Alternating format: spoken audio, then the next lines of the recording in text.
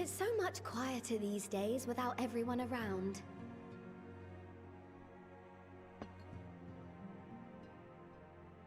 Not that I'm pining for your return, you understand. I have my sources, and I know that each and every one of you is doing well and keeping busy with your endeavors. Meanwhile, I'm left with a surplus of free time and the question of how to make the most of it. What about you? Any plans for the immediate future?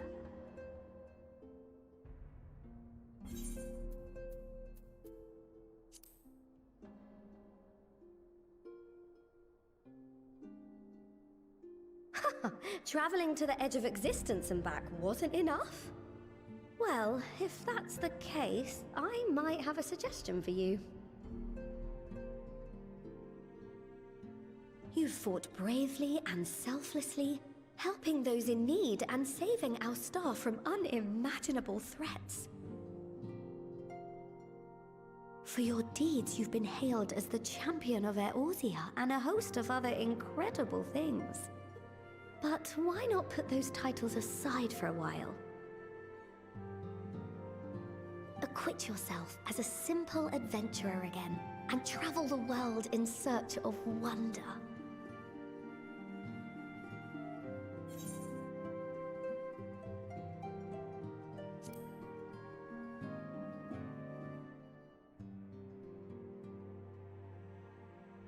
Oh, that's the spirit! I can feel from here the blazing fire that just lit in your belly. Now, all you need is a destination.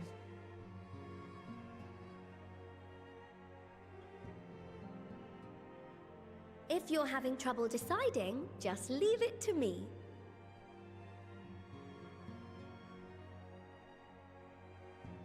Thavnair. That's where you should go next. I doubt you were able to squeeze in a proper tour of Radz-at-Han the last time you were there. What with the burning skies and rampaging monsters and so forth. And I'm sure Vritra would be pleased to see you. Then there's the bounty itself. The Empire's presence in the region was always a deterrent to exploration. So if you've a mind to sail that sea, now's your chance. Just think of all the new experiences you could have.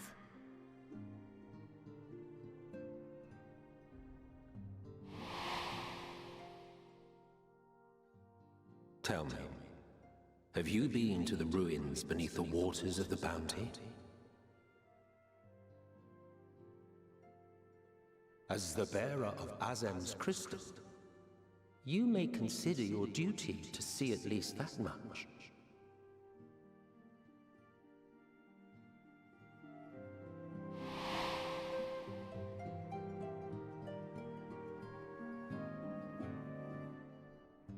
Oh, I know that look. That's an adventurer ready to take on the world. In anticipation of an occasion like this, I was planning to gift you a new set of traveling clothes, but it's still a work in progress. Shouldn't take much longer now though, so sit tight and I'll have the last few bits sewn up before you can finish another cup of tea.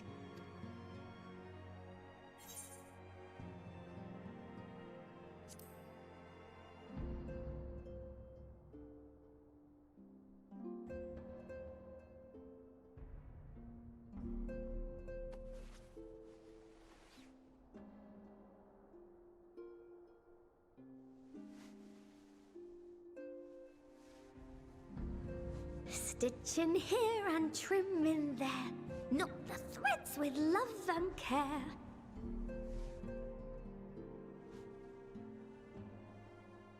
Just a little more to go. I'm sure you're still brimming with excitement. I am one with the needle. See how the fabric surrenders to my whims.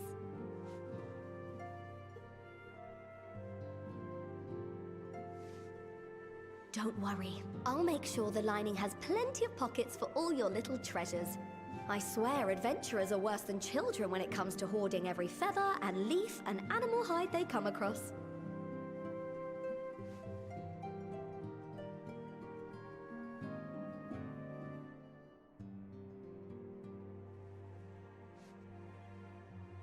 Oh, we mustn't forget the waterproofing. Gods forbid you forget to disrobe before plunging into the sea, or a river, or a piping hot bath.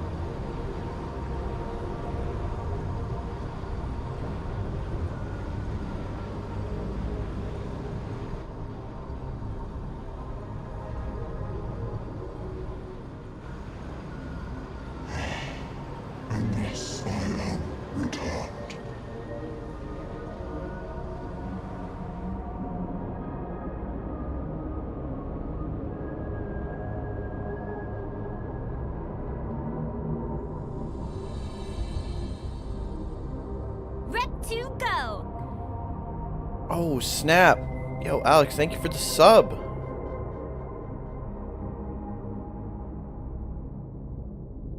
How you doing, man? Hope you're well.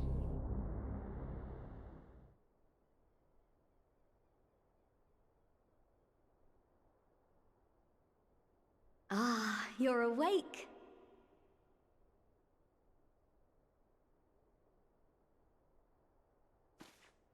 I think we just saw a glimpse of the new villain. My apologies. I do get a little carried away with my sewing. Well, there's that Undertale music again. You seem awfully cheerful. Pleasant dream? Or are you just looking forward to the next chapter of your grand saga? Either way, I promise to provide you with new apparel, and so I shall. If you'll accompany me to Oh, well, the that's dining nice, man. forward, Appreciate we it. can put the Thank finishing you. touches on your outfit. Shall we?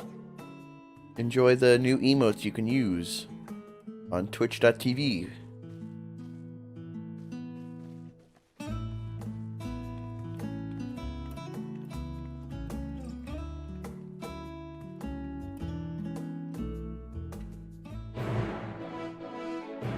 Yo, all sorts of new stuff.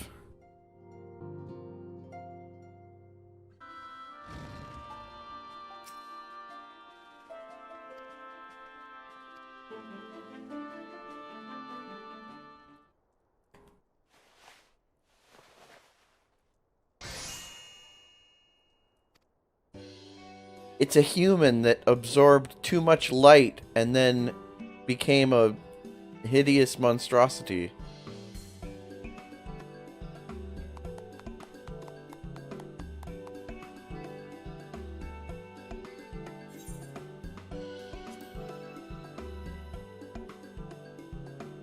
Thanks, Tataru. This outfit is nice, but I'm not gonna wear it.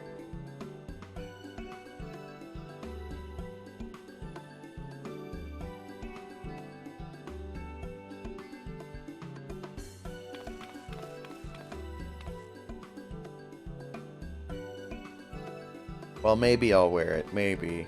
Probably not, though.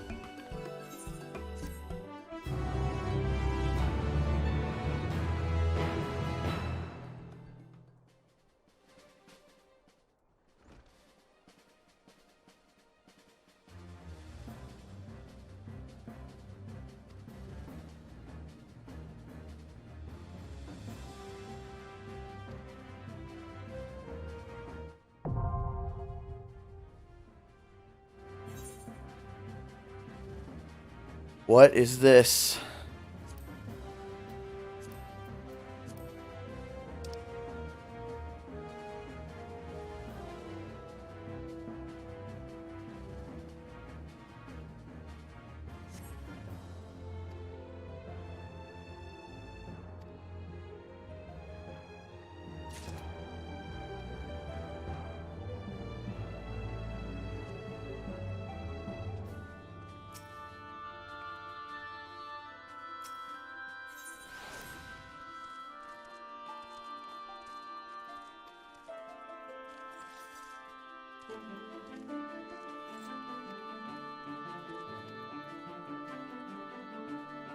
Alright, back to Thavnair.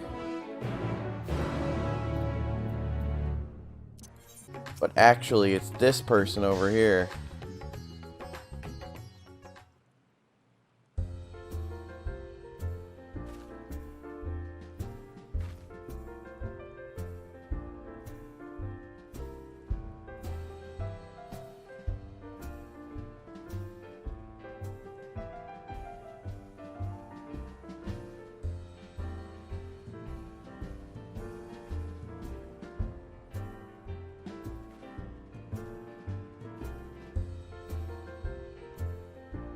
How do they keep grass inside the club?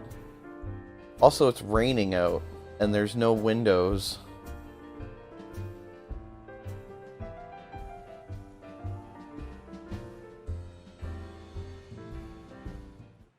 Dude's totally getting rained on right now.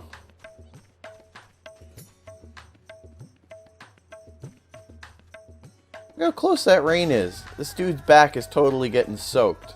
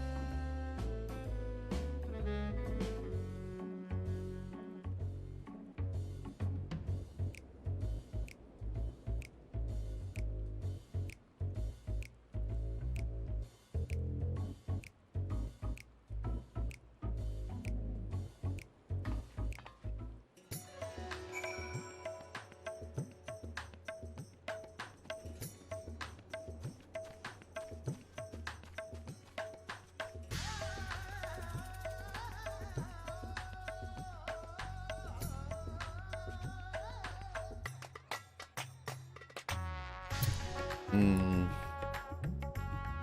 Sorry, I was eating a bowl of Frosted Flakes.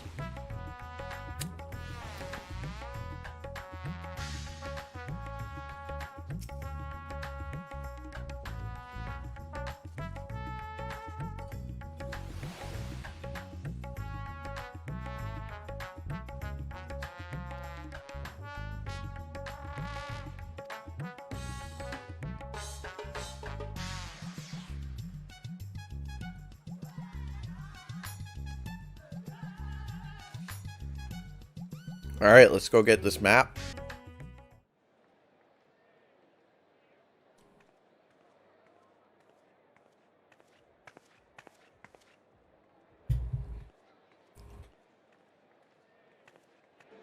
Please, Ashal, please! You must let me have that treasure map!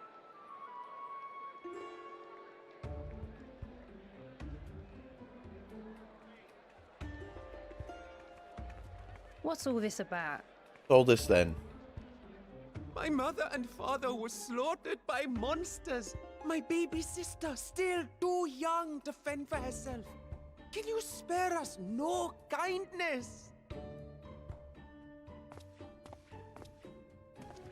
So, you hope to find your fortune? And what? You expect me to surrender my wares for pity's sake? What have you to offer in payment?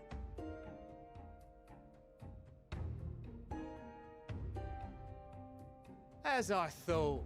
Come back when you've more than rags to your name. Rags.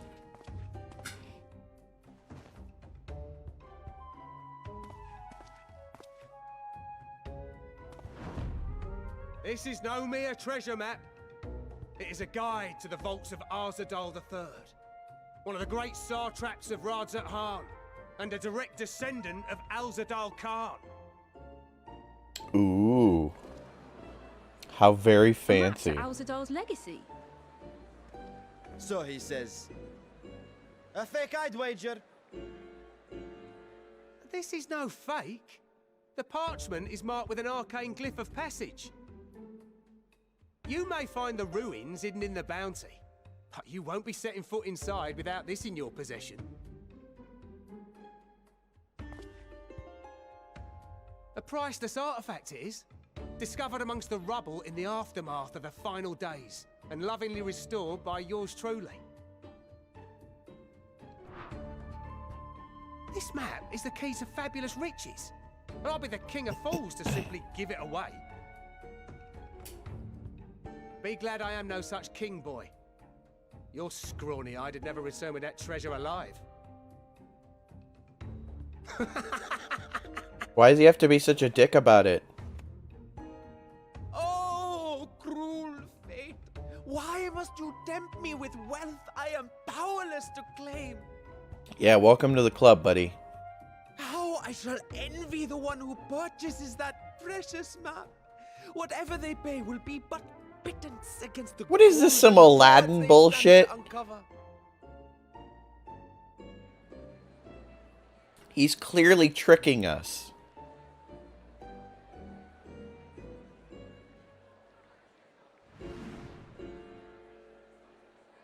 Is Justinian.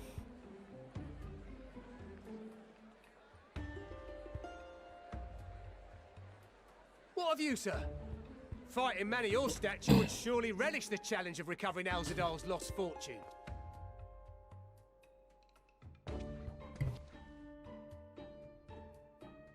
A fortune, you say?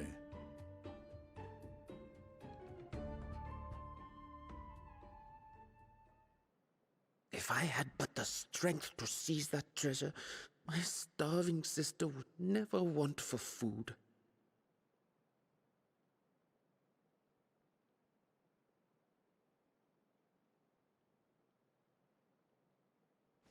I'll take it. Will this cover the price?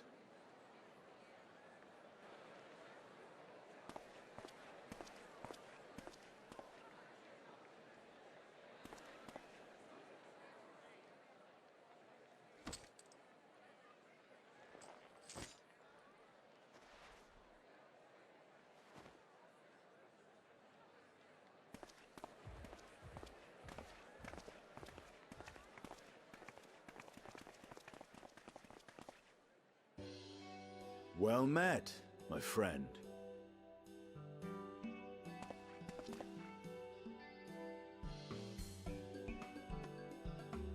Someone is dressed for adventure. But why Thavnair of all places? Knowing you, I suspect there's more to your plans than sightseeing and shopping.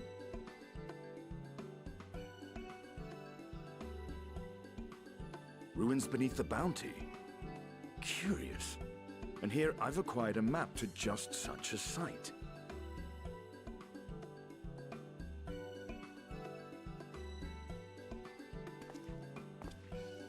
With that sale, I do believe I've earned the rest of the day off. Thank you for your patronage, sir, but if you'll excuse me. You needn't mind us.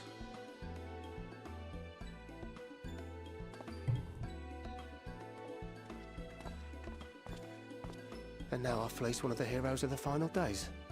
Pray the sisters were looking elsewhere.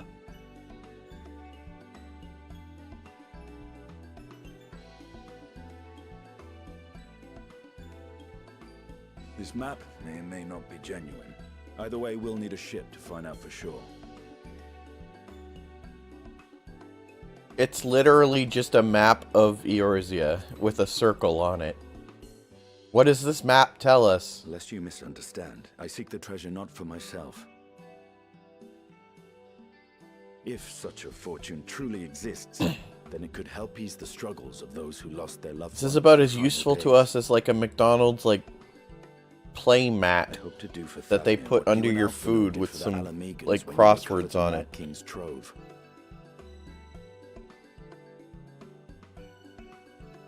Come now. You know Alphino needs little encouragement when it comes to recounting the tales of your shared exploits.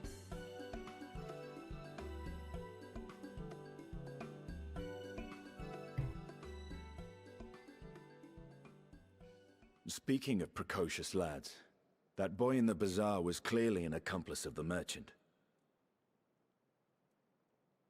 Suppose his role was to draw the attention of the crowd and add weight to the merchant's bold claims. Transparent act for the most part. It was not all mummery. The need to provide for his sister rang true enough. Thus, if some portion of the profits end up in that waif's pockets, then I will consider it money well spent, whether the map leads us to the vault or not.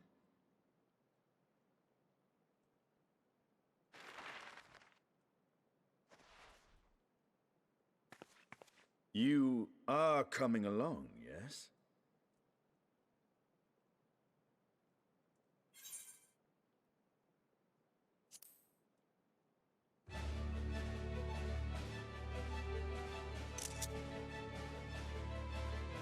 I thought as much.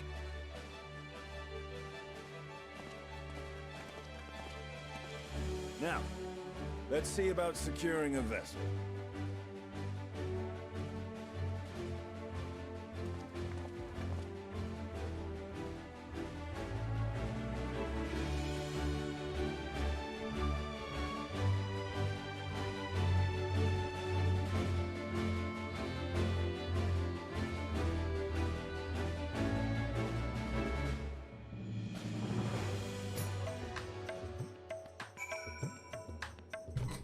All right. Okay.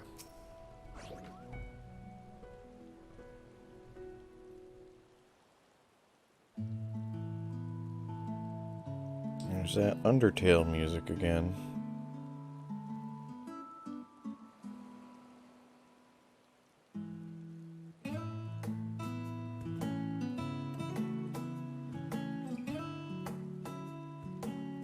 I swear to God, I can't not hear it. Like, it just sounds like they changed some of the notes around in the Undertale theme.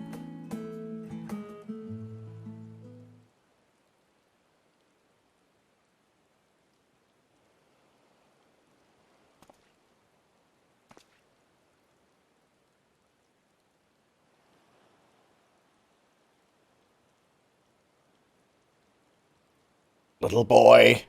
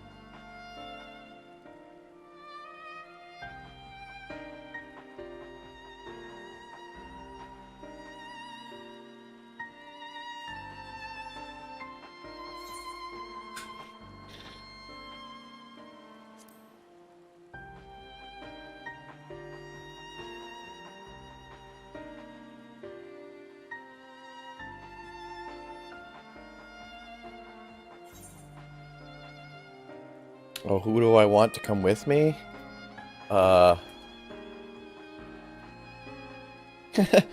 Just Y'shtola.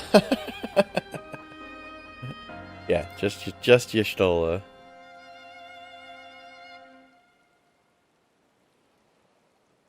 Ola.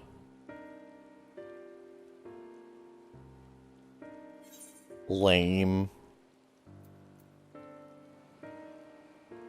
I mean, it's gotta be Alphino and Alizé, right?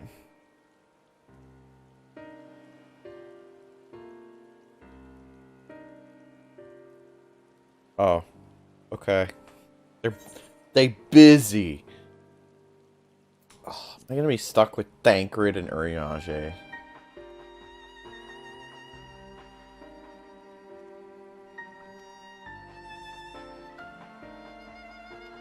Yeah, Graha and Krile. Now there's a pair of cool people.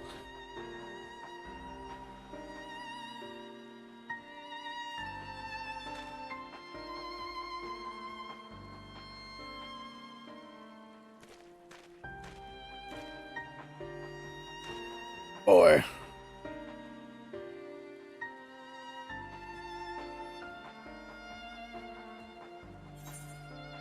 Boy.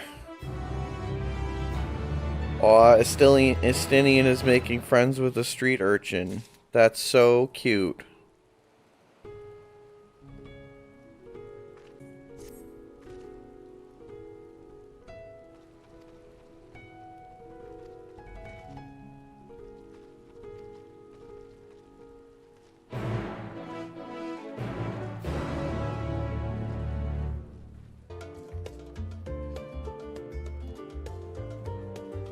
Too many frickin' people here. My cutscene dialogue cannot load.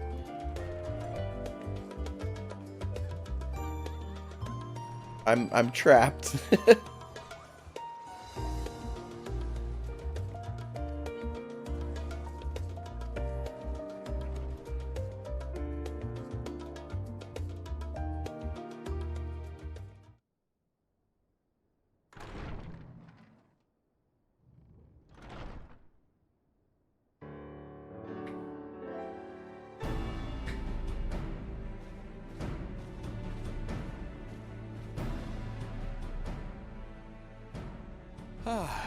Urgica, my good man. Would you be so kind as to... Oh, isn't this a pleasant surprise? I wish you had sent word ahead. I thought I was having visions for a moment there.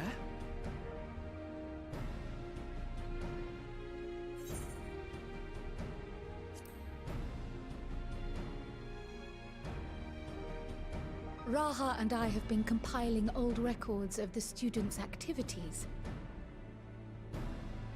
Sounds fun. We located Thrilling, several accounts in even. the archives of Numenon and added them to the collection we recovered from the Isle of Fowl.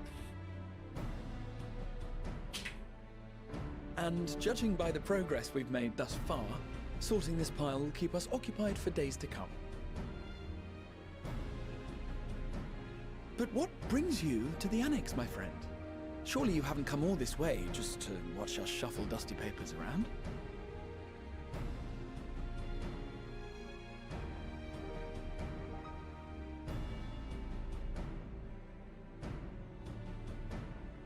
The treasure vault of Alzadar III.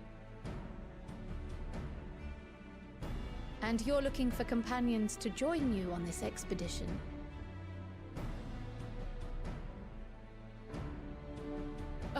I would dearly love to accompany you, of course, but I'm afraid I'm committed to another task. On the subject of which, I had hoped to ask for your assistance.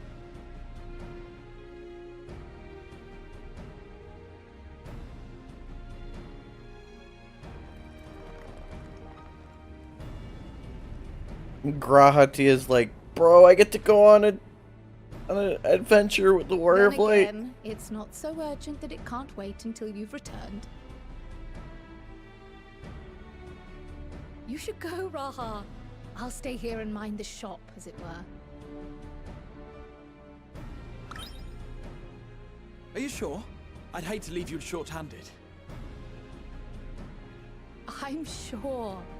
Just try to be back before too many moons have passed. Well, I guess we're off on another adventure already. Graha, you're so cute.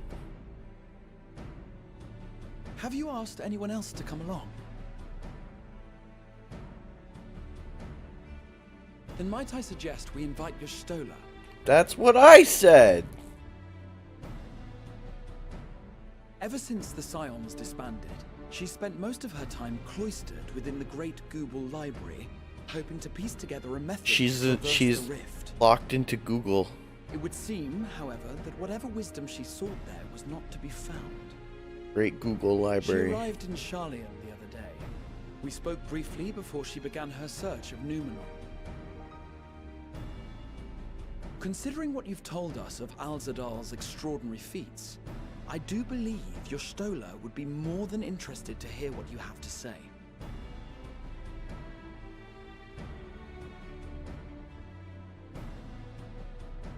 Splendid! Then let us head to the archives at once. Archives. Wait, before you go. I have another potential member to volunteer, if you've room to spare. Eorzea. He sent the students a request for materials, you see. Treatises on the architecture of treasure vaults and the like.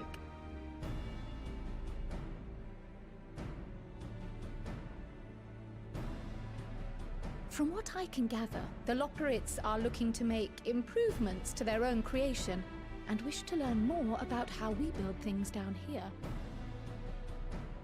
So, why not take Eorzea with you? Let him study Alzadal's legacy firsthand. None can deny the benefit of seeing something with your own eyes. The way they're talking about each other makes it feel like we're going on like a field trip, and I'm gathering the children. Extend Eorzea an invitation once we've spoken with Y'shtola. Ooh, why don't you take Eorzea with you? He's been looking for something just like that. Safe travels, you two. But don't forget, I'd still like your help with that other matter I mentioned. Right. Then it's off to the library.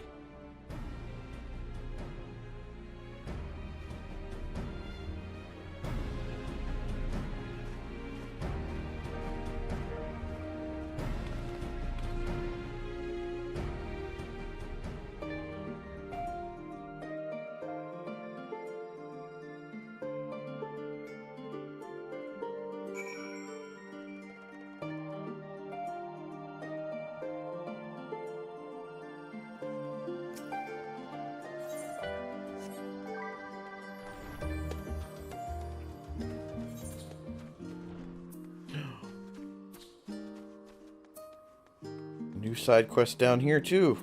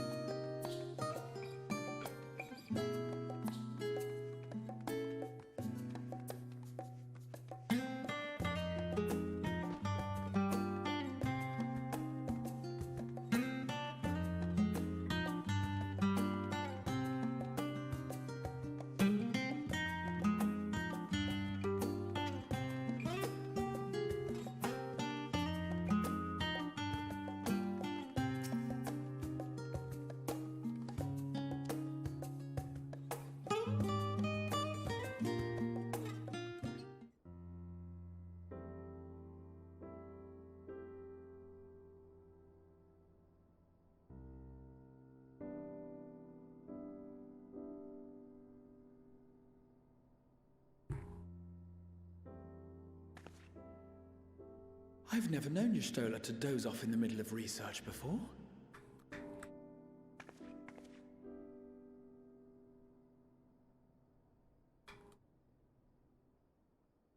Oh.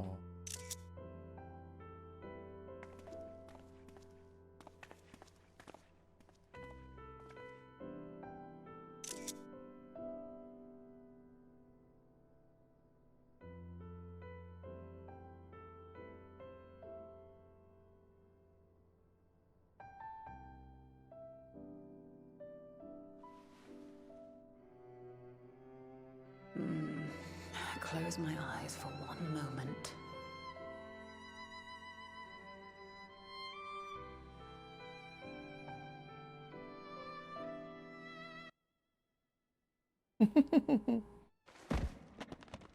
Ow!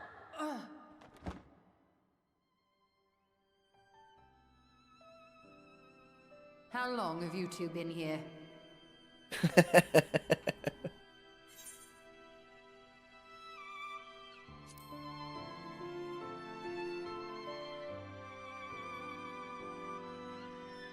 Did you now?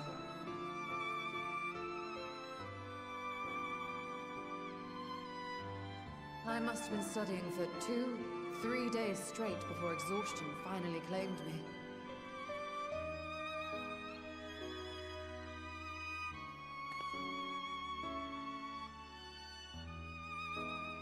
As you know, I've been researching ways to travel from the source to one of its reflections. Well, looking for hints at least. I don't expect to find a simple set of instructions tucked away in some dark corner of the library. So I've been skimming through the stacks, hoping to uncover even a partial mention of any similar feats in the past.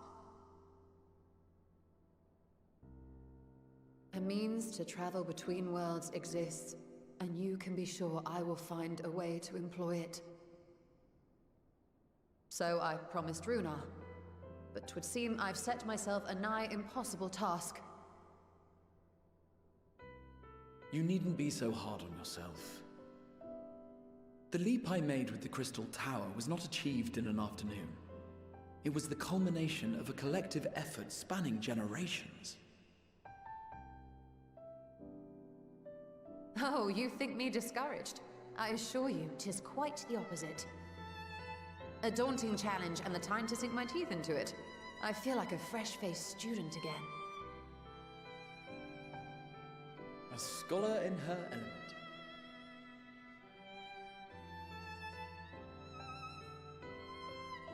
Indeed. Was there something else you wish to ask of me?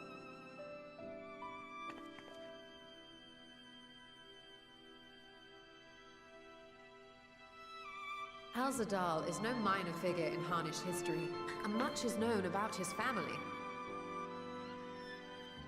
But this is the first I've heard of a descendant surviving a trip to another world. If those tales are true, then he may have left behind some clue as to how it was accomplished.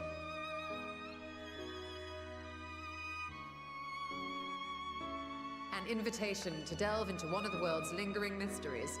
As if I could refuse.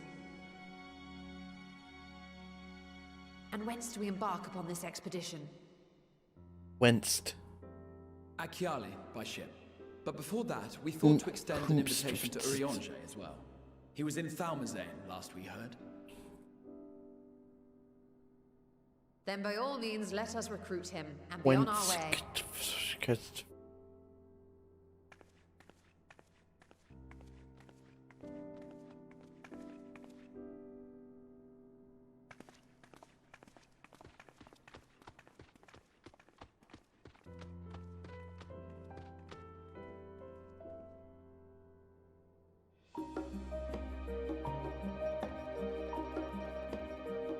Pokies.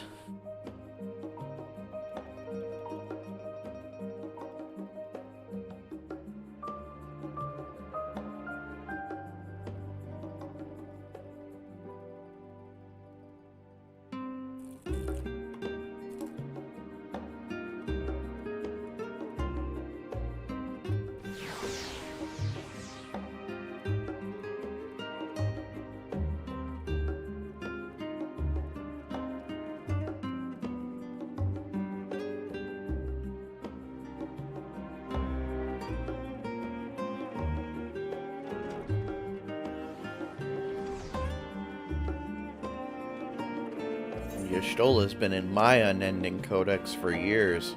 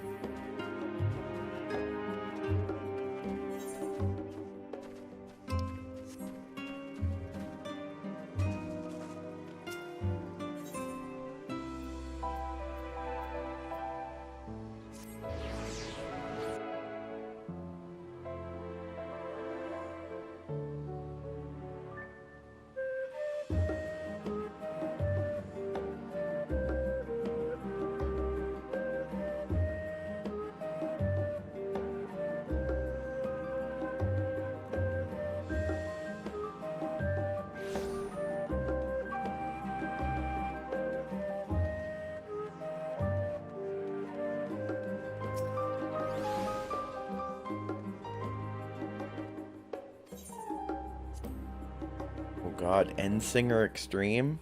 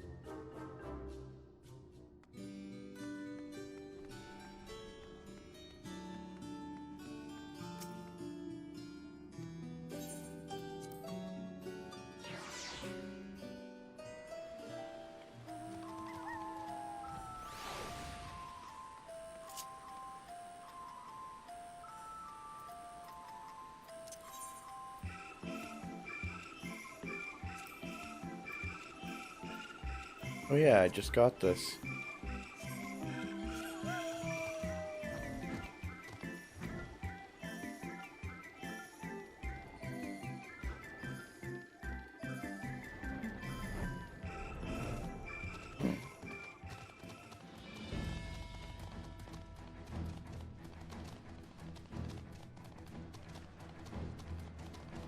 Are we gonna do anything else with this rocket ship we built, or what?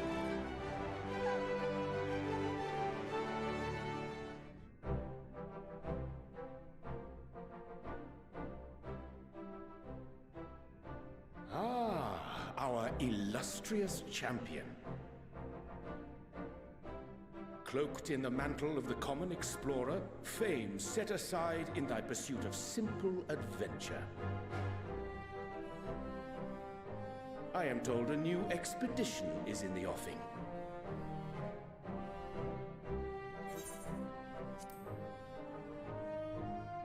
Nobody cares about Thancred. And thee. As ever, thou art the picture of strength.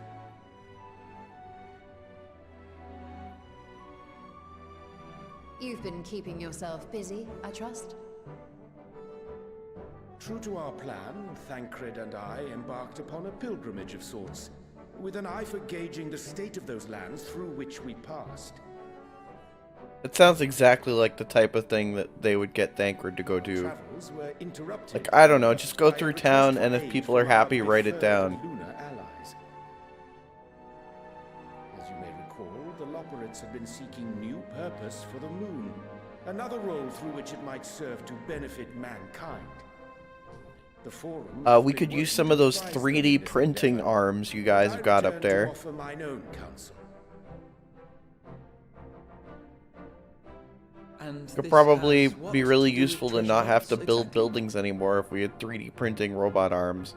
Ah, you have learned of my predicament from Mistress Krile. I know not whence they acquired such knowledge, but the Loporrits now stand convinced that adventurers delight in treasure hunts. Well, it's true.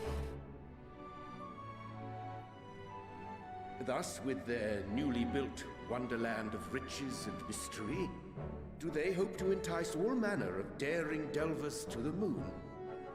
So earnest and innocent was their desire to bring joy to the world that I found myself powerless. The hell are to they talking? refuse them. Oh my god, they built another one? They're talking about building like a But what of third, you, my friends? Why are you like, come to Lyria? Palace of the Dead type of thing. Man, they're dropping foundation for all kinds of stuff. Fascinating. This is indeed a most fortuitous. So the moon's gonna have a I should be honored to accept thine invitation. heaven on high, Palace of the Dead type thing. Guess that makes sense.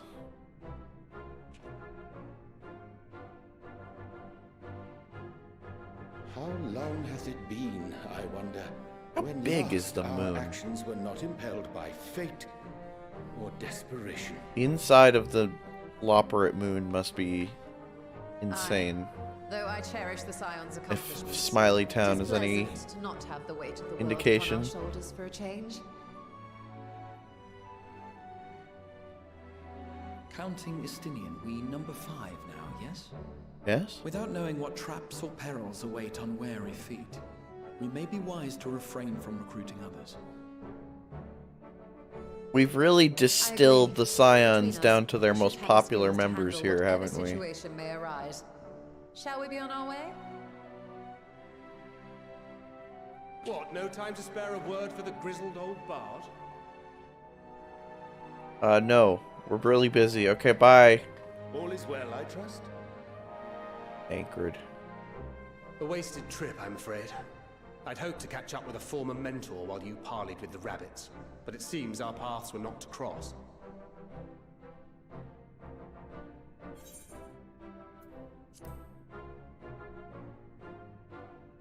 Yeah, did you learn anything useful on your pilgrimage?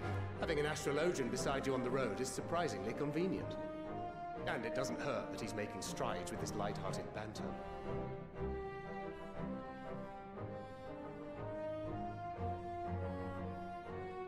Every time I wipe in a dungeon, it's always because my healer is an astrologian. Various stages of chaos. A certain amount of disorder is to be expected.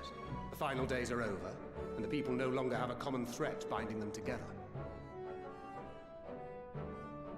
That's the thing with these. And also, troubles, the they Empire has no need to keep ruler an eye right out now, as and they is mature like into mostly full-grown destroyed. We haven't really dealt with that So, problem, I feel like. For what reason have so many esteemed personages seemed fit to gather? Garlemald is completely fucked. Beneath the waters of the bounty, you say? I see you've already stolen away my traveling partner with the promise of unexplored ruins and scholarly glory. Nay, 'tis not for mine own indulgence, but rather the fulfillment of my commitment to the Loperids. Ah, of course. And if you have a Stinian rounding out your Yep. group, you'll likely have all the members you need. Yep. We are full. Feeling left out? I could put in a good word for Don't. you, if you like. Here's a good word. Bye. We may have been released from our obligations. I don't know why I'm but I'll picking never be on free of that Thancred. merciless wit of yours, will I? In all seriousness, it is best I sit this one out. Too many former Scions consorting with one another might be seen as a cause for concern in certain quarters. I'll return to my usual reconnaissance and scout out the situation in When the people farms. see the Scions all together free in to one share place, if you they're come worried across any that bad interesting shit is revelations. going down. It's kind of a funny way Till we of meet again. saying it. Like, yeah, too many Scions in one place means world-ending Shall we shit is also going hasten on. our departure? Sir Estinian will wonder what hath become of us.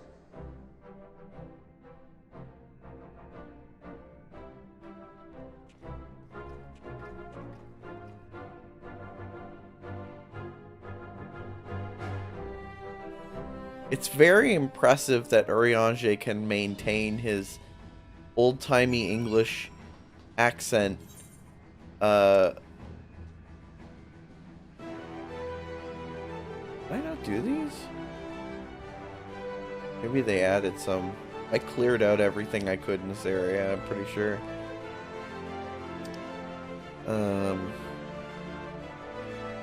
But it's impressive that he maintains his accent even around everyone else who doesn't use that accent.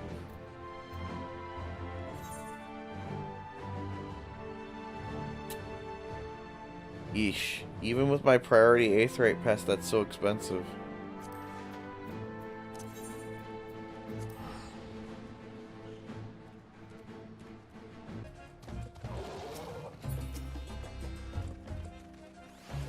It's like, honestly, it's hard to tell sometimes if the NPC just hasn't loaded, or if there's just too many people, or if the other people are looking for an NPC that's not in the same place. Giant Popoto pancakes.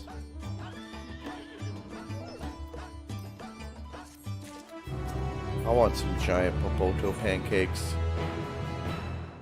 Alright, here we go.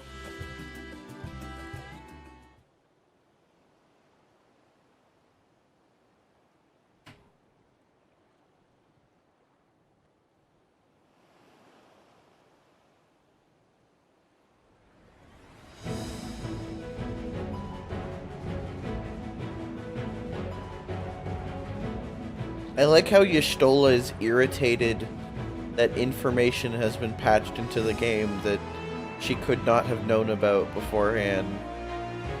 And she's like, how did I not know about this? Like, I'm sorry, Y'shtola.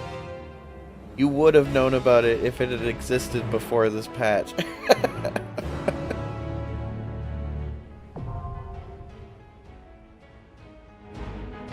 Or wait, no, because Emmett Selk mentions it, right? Well, he just mentions there's a vault underneath, not the context of it.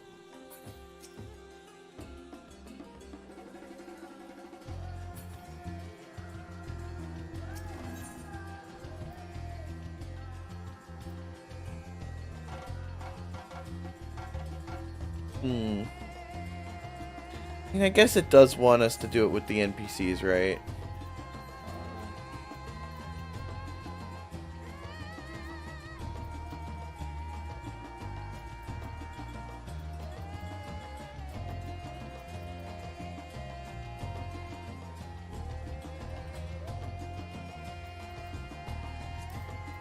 I want Graha to Stand ever ready.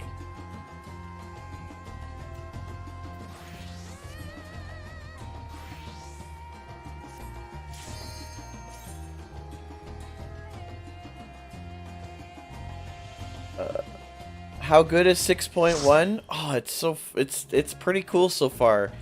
They're really laying groundwork for a lot of new content that's gonna come soon. Like characters talking about all sorts of new threads to follow up on and stuff.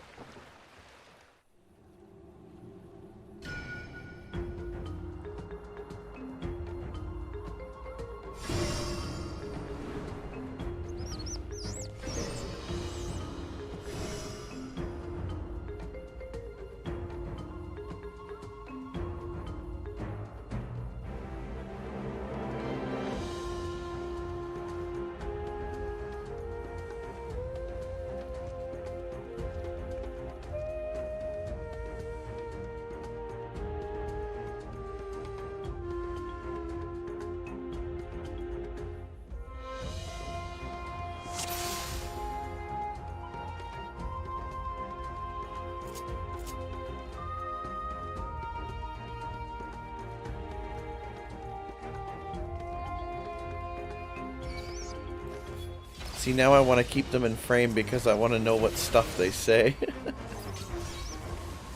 Okay.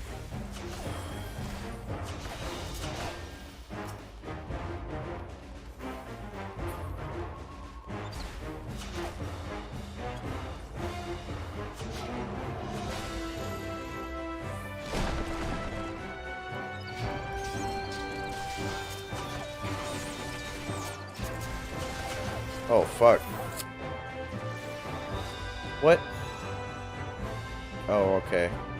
Can't play like I usually do because it's NPCs and not humans. Fair enough, fair enough. I usually do really big pulls.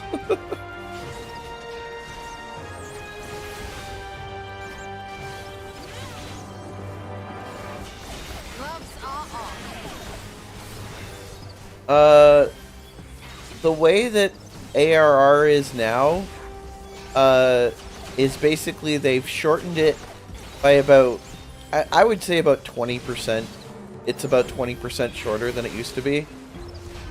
They cut some steps, made some quests shorter, stuff like that.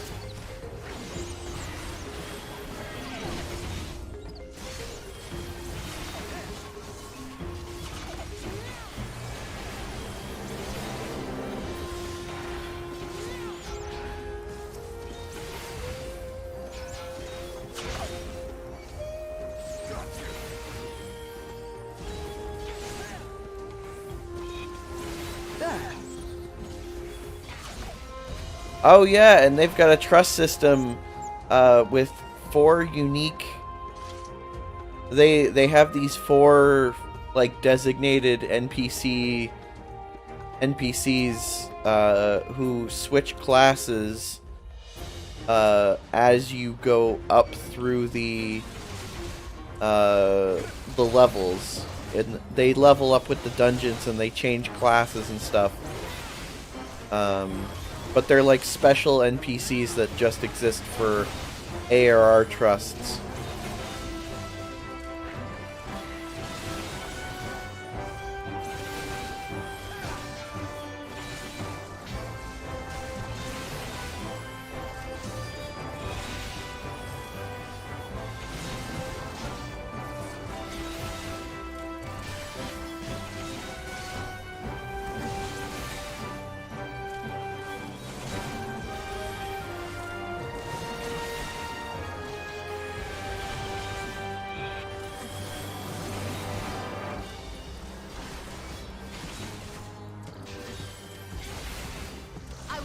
Heaven's Word, etc. remains untouched. I dig that kind of makes air. Yeah. But Heaven's Word now has a residential area. So if you like hold off on buying a house or an apartment or whatever, you can get one in Ishgard now, which is pretty sick.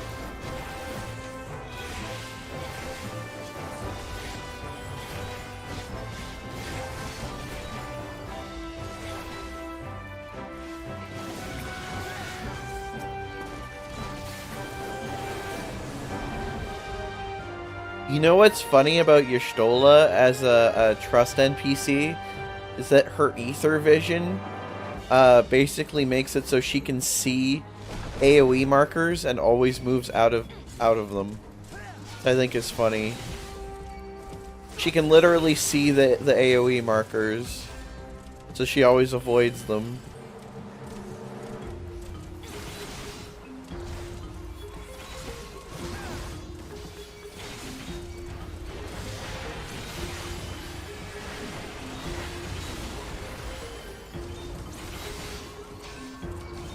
The trusts all have like little character quirks. They don't behave like robotically most of the time.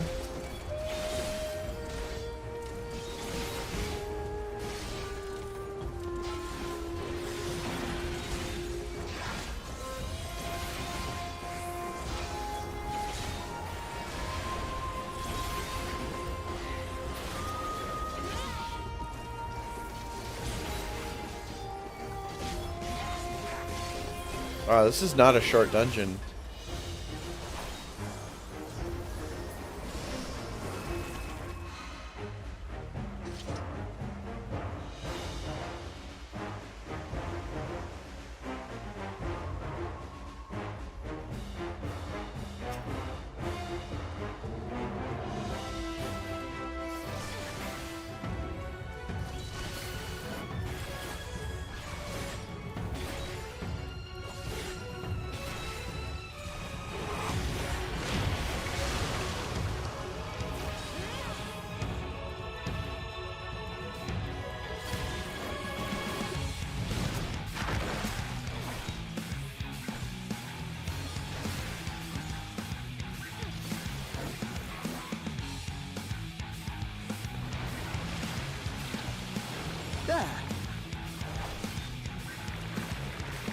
So weird how they're talking directly into my ear.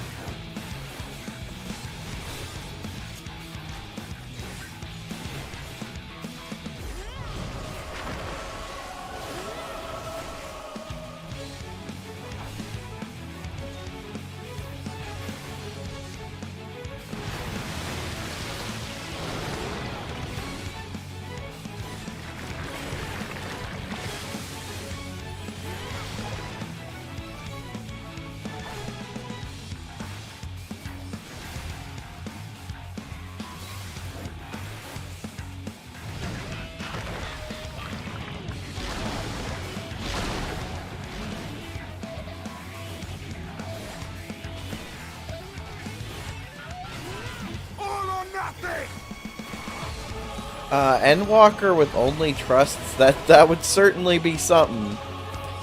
think any of the Endwalker dungeons are particularly complicated.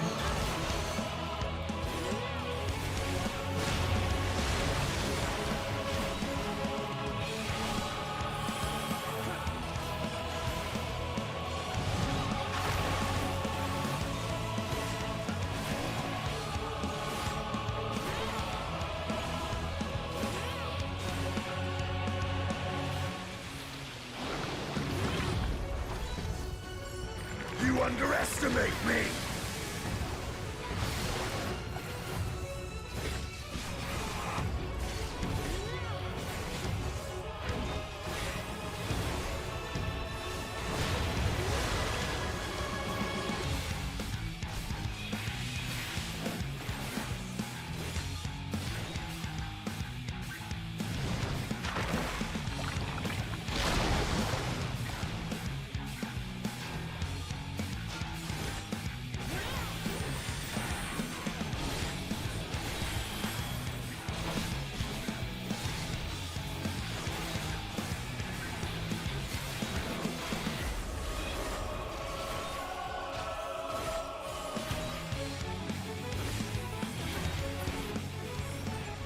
I wonder what the final boss would be like with trusts.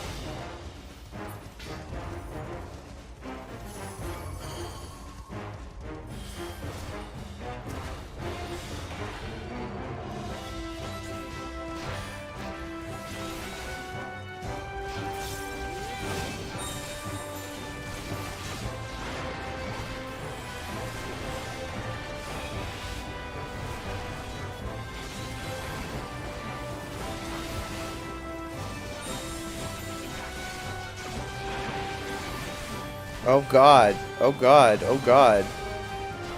It's just summoning more shit. This is terrible.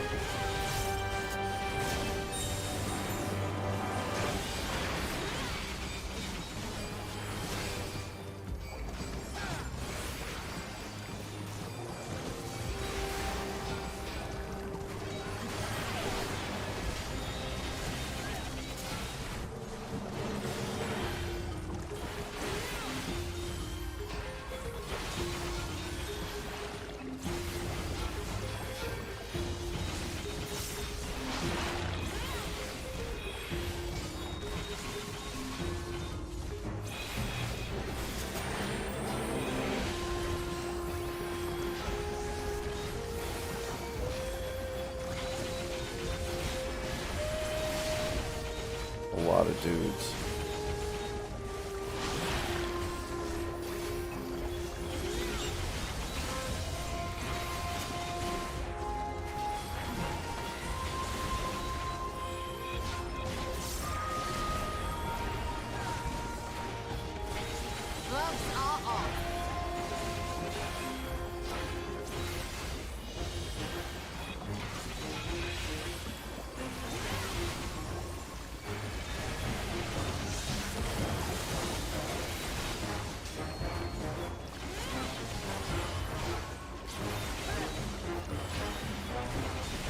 Holy smokes.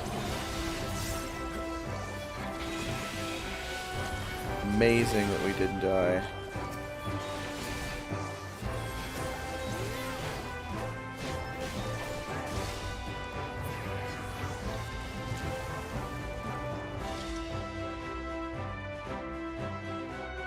That's not going to be fun to deal with if I don't have a good healer on hand with other players.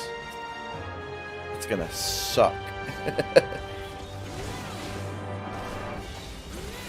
Oh god, there's another one? Okay, we can't bring these guys with us.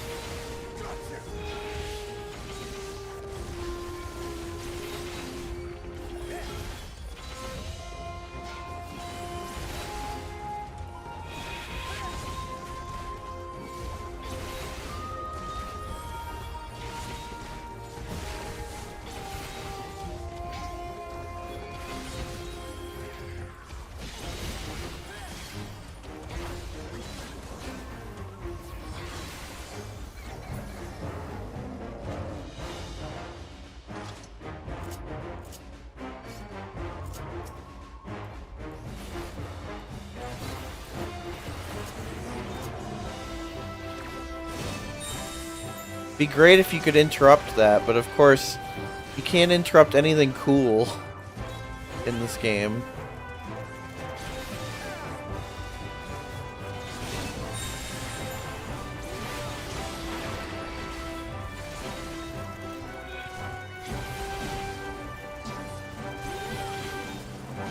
So many crabs.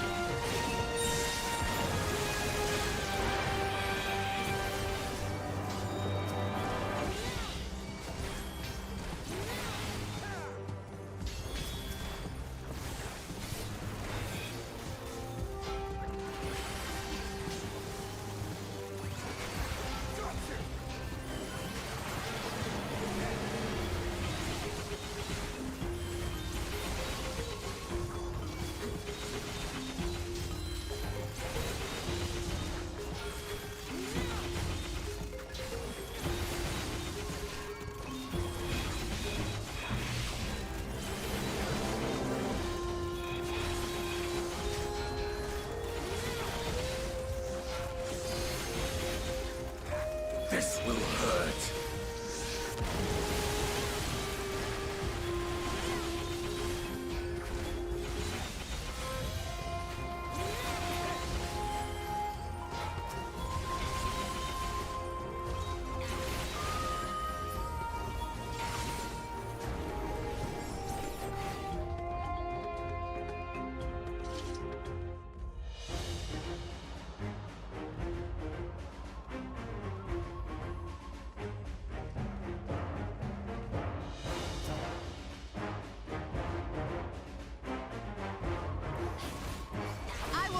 This farce.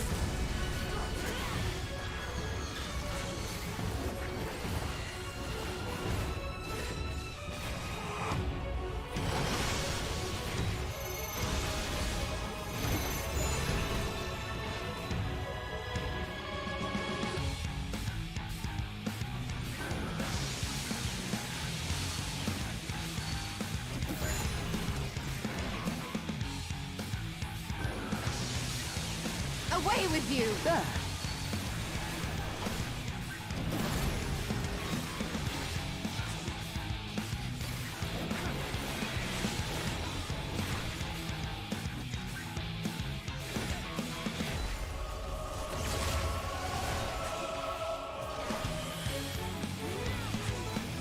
You underestimate me!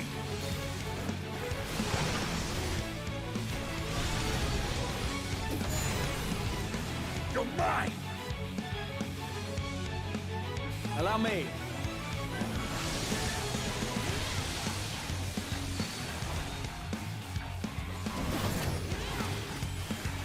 See, Y'shtola's never gonna get hit by that stuff.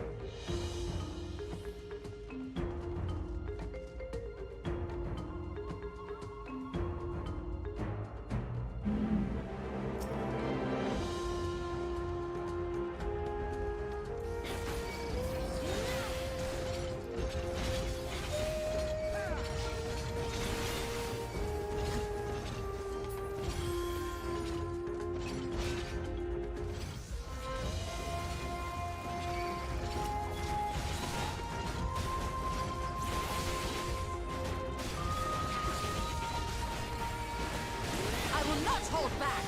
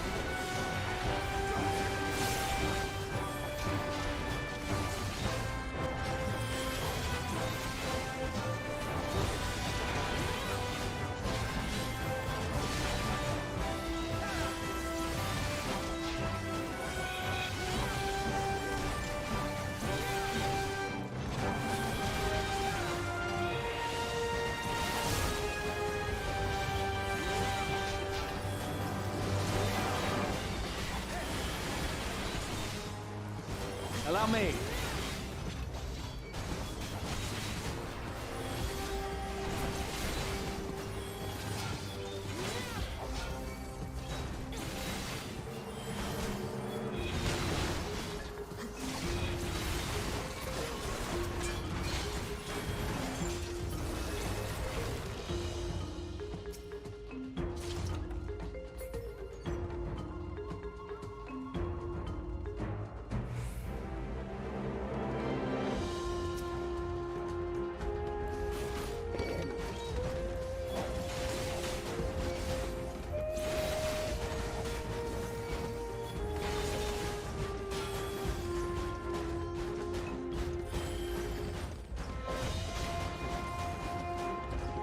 Maybe I shouldn't push my luck.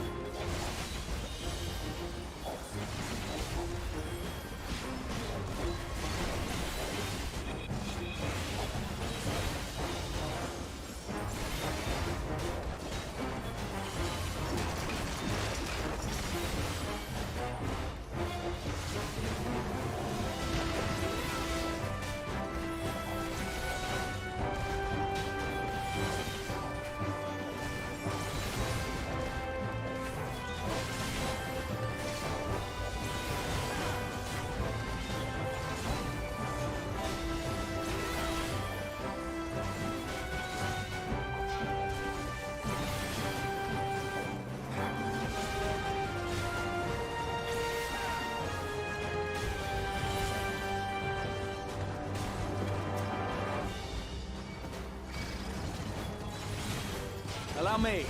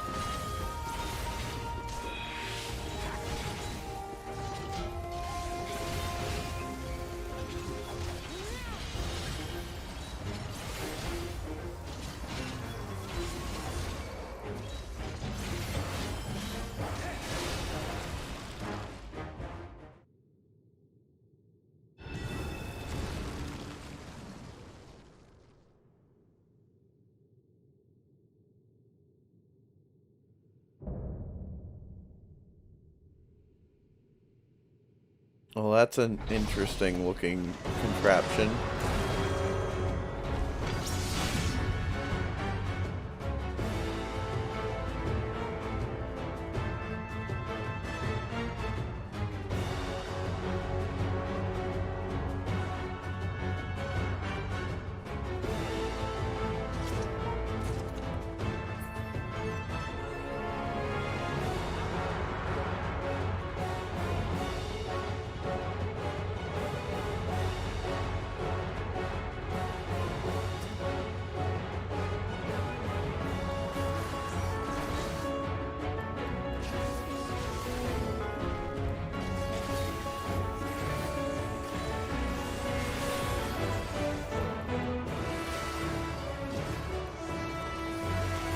This will hurt.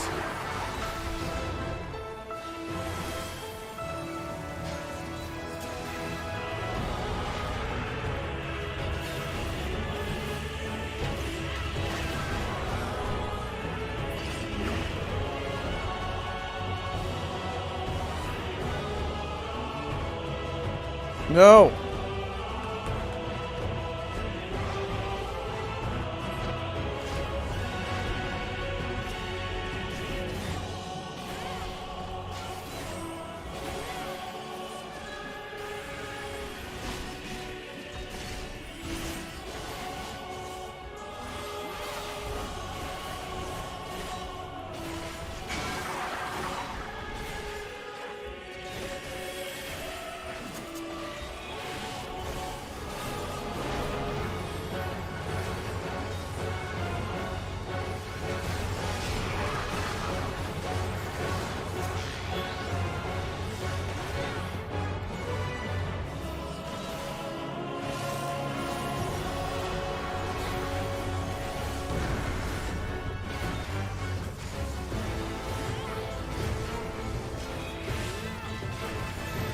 I will not hold back.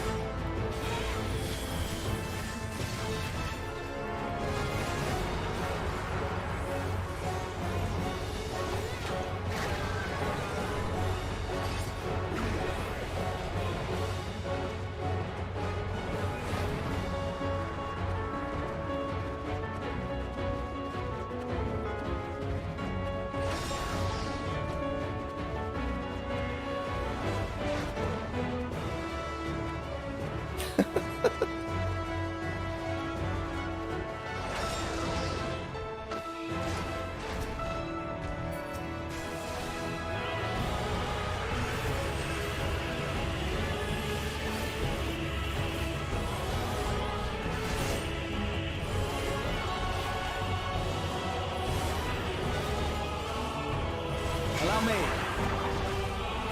Gloves are off.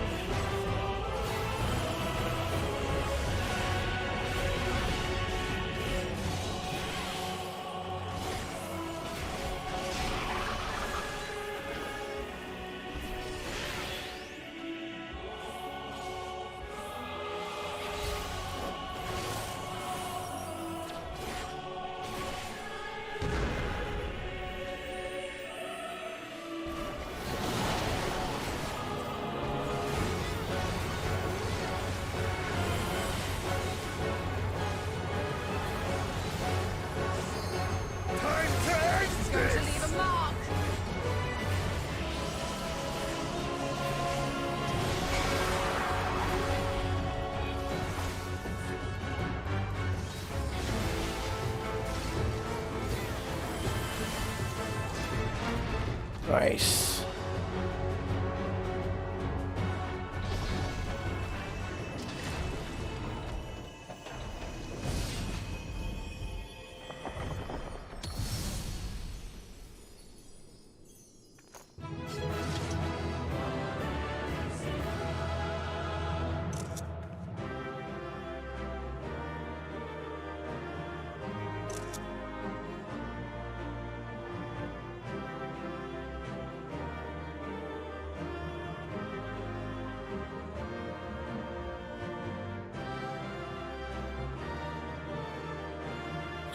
GG. I nominate myself for a player commendation.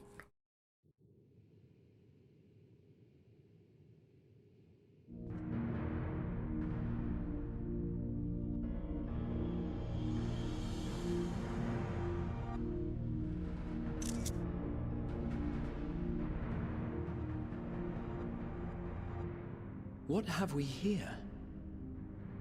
'Tis not unlike a Hunnish alchemical furnace in design.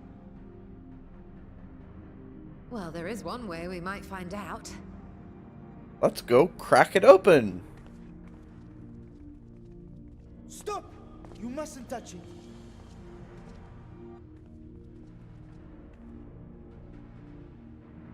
Oh, it's Vertra's puppet, meat puppet. Vritra!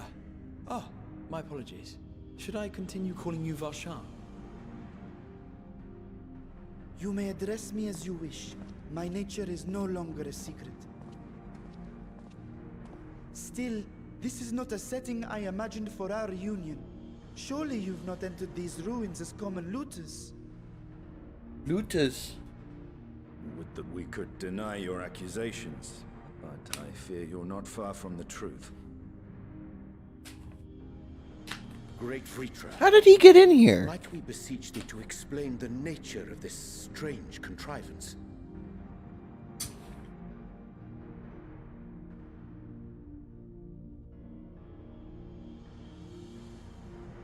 It was crafted by our alchemists at my behest, for the purpose of sealing something away.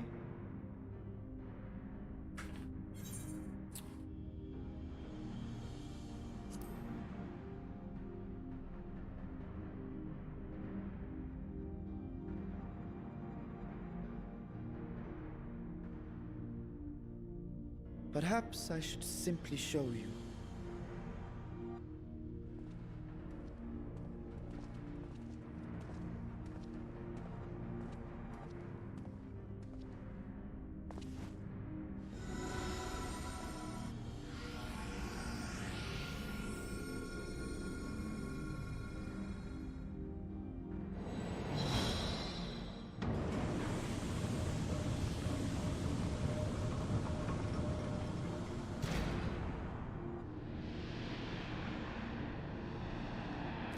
Uh-oh.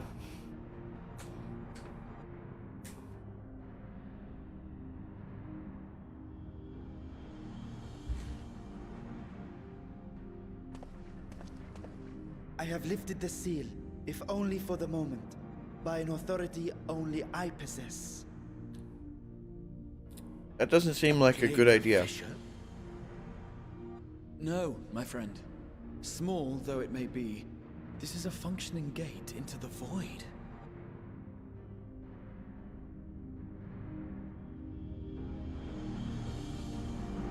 Alzadal's greatest treasure was he found a portal into the void?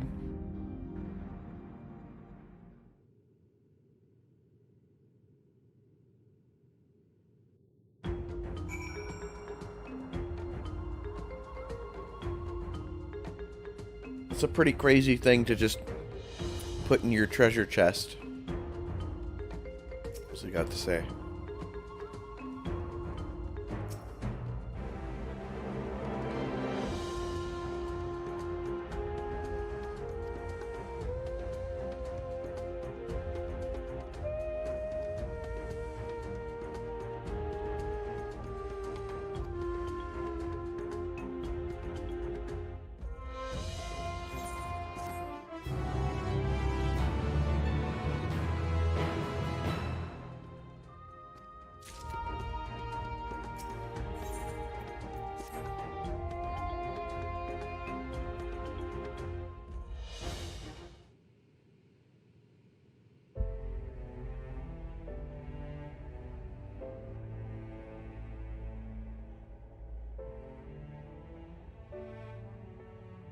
I must admit, I am deathly curious to know how a void gate came to be hidden in the depths of these ruins.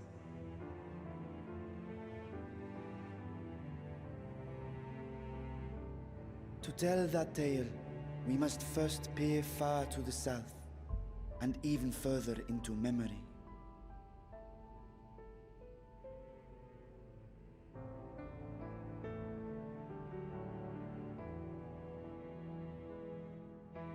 An age 5 millennia passed when the Algan Empire sent an invading force to the shores of Meracidia.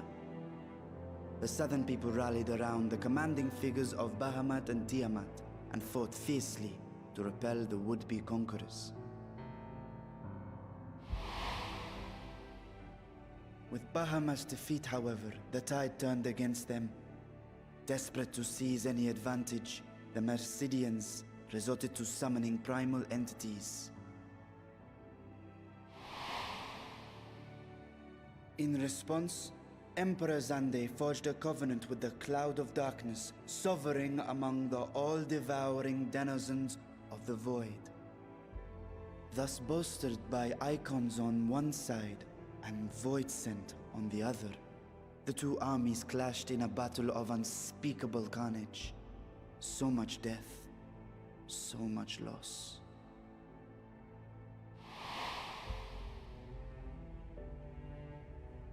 I consider myself well versed in that period of history, yet you speak as one who witnessed it happen. Indeed, I did. I heard Tiamat's roar of defiance and sped toward that war-torn land.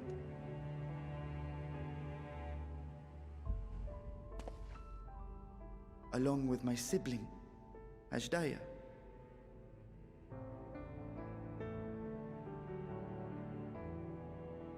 We dragons are not male or female as men are wont to classify, but elder sister is the closest a mortal tongue can come to describing what she meant to me. I was the last of our brood to hatch, and Aglaia cared for me where my sire could not. Thus I was with her when Tiamat roared, I was with her when she journeyed south, and I was with her when she fought against the Void-sent hordes.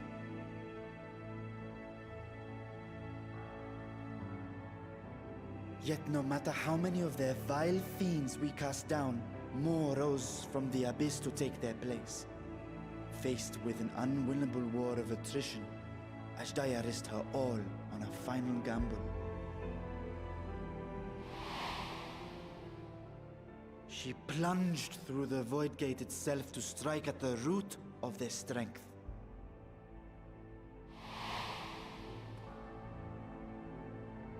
I tried to follow in her wake, determined to lend what aid I could. But even as I came upon Alag's glittering tower, I saw the rift close behind her. And Aglaia has been lost to us ever since. I find I must retract my earlier claim of historical knowledge. Nowhere in the Crystal Tower's archives did I see mention of such noble sacrifice. That does not surprise me. To Allagan eyes, it must have seemed as if a lone dragon, driven to madness, simply dove through the gate and did not return. For my part, I spent long years searching for the means to reunite with Aglaia. Until I could search no more. Until Alag was dust, and the arts to open a void gate large enough to accommodate a dragon forever lost. Yet you have the beginnings of a gate right here, under the control of a harnessed device. My discovery came before Radz-at-Han was founded. Though I scoured the lands for a method to cross the rift, it was beneath the sea that I chanced to find a natural planar fissure. It was, however, far too narrow to admit a worm's bulk. Only after our city rose upon the rock, and I could enlist the aid of our talented alchemists, did matters take a favorable turn. Their dedication was beyond reproach. Tirelessly they worked to expand the fissure, and after decades of toil, it finally grew to a size that a child might pass through.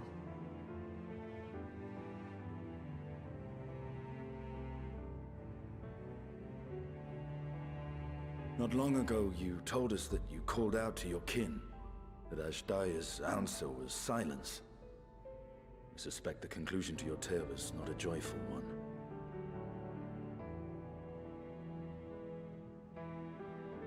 With hope in my heart, I used a simulacrum to cross the threshold.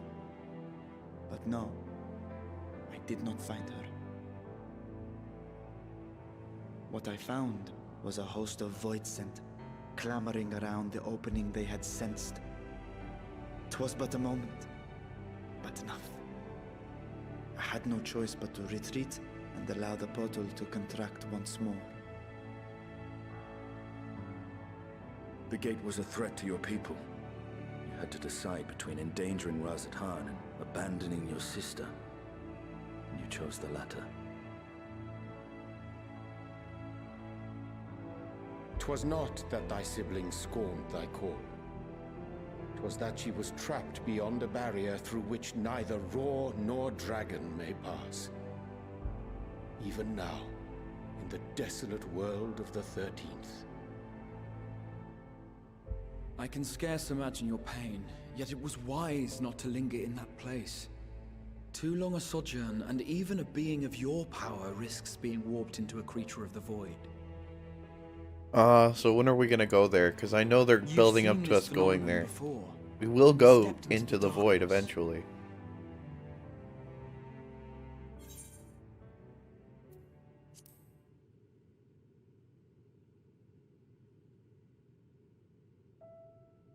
Turned purple? Well, yes. His wounds had allowed the void's corruption to enter his body and twist his ether. Had it been allowed to progress much longer, I presume he would have been fully transformed. Then there is little hope for Aglaia. Yeah, pretty much zero, dude. Ah, no. I hadn't meant to. I speak only of possibilities. The scales of the First Brood are extraordinarily resistant to ethereal fluctuations. They are the protective talisman's core components after all, and even the corruption I described would struggle to overcome. Of course. With the warding scale in one's possession, one could conceivably survive a stay in the 13th without being warped by its energies. We're off to the void. Be that as it may, it is too late to rescue my sister. 5,000 years too late.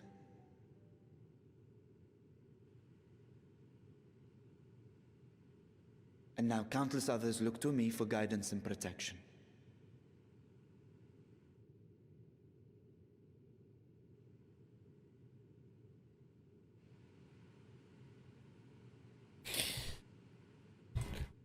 Sloth. I sensed intruders. Hey, Jesus, what's up? Only to ensure that the gate remained closed. That, and to secure the treasure, of course.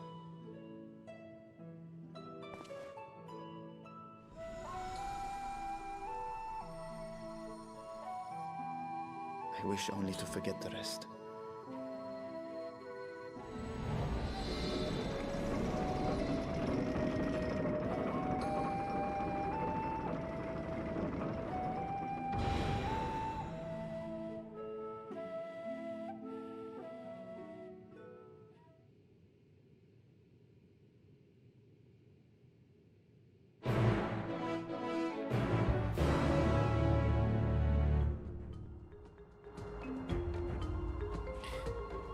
Good, just chilling. This weekend, I took a week off work. Nice. Week off work, nice. How am I doing? I'm doing super. There was an update today for FF14, and I'm having a great time.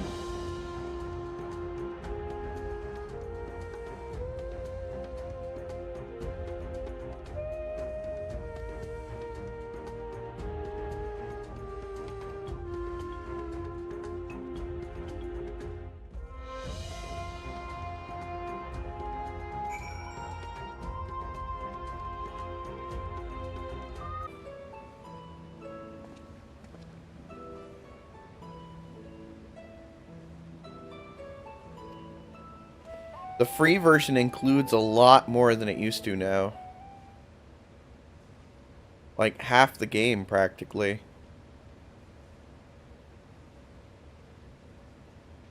What are we all making wacky faces at?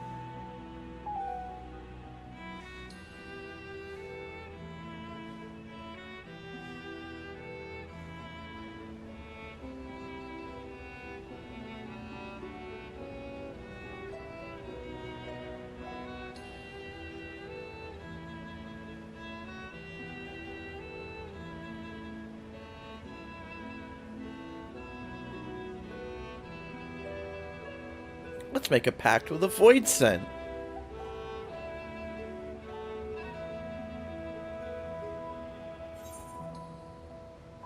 It was all Estinian's idea.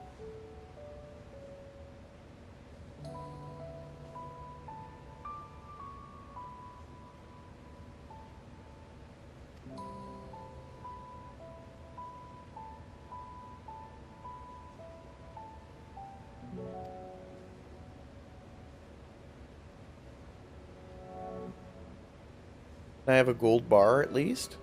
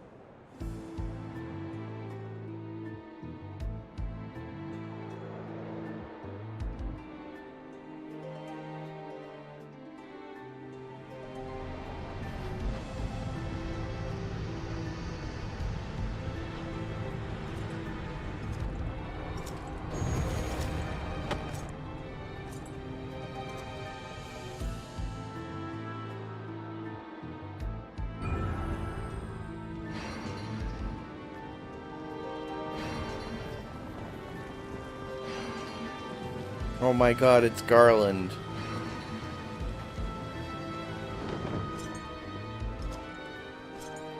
Wait, is that Golbez? That's Golbez!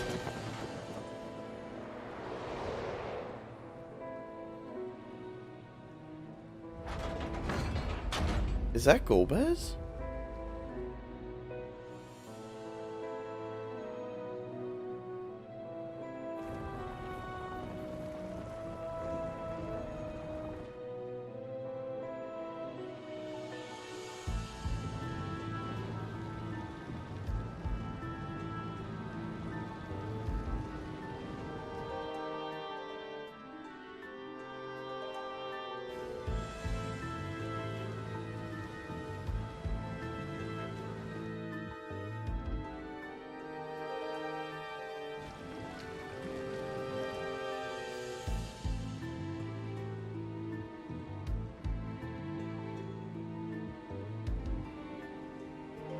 Is it Garland?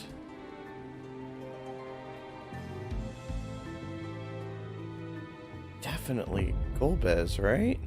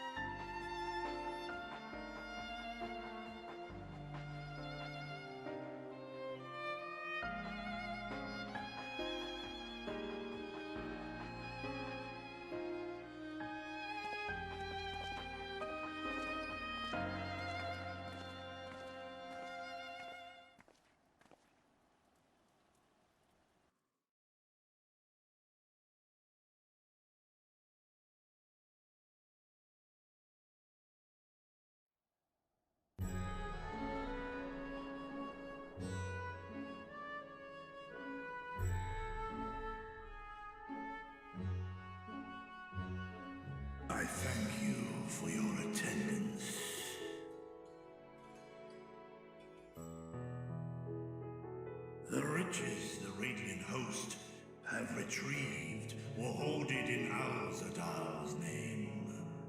A fortune I set aside for a future day of need. And lo, that day hath come. May it aid our wounded city in reclaiming its vibrancy and vigor. In better times, I would leave such a task to our capable Ahawan. God's rest his soul.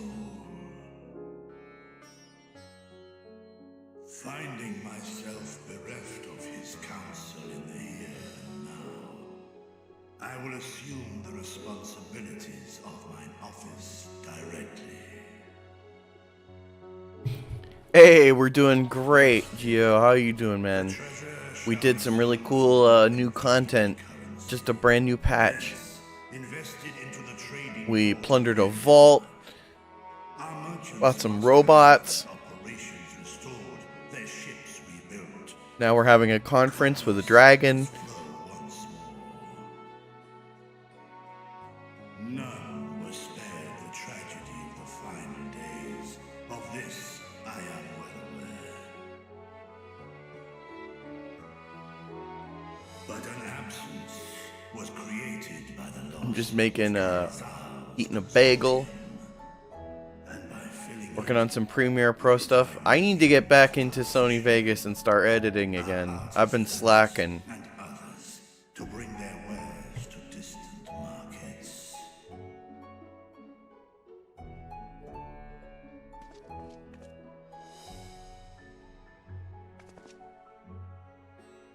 And what of the children who were left without family to care for them?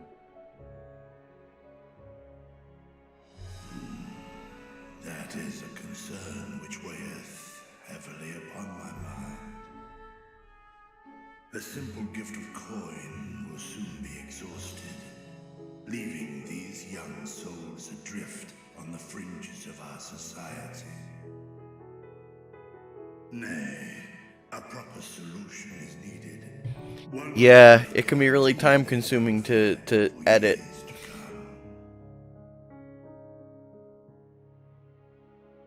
Thou hast surely seen how other nations rise to meet this challenge, adventurer.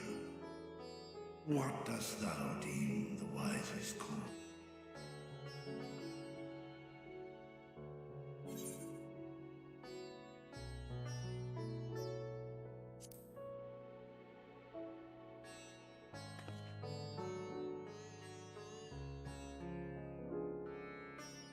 I see. We create a reliable source of revenue.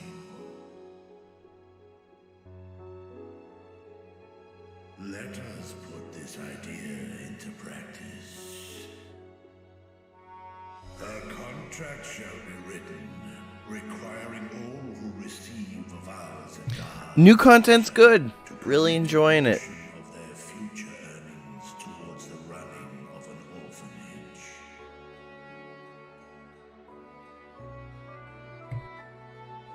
Now, such an influential policy is deserving of a word. Also, I think my character just invented taxes.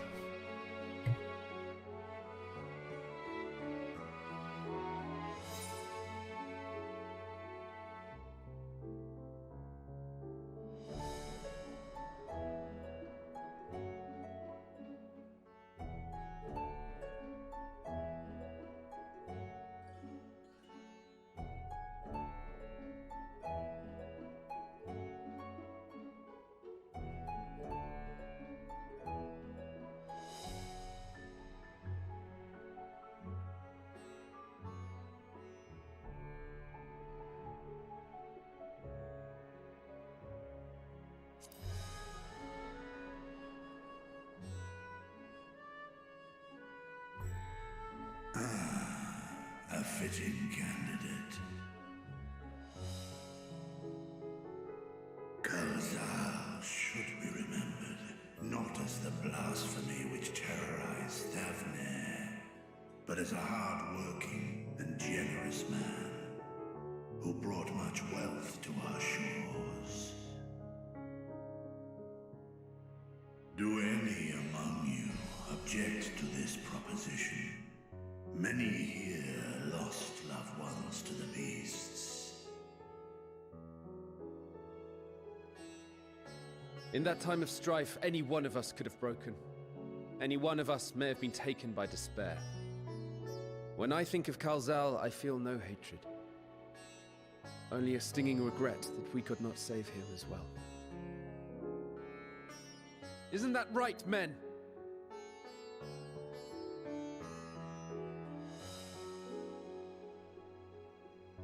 This bodes well for that boy. Narad, was it? Perhaps he can cut ties with that shady peddler.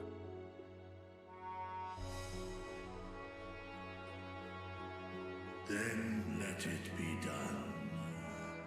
Henceforth, this initiative shall be known as the Kalzal Foundation. Nadine, thou art to assemble a patrol and ensure that no child in this city liveth in squalor.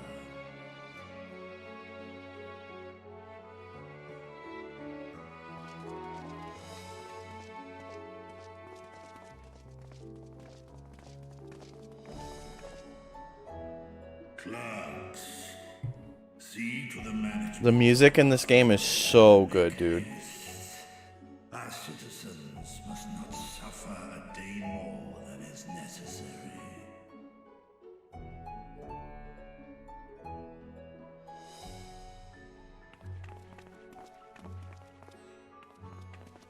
Dragon and man, side by side in pursuit of a brighter morrow.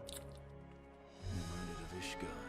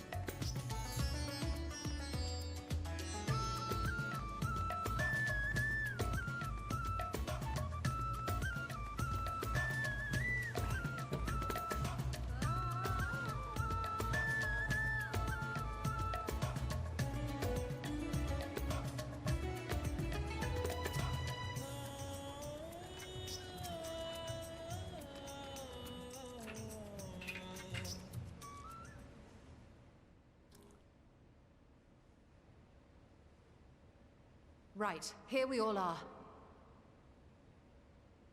You discovered something new. I took a closer look at that device. I was able to determine how it keeps the Void Gate sealed, but not how it might instead be employed to expand the opening.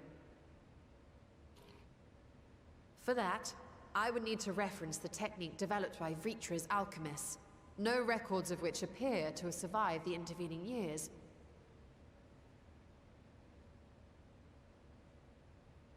We know this, so why have you sent for us? Have you learned aught of value or not?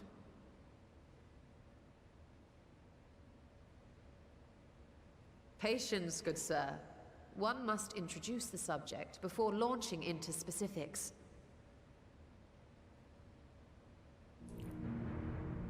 From what we understand, travel between worlds is accomplished by passing through the nebulous rift which exists between them. Picture, if you will, the moment you were called to the first.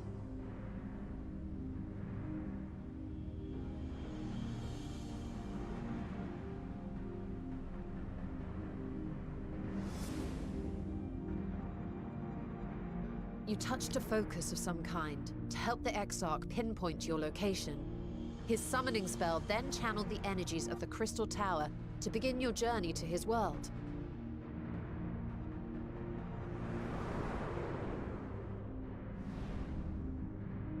The magics tore a hole in the walls separating source and shard, and cast you into the intervening nothingness. In that place, the laws of nature hold no sway.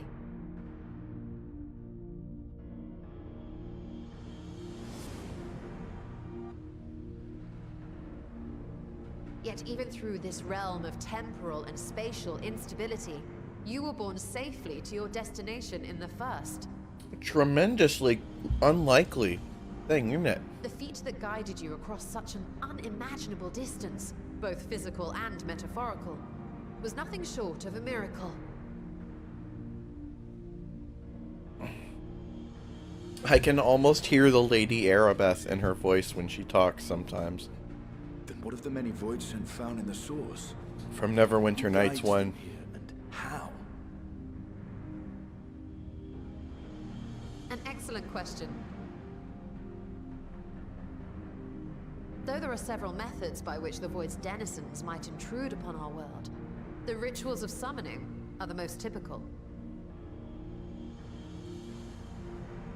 For example, let us consider the Gargoyle, a creature of middling power.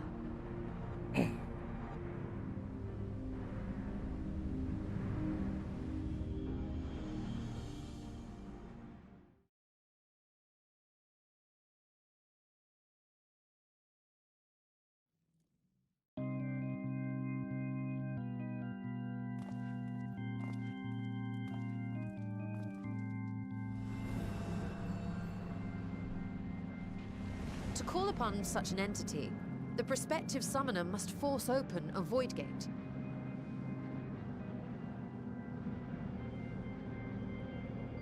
The portal lasts but a moment and is relatively small, allowing only an imp or other lesser being to squeeze through with their physical body intact.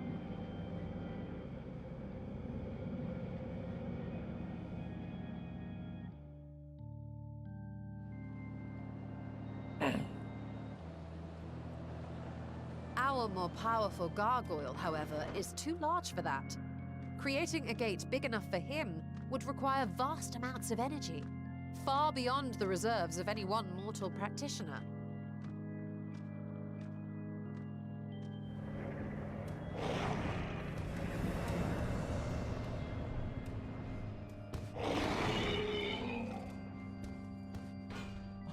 Instead, 'tis far more common to bring over only the entity's soul.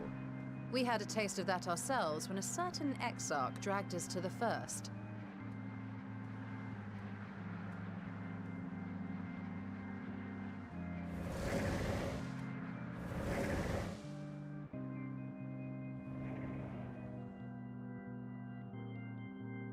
And just as our bodies remained in our world, the Void Sense physical form is left behind in the 13th.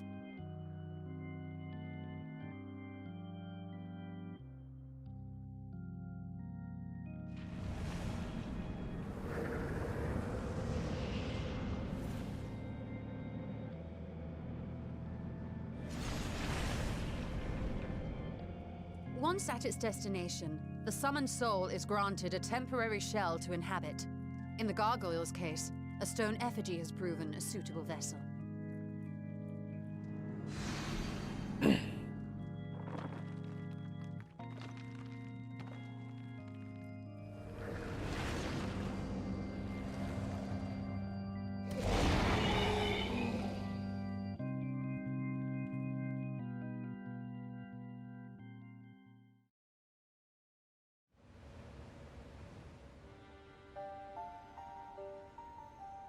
Wait. You said that Voidsent must be called here deliberately by someone in the source, reeled in like a fisherman with his catch. Exactly. For a being to navigate the chaos of the rift, with or without form, there must needs be a guiding agent on the other side.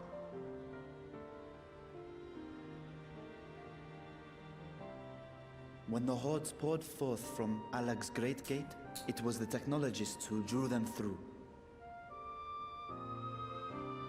Though to my knowledge, planar fissures are in essence natural passages between our world and the void, which require no such guidance to traverse.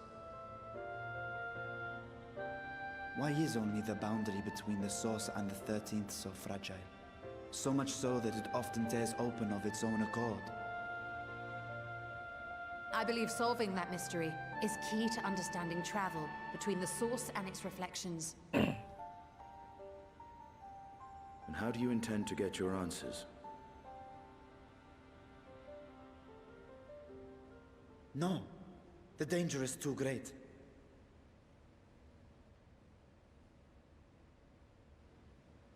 Perhaps. But what some call danger, others think of as adventure.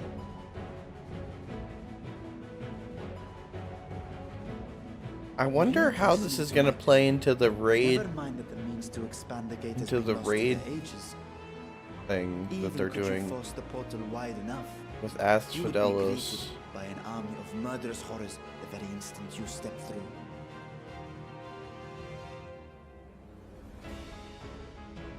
I assure you I was most attentive. And I agree that to go alone would be certain death.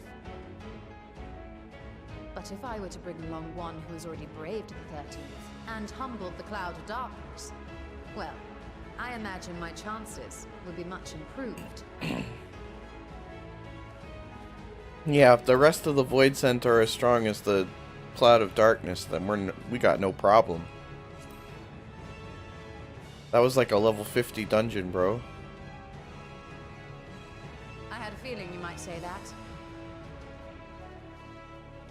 I'm almost twice as strong now as I was when I fought Cloud of Darkness. Once again, I put my life in your ever-reliable hands. That said, as much as I would like to march straight back to the Void Gate, there is the small matter of being unable to open it without the Satrap's personal authority. What is she doing? She gaslighting him? As I've said before, I will grant you and yours any boon you choose to name, provided it does not endanger my people. You have my word that we will take every precaution.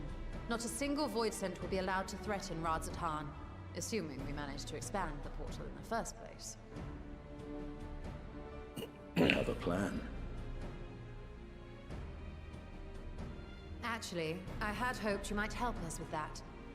I presume the alchemists you retained supplied you with some explanation of their methodology. That they did. House Daimir was overseeing the project. Daimir. Ah, yes. The family associated with the great work.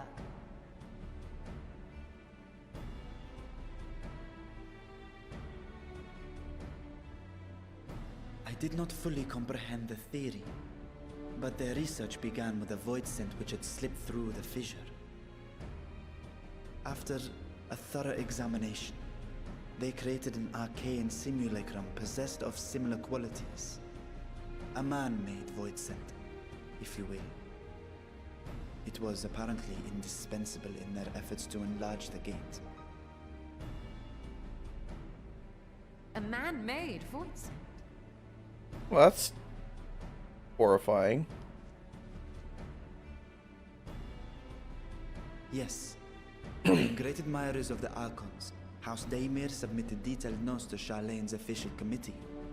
They expected praise and accolades for their simulacrum, and were thus devastated to be informed that their work had been classified as prohibited material. Yeah, I wonder why. If that's true, then those notes might still be stored in a forbidden archive somewhere. Not Google, of course, since that library had yet to be built. Which leaves us with...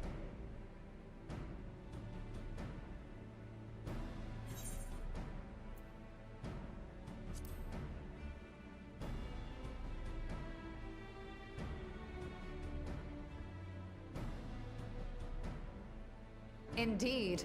Numenon's restricted stacks may very well hold a copy.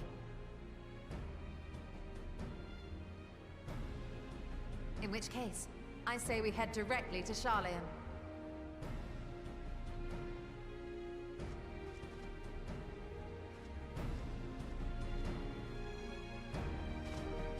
Unless you anticipate needing help to reach the high shelves, I see myself being of little use.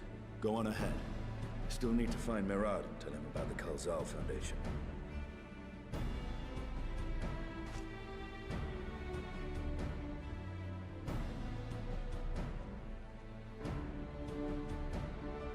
Let us be on our way as well.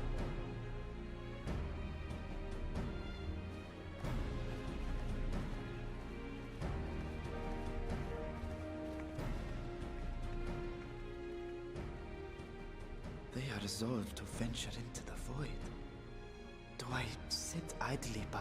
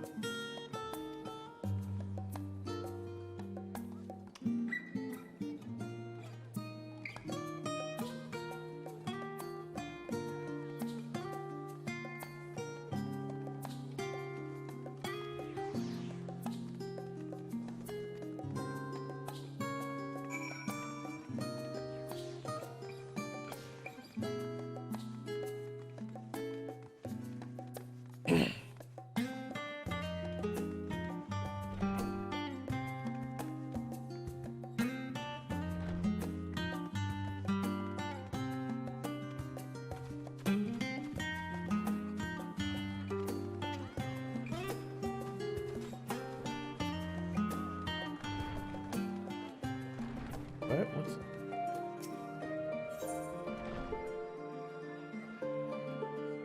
What's that?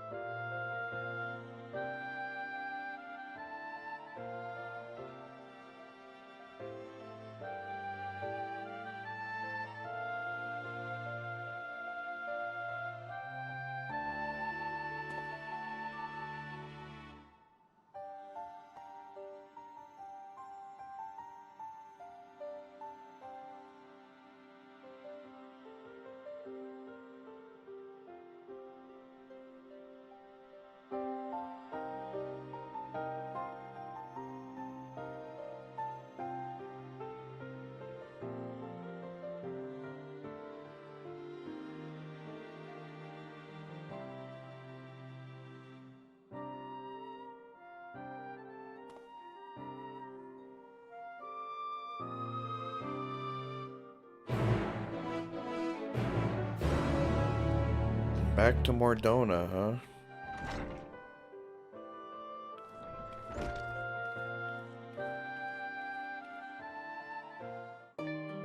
Oh, I lost you. Oh, she's still here. Good.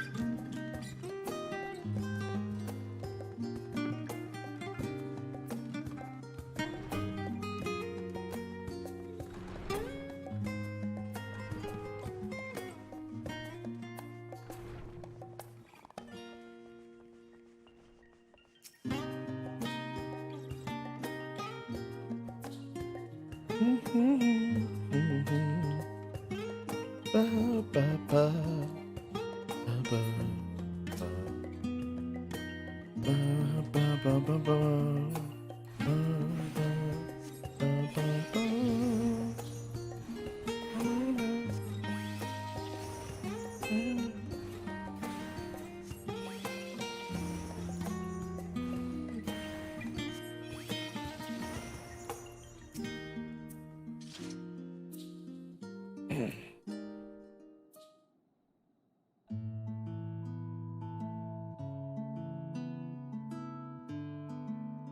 like the term scholarch.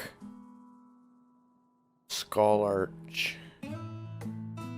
It's like, you're not just a teacher or a scholar or a monarch, you're a scholarch. It's like the teacher equivalent of being a king.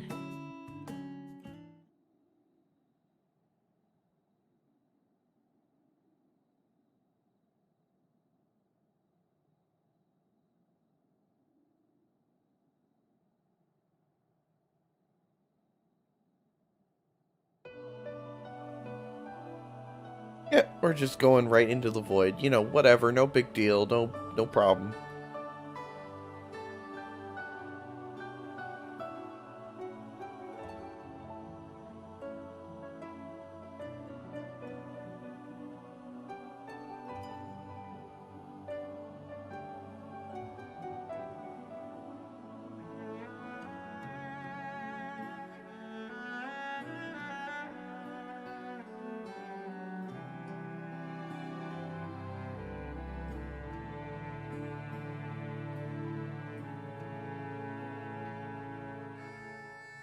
They're like, hey, you know that world-ending event that they just averted? Well, they want to do something that would probably trigger another one. And all the Charlayan scholars are just like, oh my fucking god. These people cannot stop.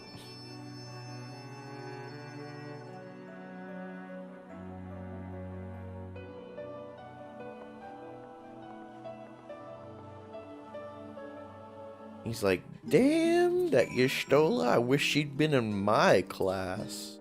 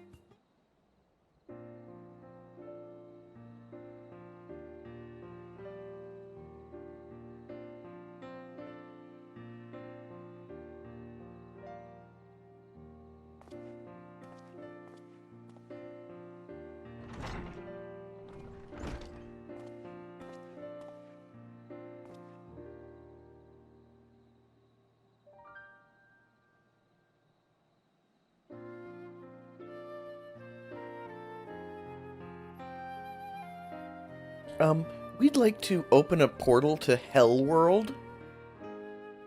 I'm sorry? You want to go into Hellworld?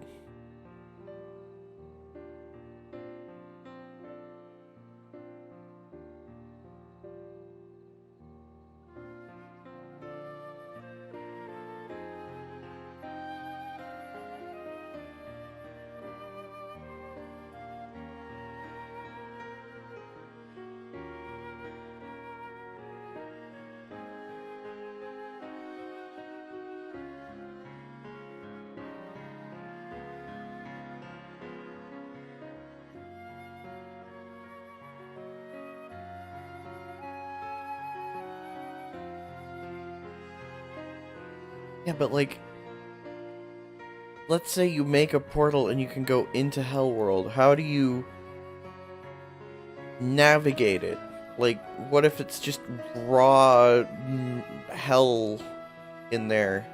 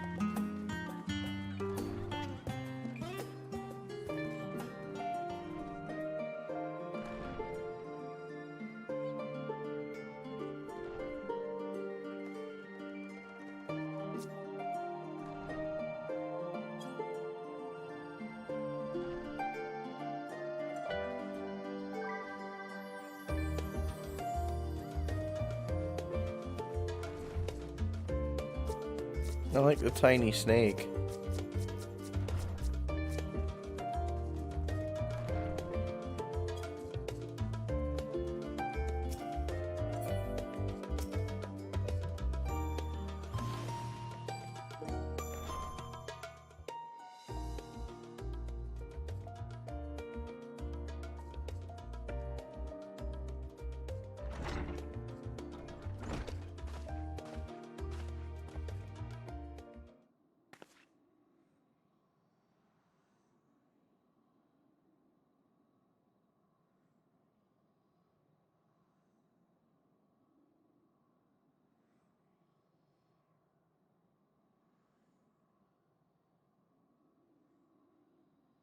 Master Matoya was not popular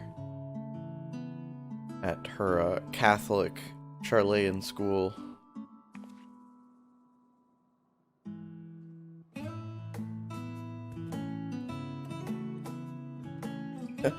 Forbidden knowledge is to be treated, you know, seriously. Yeah, I guess that's why it's forbidden.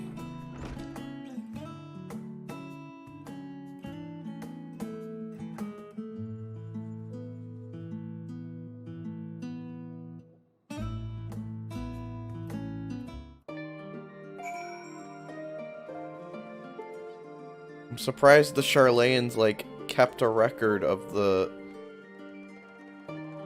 submission for a patent to open hell portals.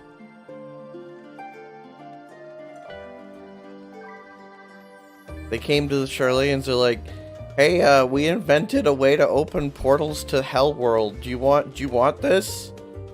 And the Charlayans were like, absolutely fucking not. But we're still gonna put this in a file somewhere.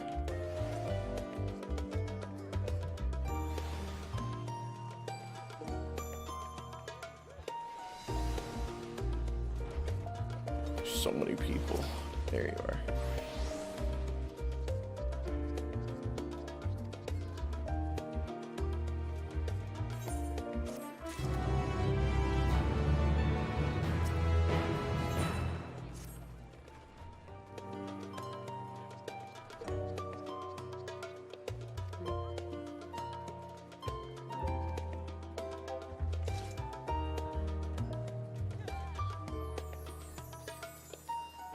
Yay, we get to hang out with Y'shtola some more. This is the best. Just me and my Y'shtola and then my other littler Y'shtola.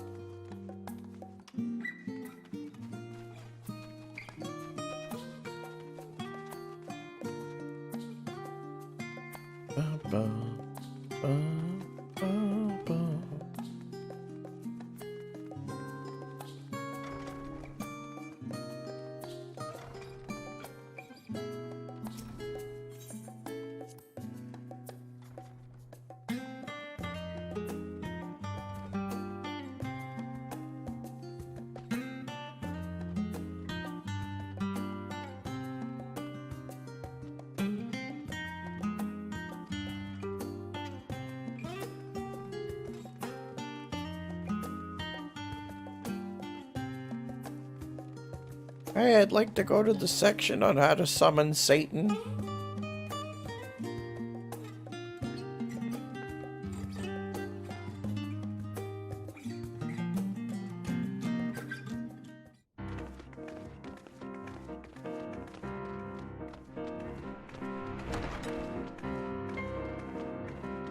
Like it's a dungeon or something. I have to fight a book demon. Why is it arranged in this way?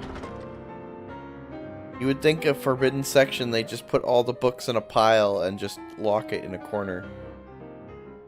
If House Damir's notes are to be found anywhere, it will be here. Let us begin.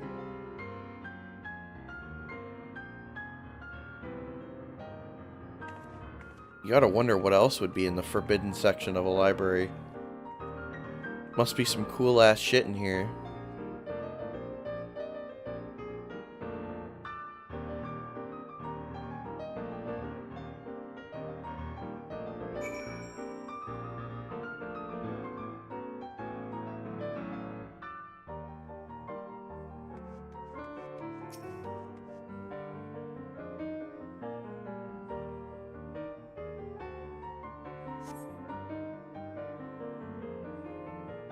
Today, in a world not my own, I met the most beautiful void-born creature. She was so unlike her ravenous brethren, eyes blazing not with hunger, but trembling like a candle's flame, threatening to flicker out at any moment.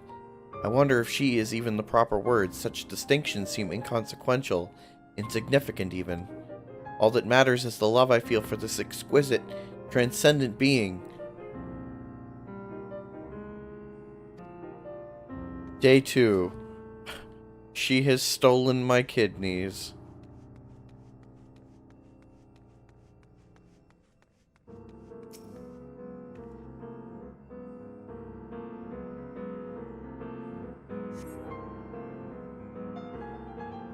In the year 1564 of the 6th astral era, the Amalja summoned Ifrit, their patron god. Accounts describe the being as a gigantic, lizard-like being with a potent command of fire-aspected magics.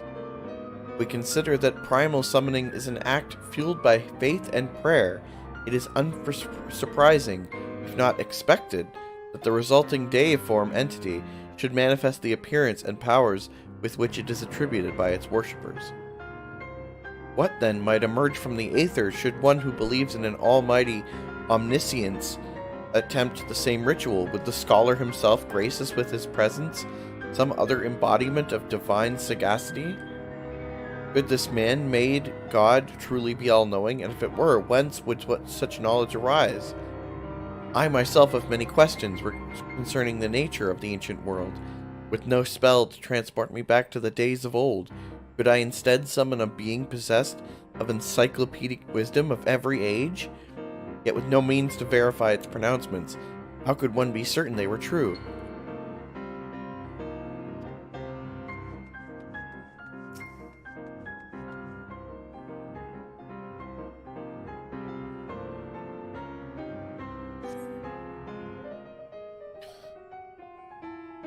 Following pages detail an advanced method for manipulating rift-spanning apertures as devised by Nuhashan, the 9th Patriarch of House Daimir. We present these notes, research notes, to the faculty of Charlayan's Studium as both a token of our friendship and an expression of our boundless admiration.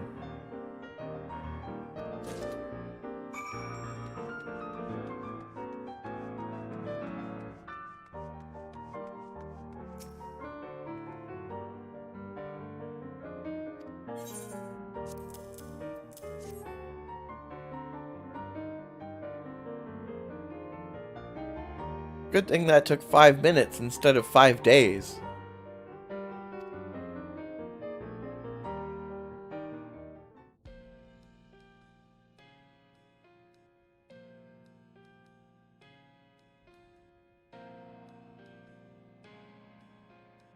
Yes, the ether signature is unmistakable.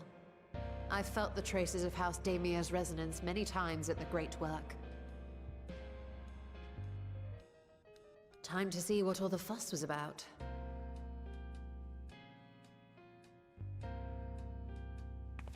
Used to be a plot point that Y'shtola was burning her life force to be able to see, but now she can just read books and shit. She's supposed to be blind. She can just read books.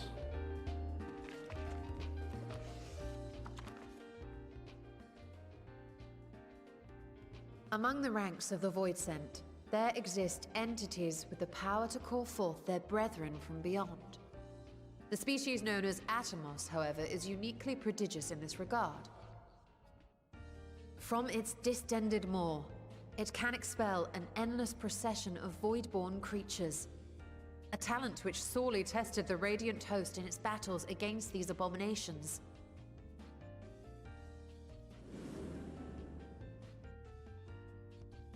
Surmising that the entity itself was acting as a void gate, we endeavored to capture a small specimen and subsequently examine its physiological structure. Our findings revealed that the Atomos had absorbed a planar fissure into its own flesh, which it could expand at will into a functioning gate. Interesting. Upon further analysis, we identified an ethereal wave pattern emitted during this process. A pattern we were able to emulate by passing crystal-stored ether through a specially designed prism. We proceeded to embed said prism into an arcane simulacrum, thus completing what we have dubbed our artificial Atomos.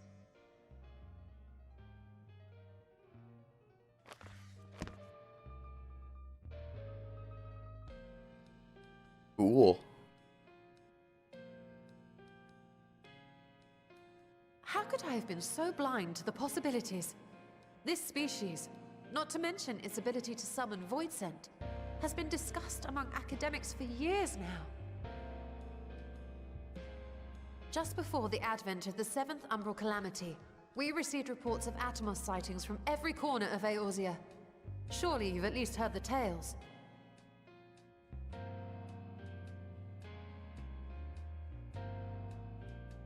And still, House Daemir went and built a mock Atomos of their very own. I'm not surprised the Archons consigned their work to a restricted archive. It was no easy task, but at last we've unearthed the volume we've been searching for. It was a pretty easy task, actually. We kind of just walked around a bit. I only read 2 books before I found it. I'd be lying if I said I wasn't tempted to stay longer. See what other forbidden titles might be lurking on these shelves. Ah, but that would be abusing the very special privilege we've been granted now, wouldn't it? Better not.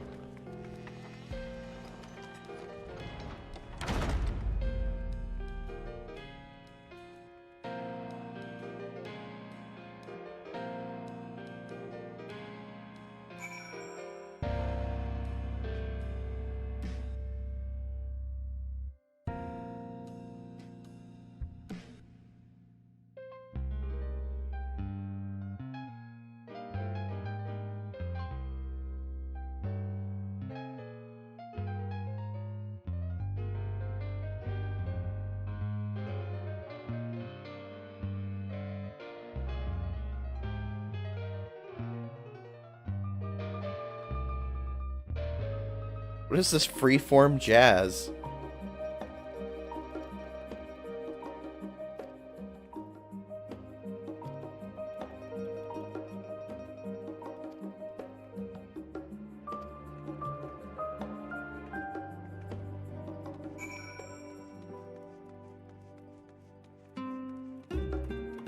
Look at that person named Isil Swiss.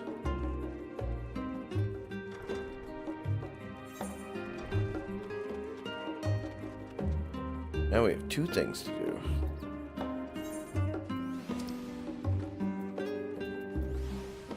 It's very far away.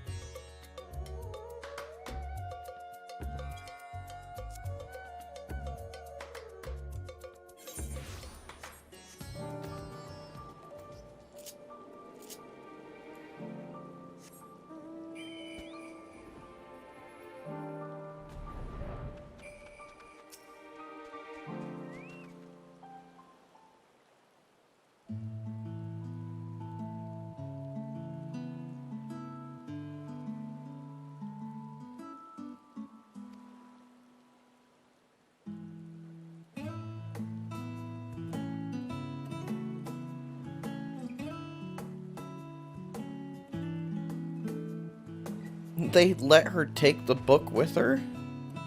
I'm shocked.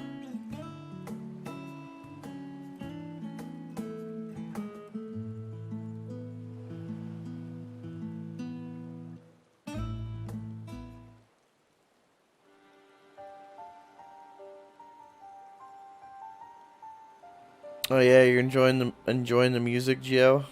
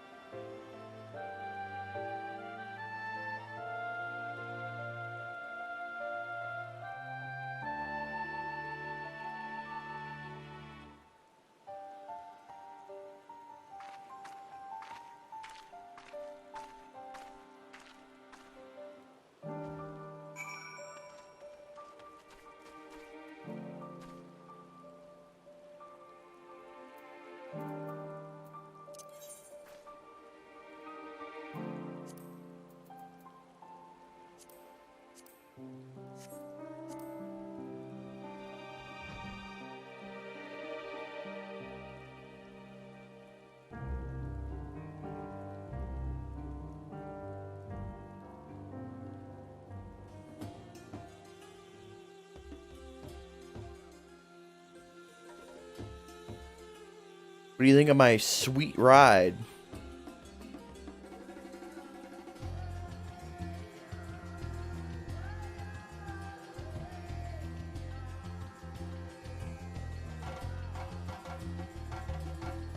What's happening? Yo! Alex, thank you for the raid.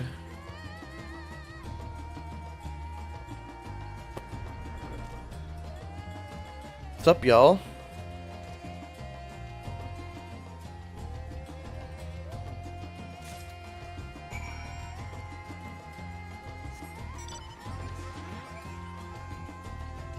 Indeed. I also have this one.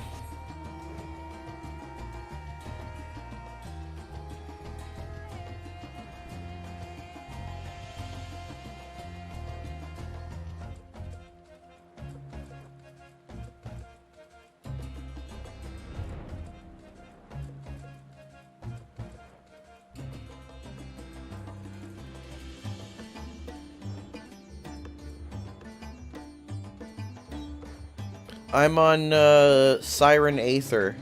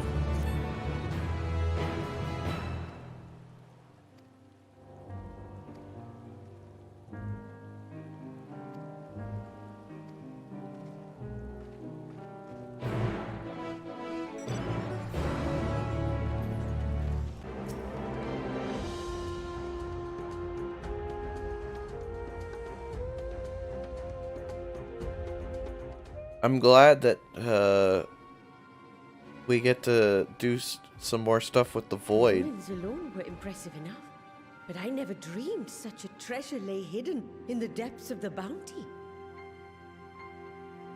It may have been helpful to know this device existed, Your Excellency. My apologies. The gate was a secret I shared with none but my closest advisors.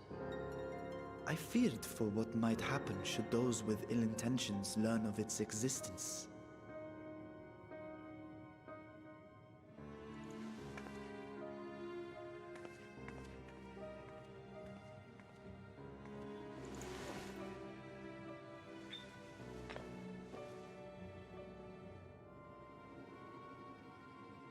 What is it you're doing now? Estinian, if they There's explained something it to I wish you, to you verify. probably wouldn't understand.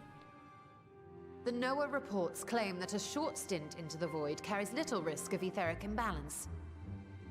Should one suffer an injury, however, or if one's expedition drags on longer than intended, that risk becomes significantly greater. Graha theorized that a warding scale would confer protection from the void's corrupting influence. But I would prefer to test that hypothesis before we set foot in the 13th ourselves. So, this is an experiment of sorts. I see he grasped that much from the Yes, explanation. an experiment. Tell me, how would you go about testing the efficacy of the warding scale?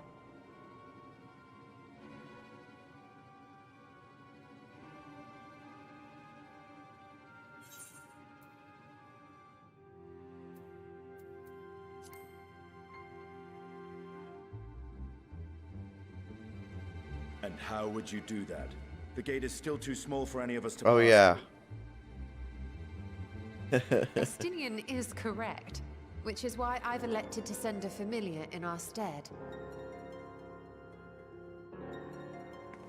I think that's very in character, though. I feel like the Warrior of Light would Now, immediately a be lowly like, impure yeah, I'll navigate just official, guess I'll no just matter climb how in and narrow. test it myself.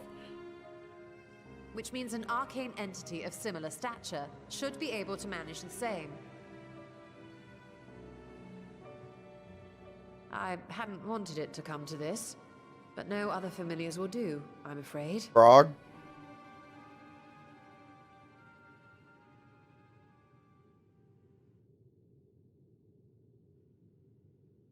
I mislike the sound of that. What manner of fiend does she mean to summon?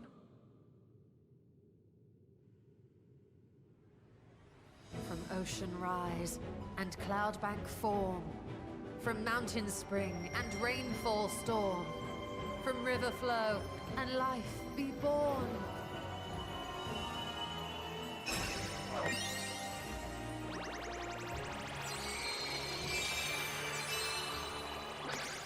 Water, water, froth and foam! Oh my god, it's this thing.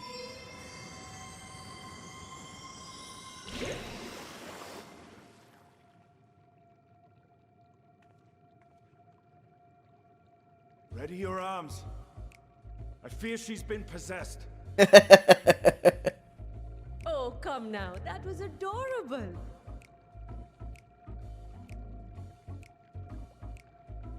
And back follows.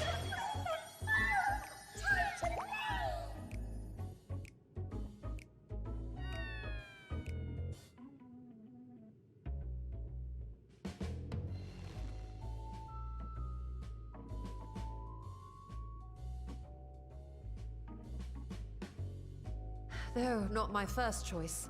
These familiars I conceived of as a child have the best chance of fitting through the gate.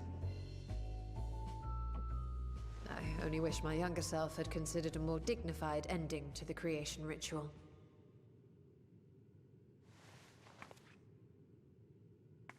In any case, these two should serve us well. This one will bear a warding scale.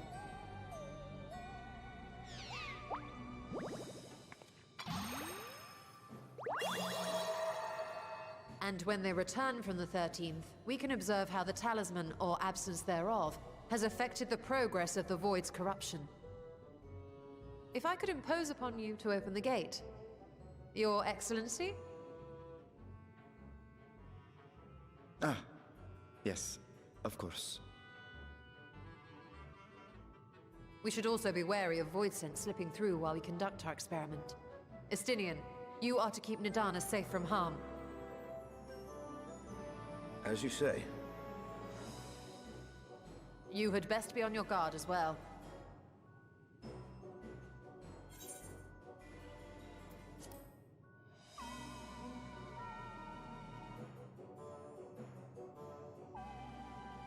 Oh, are you volunteering to join the Nixies? I could shrink you down, you know. Let's do it. Let us begin, shall we?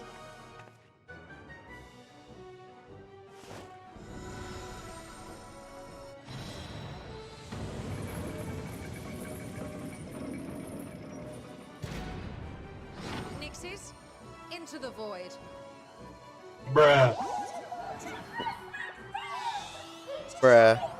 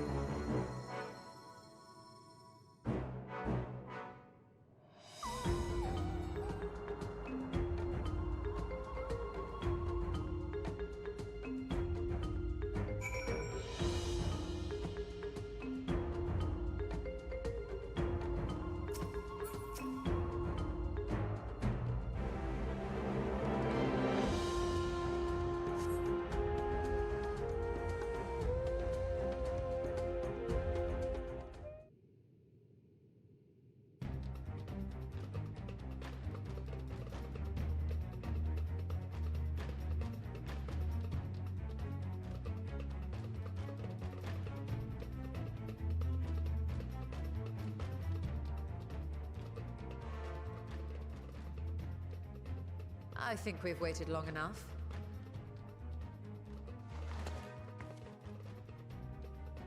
Nixies, return to my side.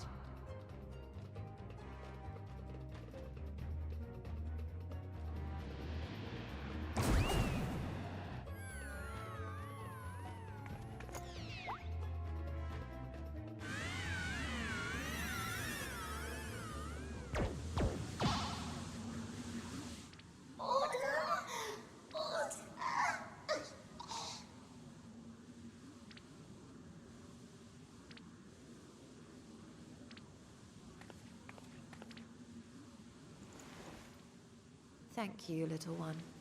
You did well. Don't touch it. It's covered in evil.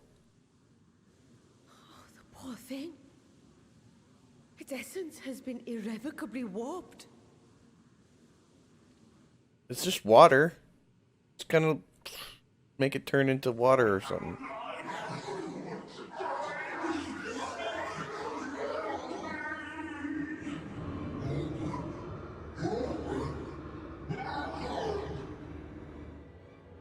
We're out of time. I must reseal the void gate.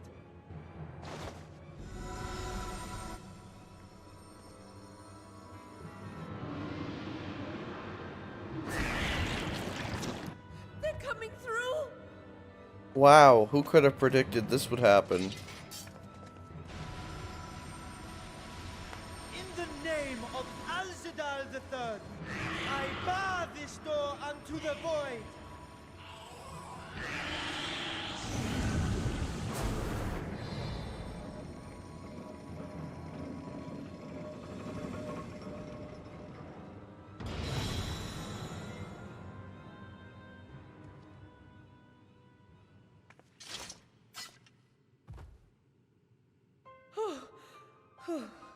Well, that was a sharp lesson in the dangers of void gates.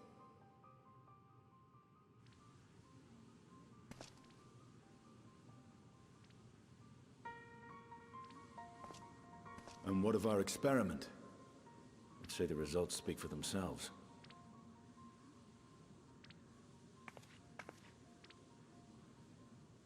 The unprotected Nixie has suffered extensive etheric corruption. As Nidana observed, it's well on its way to becoming a void scent. The one merged with the talisman, however, appears unaffected. I sense no changes to its equilibrium. Rest now, little ones.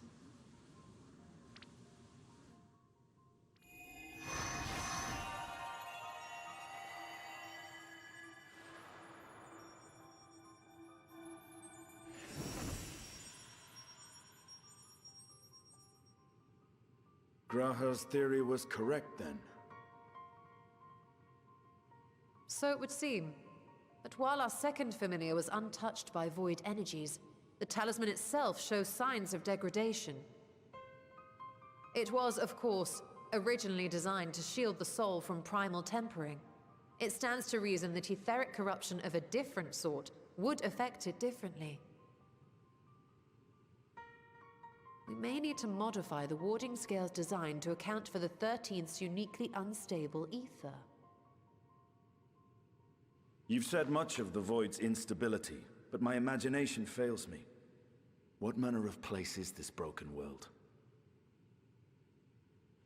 Ah, my apologies. I forget that not all of us spend our days sequestered in dusty archives. The 13th is a reflection of the source that was drowned in a flood of darkness. In Emmett Selk's own words, this tragedy was a result of the Ascians' attempts to force a rejoining. They erred in their haste, and made of that world a useless void.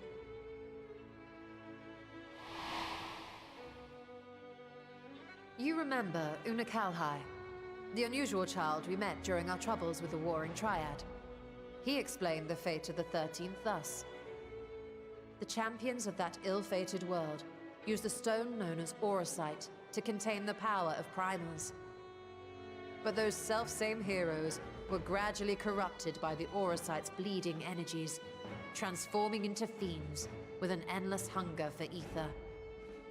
By the time anyone thought to oppose them, Light's strength had grown too feeble, and the balance of the 13th tipped into eternal darkness. Could you imagine if they then revealed that Strangers of Paradise was one of the shards of Final Fantasy What of your own XIV? experience? Will you tell us of what you observed during Noah's expedition?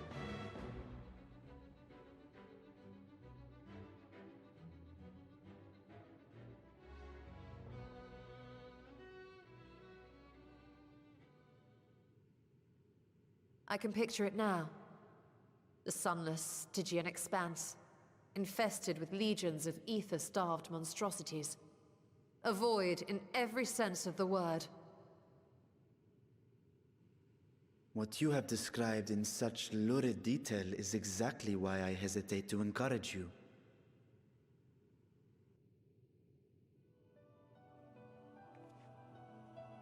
Worry not, great Vritra. Our journey into the 13th is but the first leg of a longer voyage. A voyage that shall lead us to other reflections, to new mysteries and discoveries. And I mean to be there every step of the way.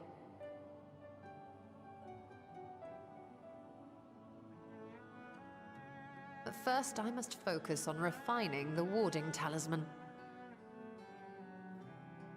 Then I can begin work on constructing an artificial Atomos.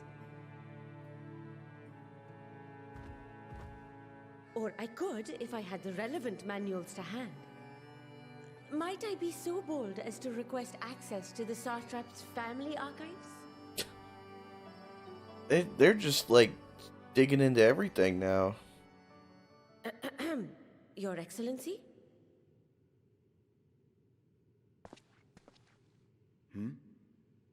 Oh, yes.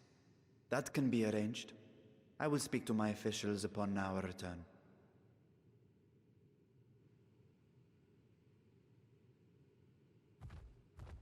We will see you back in the city then.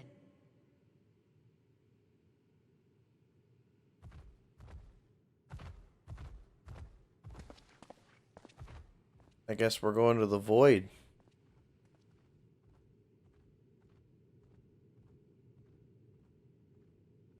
Well, we brought darkness to a world that was covered in light. Now we gotta bring light to a world that's covered in darkness.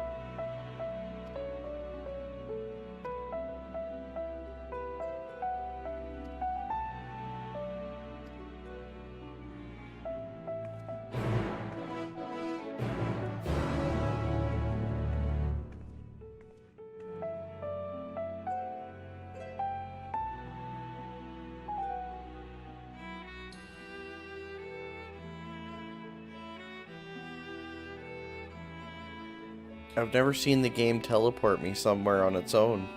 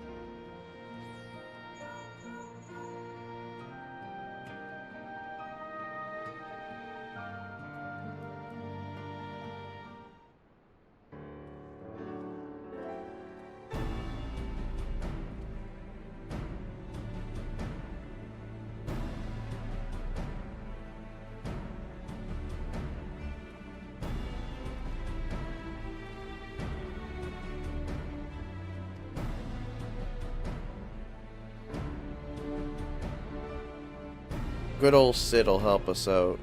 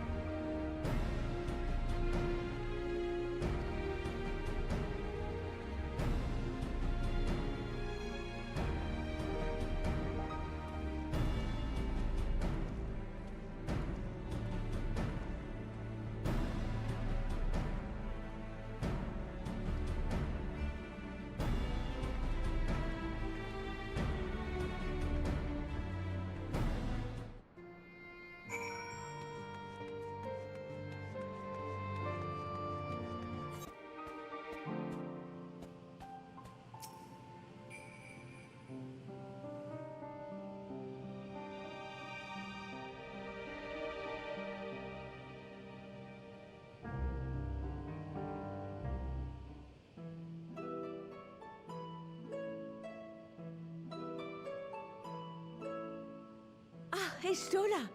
The adjustments are going well, I hope? 'Tis a lengthy process, but the end is in sight, yes.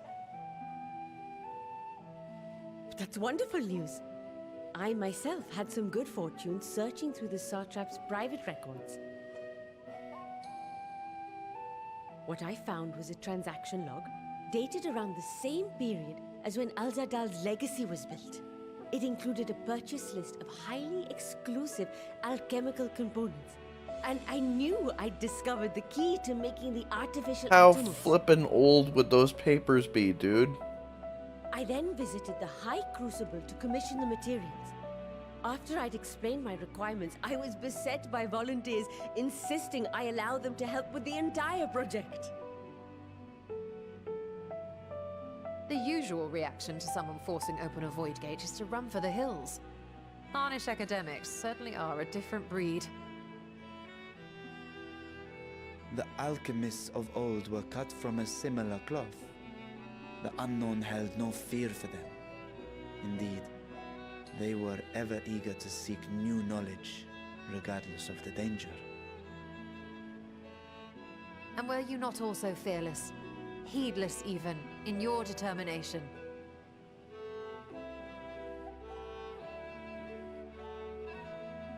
My sire entered his dormancy before I was hatched.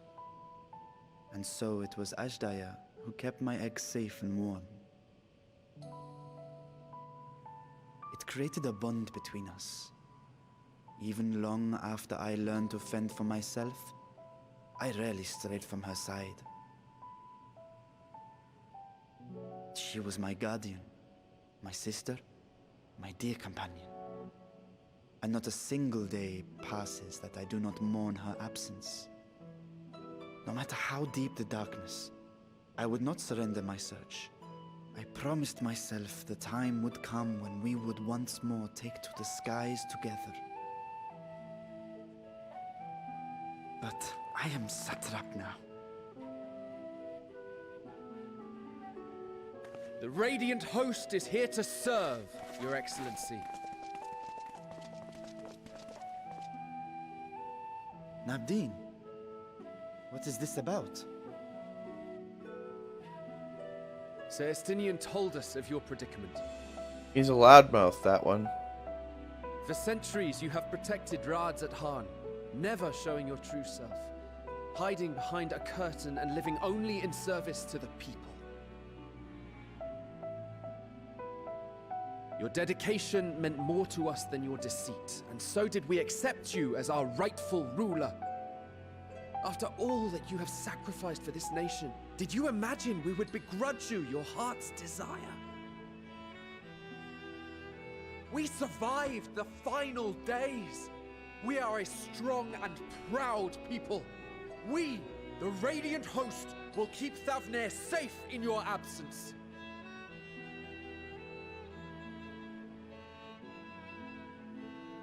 I am grateful for your loyalty and for your encouragement. And yet...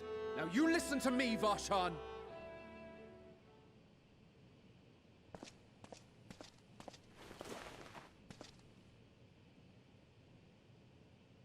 You are wearing that face, after all. As I have told you before, you are a little brother to us all. And if you are family, then so too is your sister.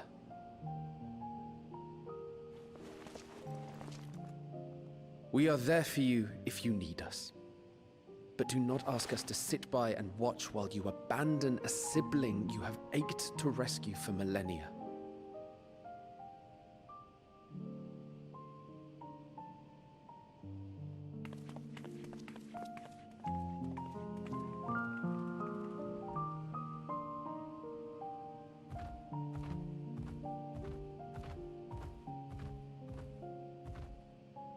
We will succeed in opening the way. It is only a matter of time. All you need do is prepare to step through to the other side. Walk on through to the other side. Step on through to the other side. Your Excellency, I wanted to thank you for building the orphanage. It means so much that my sister and I will have a place to be together, safe and happy. And I hope that you and your sister can be together again too.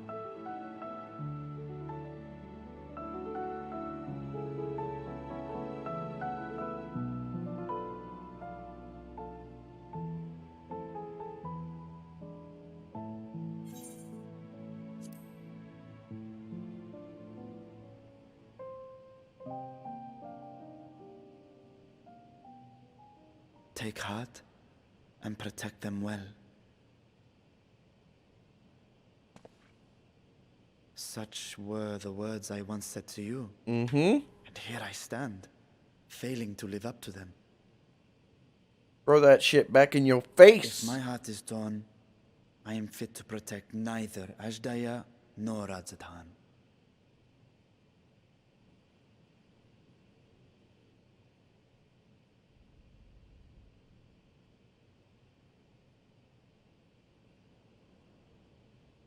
My people, I have come to a decision. Varshan will depart Thavnair for a time. My dragon self will remain in the palace, but only to conduct the satrap's most essential duties. While I am focused on controlling this vessel, there may be matters that escape my attention. I rely on you, my trusted friends, to watch over one another until I return.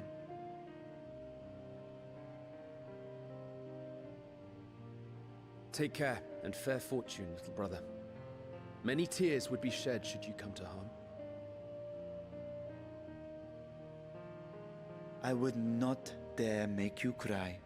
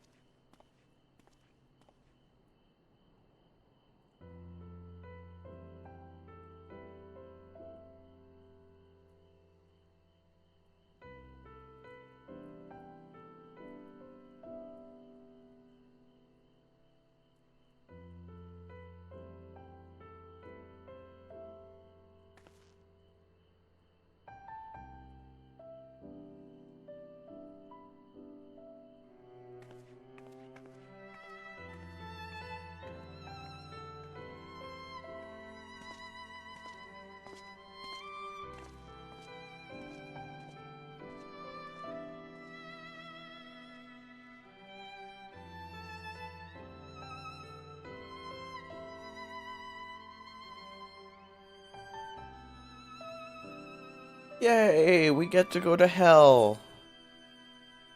Woohoo!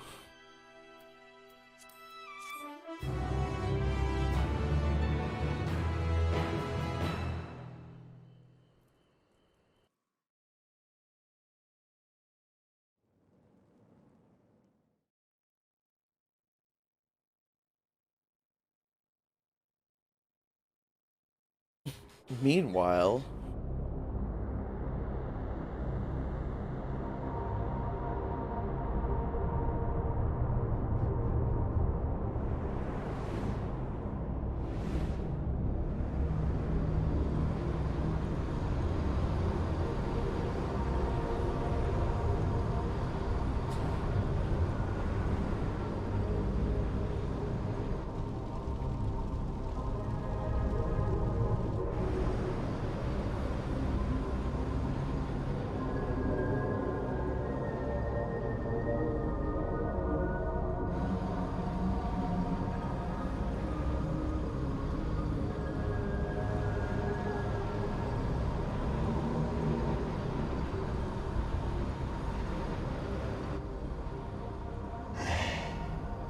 Thus I am returned.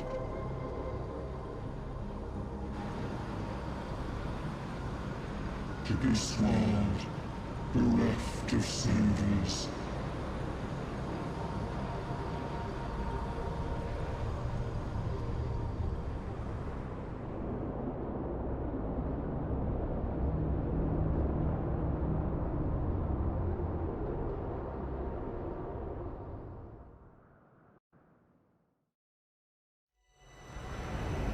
let paths unwalked, adventures spur, pulses quicken, spirits stir.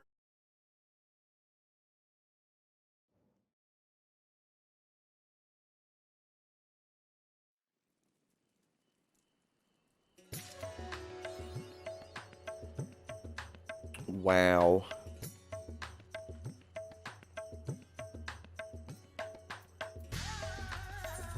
All right.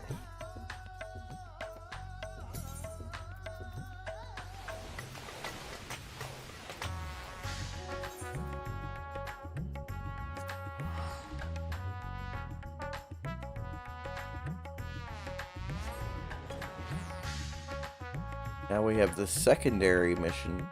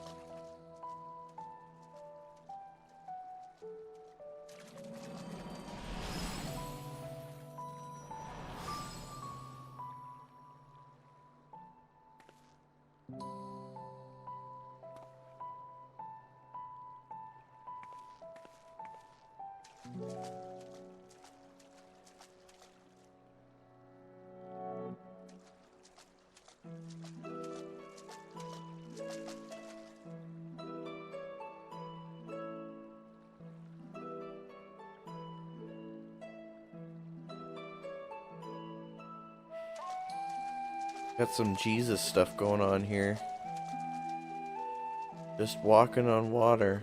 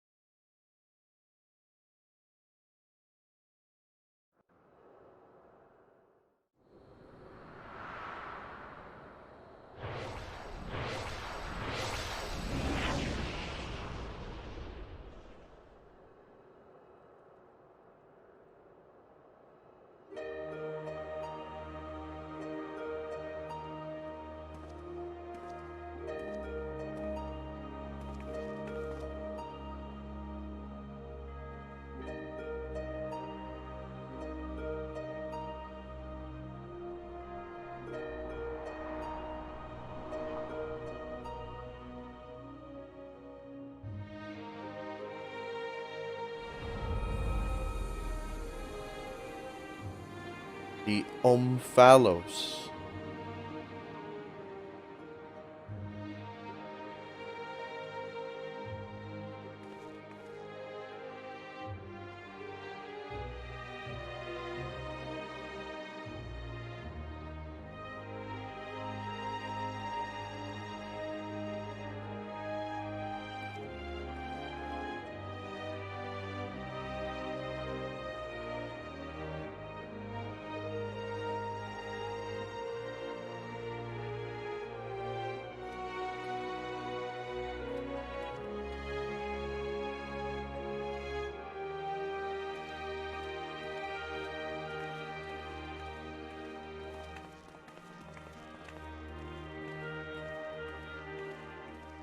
So nobody ever just swam into this place by accident?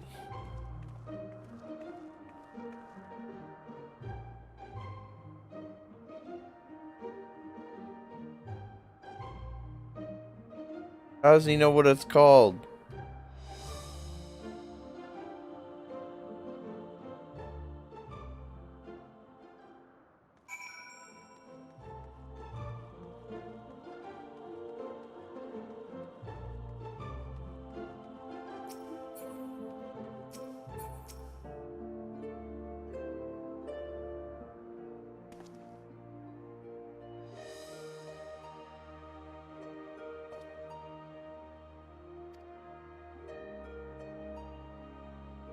Oh, we made it up.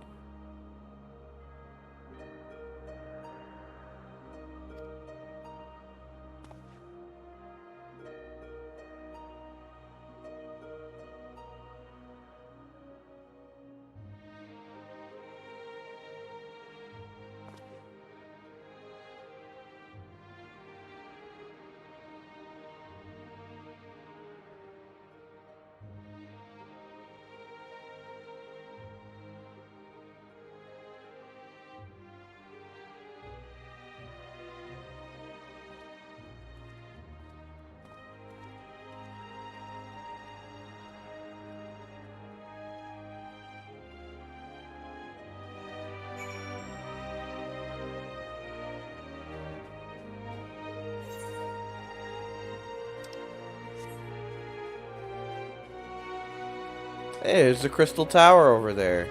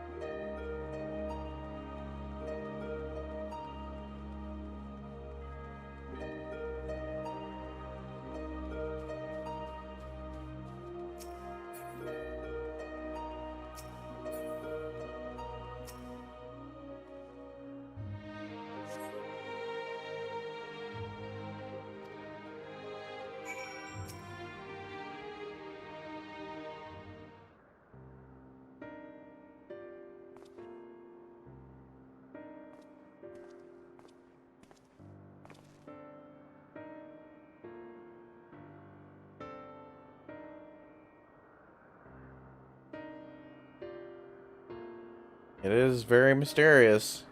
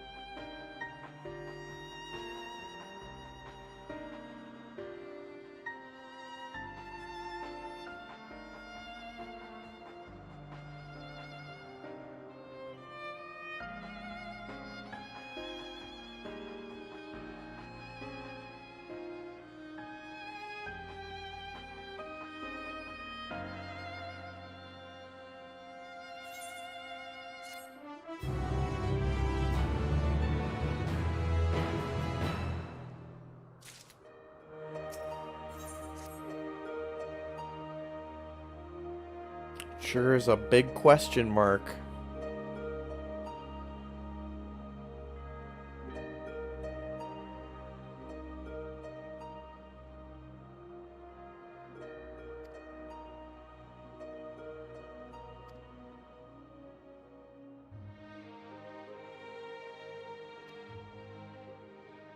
So now we're investigating this place and the void.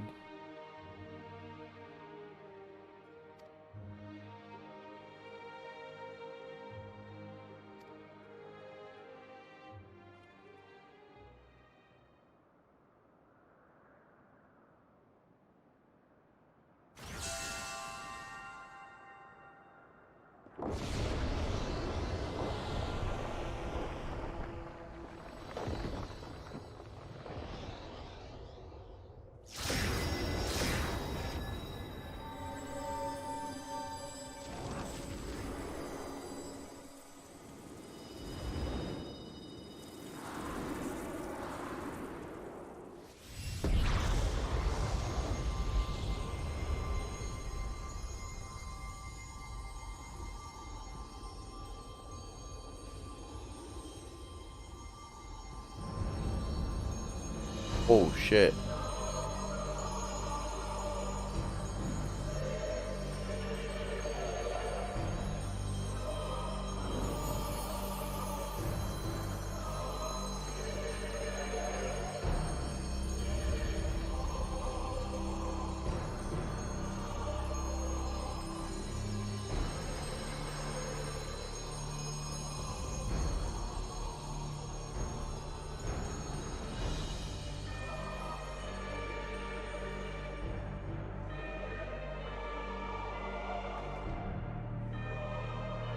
Well, duh.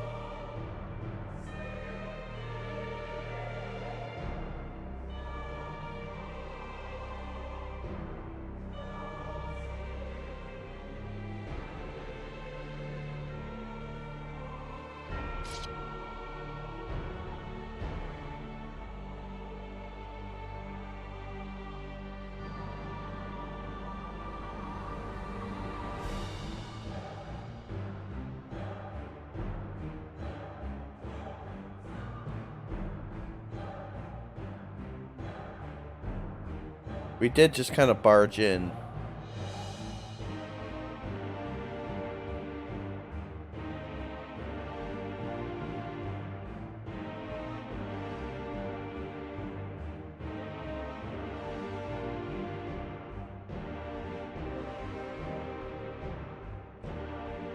They really aren't going to voice this part?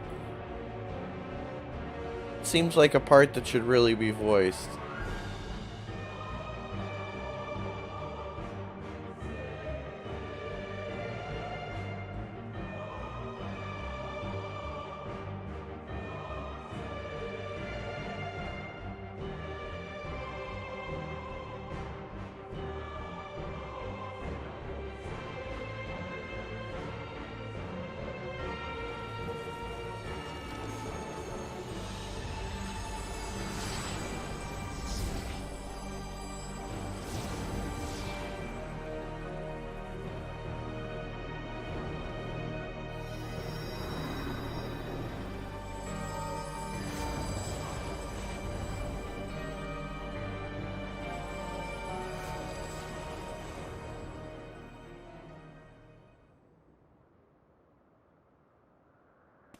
Okay.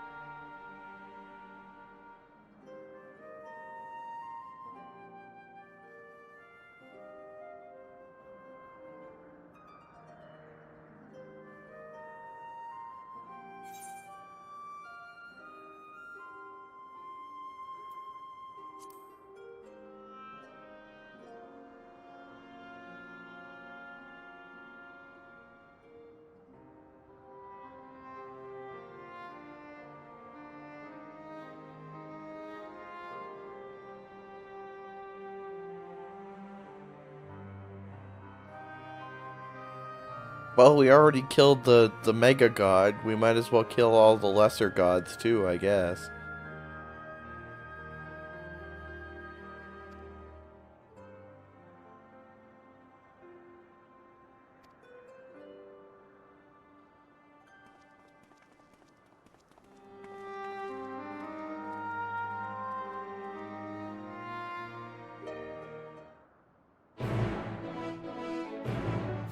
Quest accepted. Kill God again.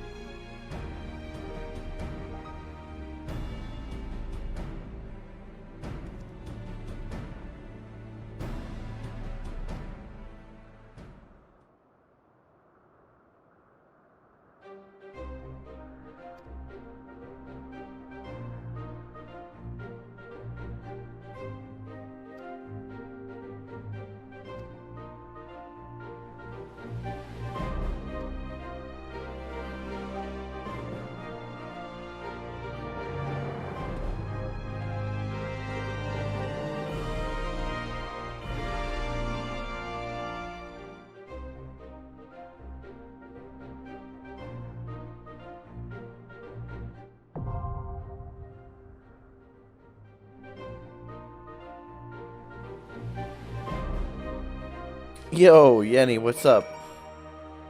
Patch Pog. Well, we went to hell, now it's time to go to heaven. Actually.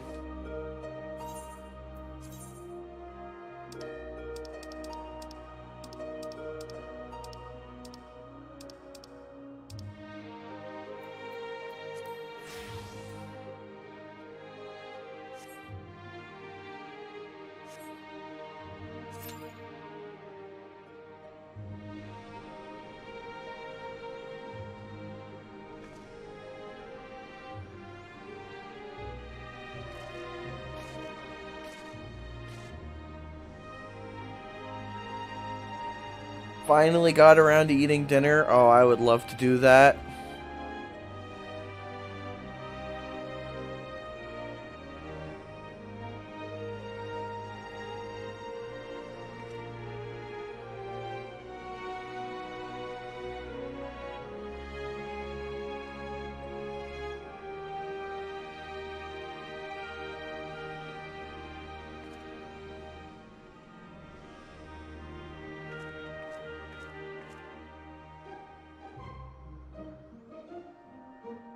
as the patch. Oh my god, I'm loving it, dude. There was a really fun dungeon, and now we're in heaven.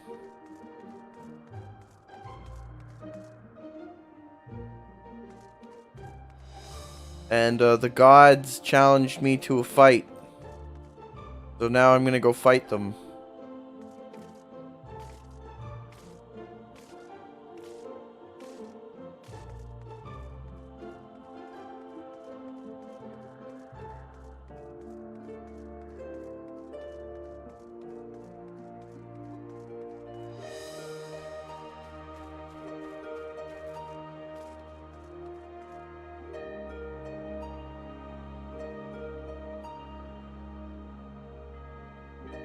This is some Breath of the Wild shit right here.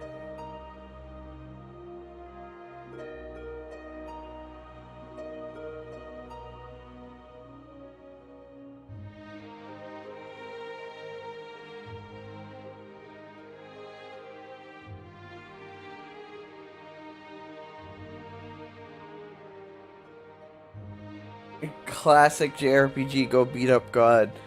Do you know how many variations of God I've already beaten up in this game?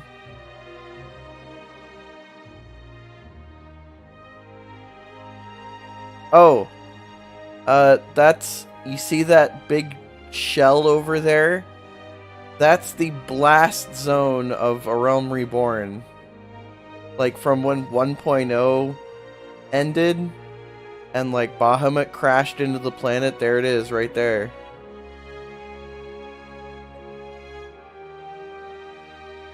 And there's the crystal tower over there.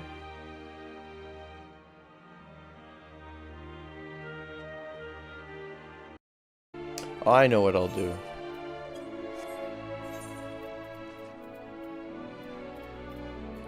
We shall end with trying out this. Where is it?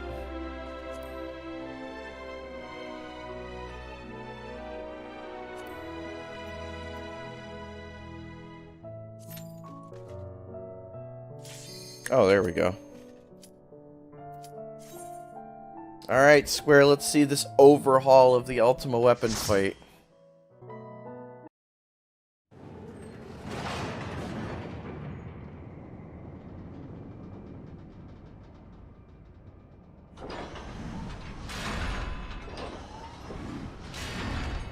Bear witness to the true power of the Ultima weapon.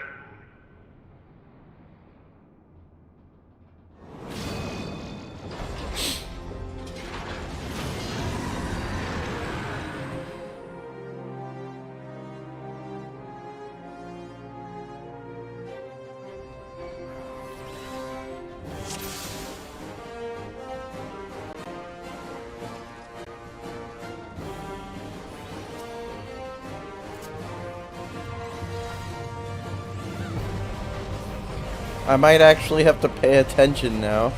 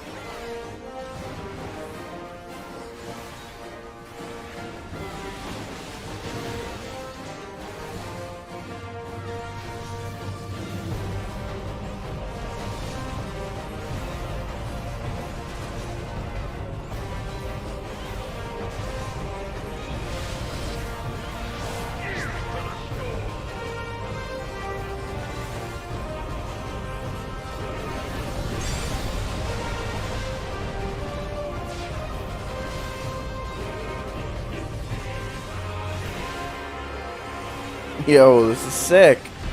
He actually uses the icon's attacks now.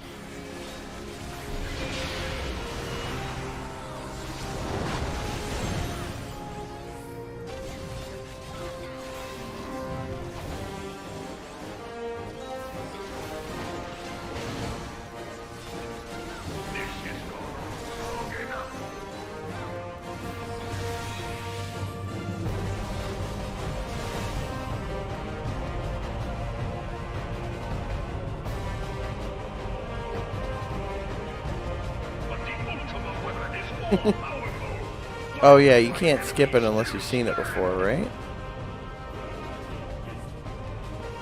Can her strength truly be so great? It is the blessing of light that confounds you.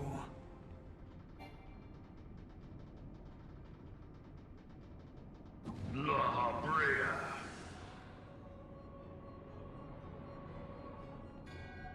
Your foe acts under the protection of the crystal she bears. So, this is what empowers her. Beyond mortal limits. If you are to prevail, the hammer of darkness must needs be brought to bear upon the shield of light. And so it shall, for the Ultima weapon is host to a power of which you are as yet ignorant. Speak plainly, Ascian. The heart of Sabik. It is the weapon's core, an enigma whose surface even the vaunted scholars of ancient Alec failed to scratch. The magic within has lain dormant for eons.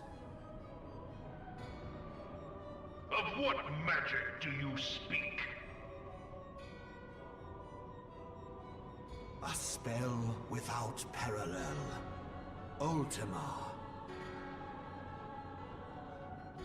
I sought the life force of the primals for no other reason but to quicken the core.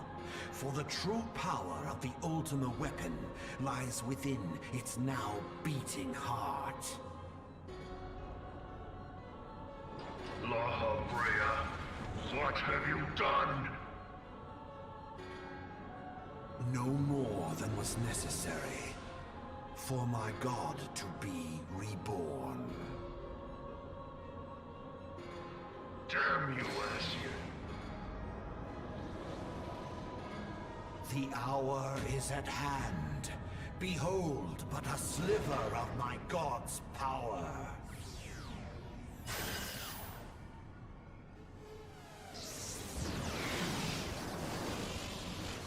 And from the deepest pit of the seven hells to the very pinnacle of the heavens, the world shall tremble. Unleash Ultima!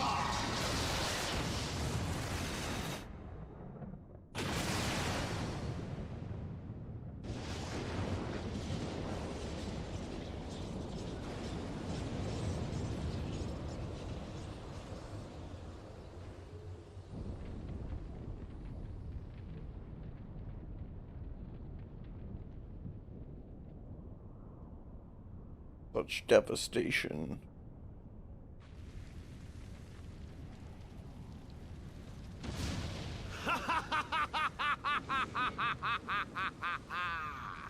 Such devastation! This was not my intention! Oh, Hydaelyn. It seems the task of keeping your champion alive has exhausted what strength you had left.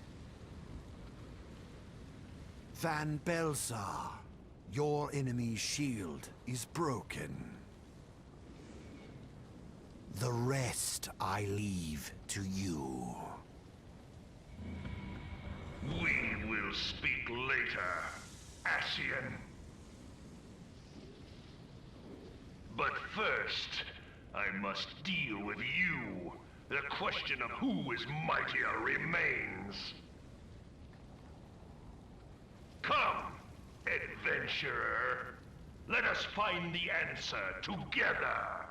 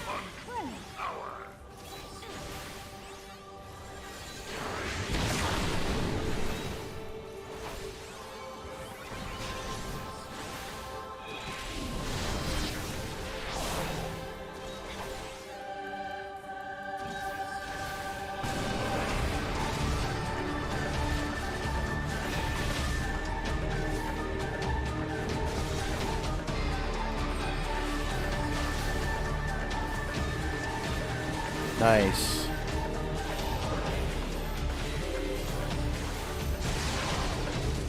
Oh. I couldn't even see it, he was so big.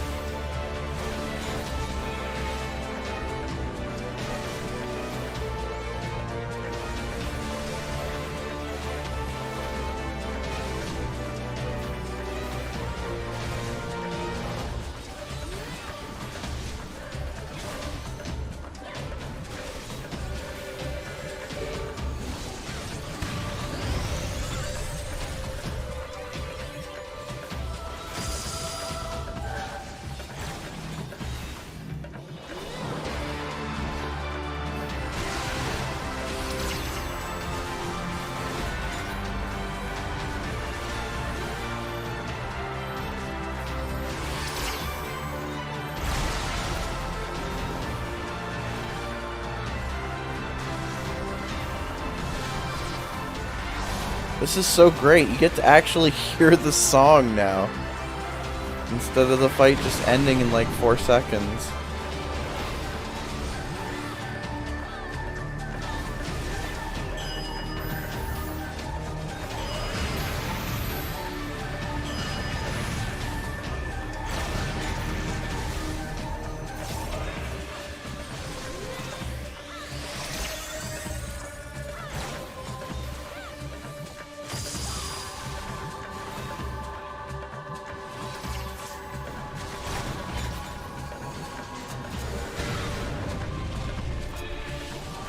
Can someone heal me, please?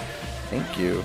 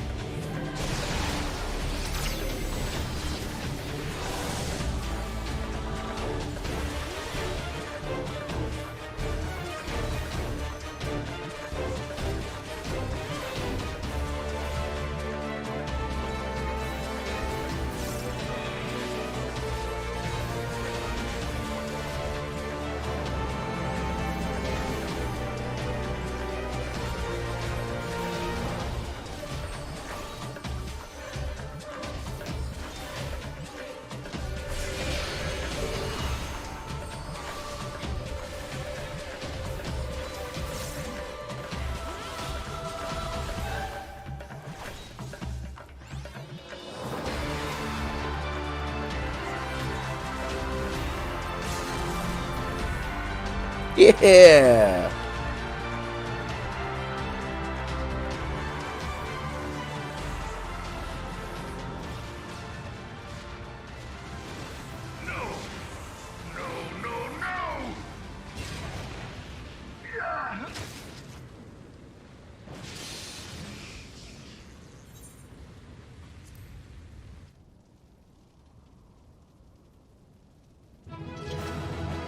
Oh.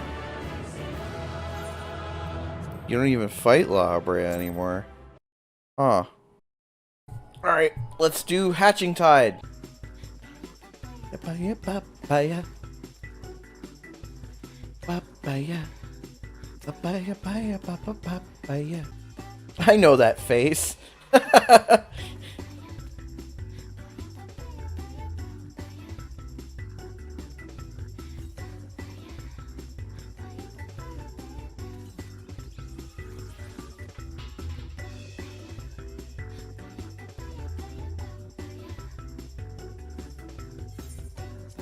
Sounds exciting.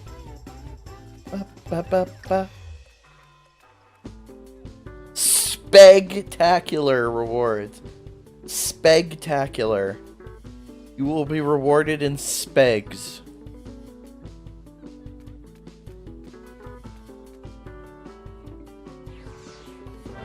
You ever had a boiled speg?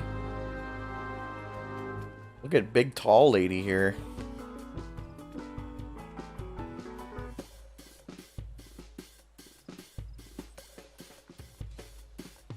I am looking respectfully.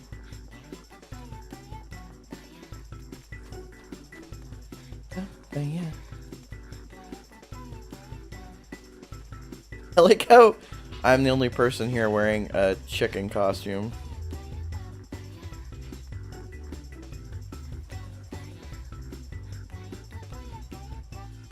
Hello, brother.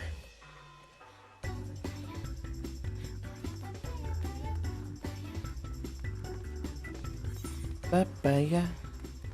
Ba-da-ba-da-ba-da-ba-ba-ba-da-ba.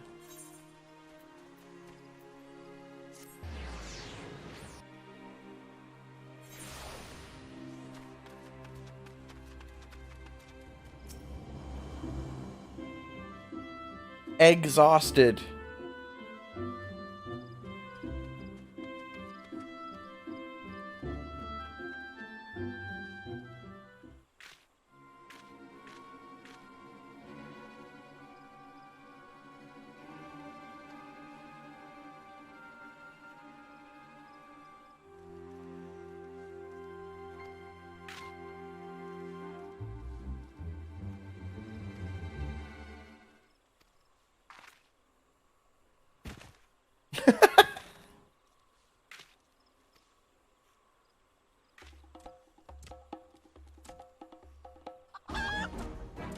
Feral chicken.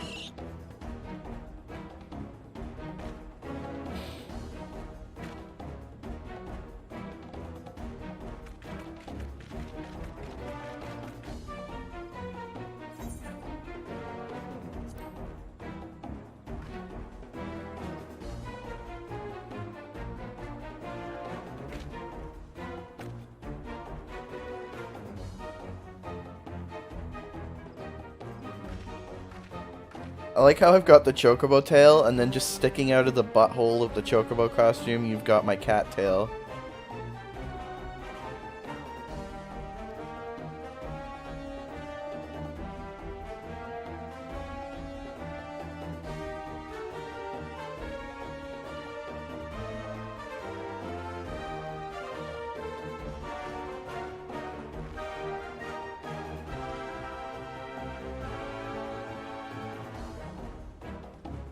That egg ring pop is really weird looking.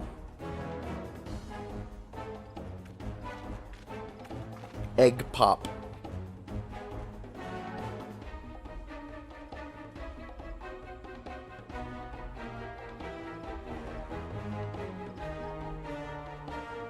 It is so rare a creature that some people think it might be from an entirely different Final Fantasy game.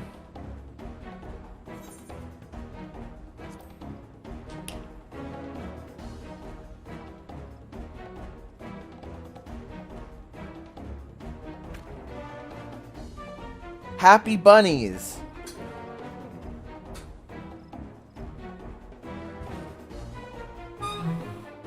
Long ears, fluffy tails, and hippity hopping.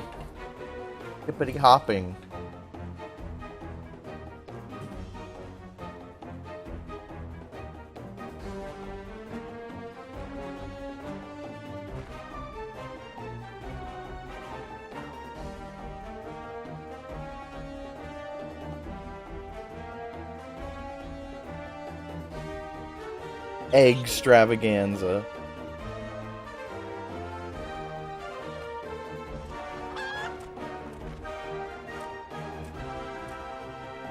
Oh. Our harbinger of happiness is fleeing from our very grasp.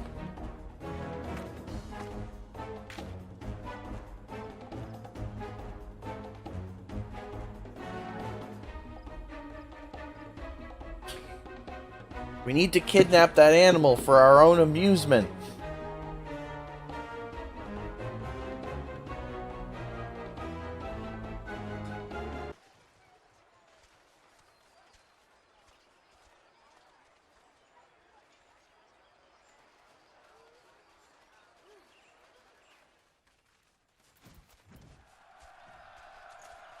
All right, starting again. Somebody starts the fate. Click join fate. Now just run around, I guess.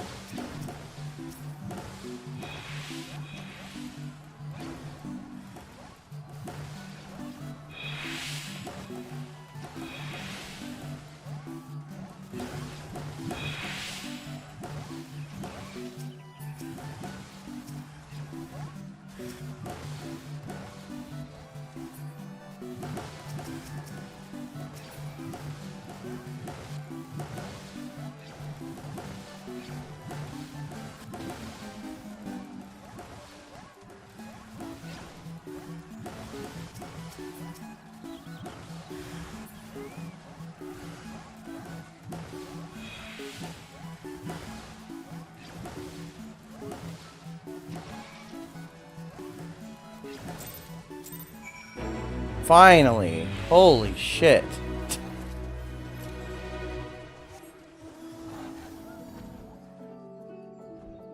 Why did that take so goddamn long?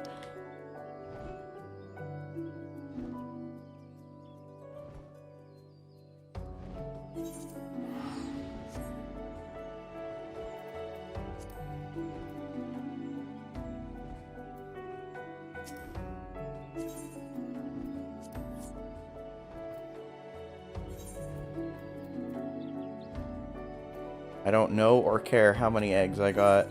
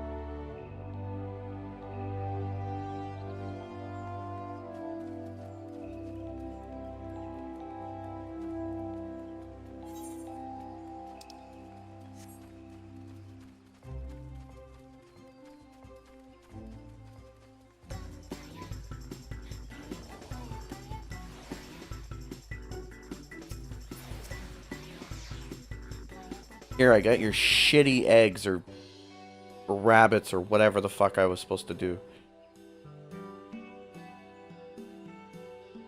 My sincere apologies for all the trouble we had to put you through.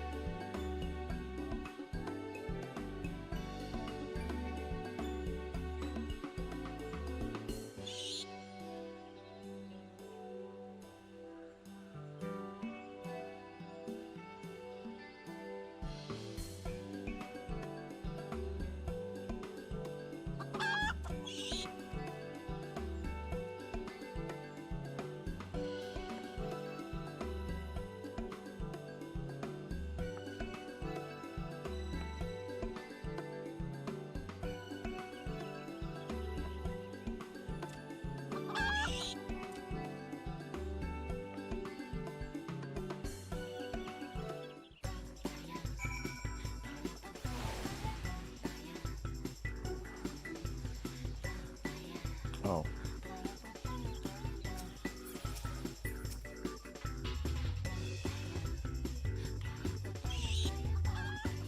Egg.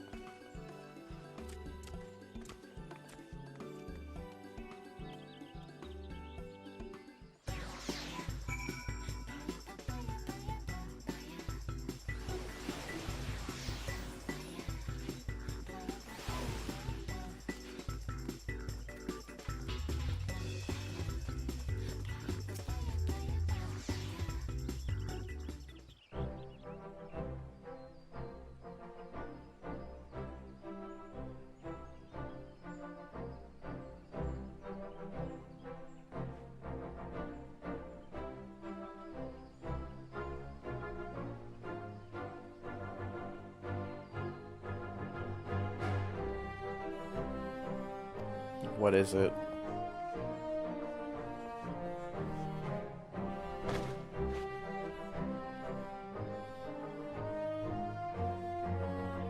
Neat.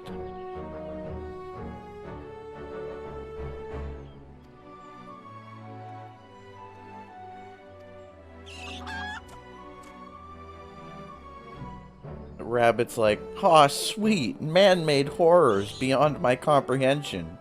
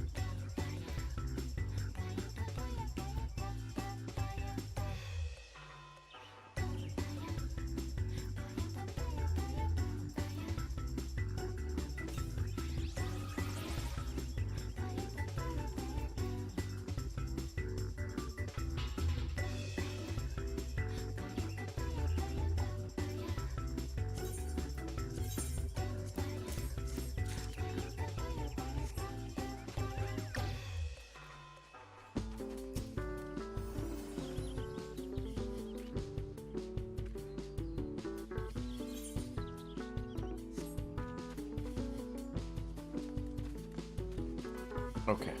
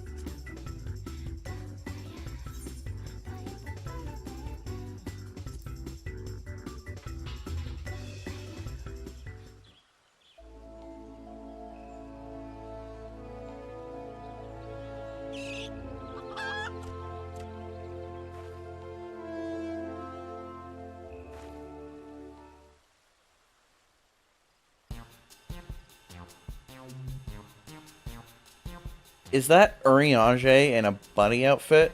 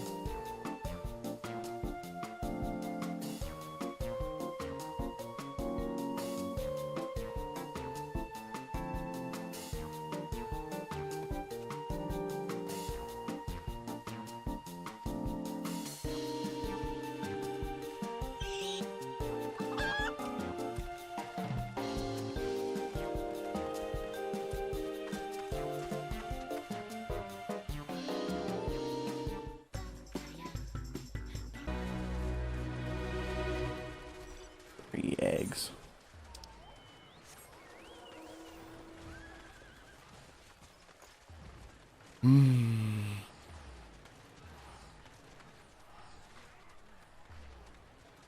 I've got what, 5? Yeah, 5.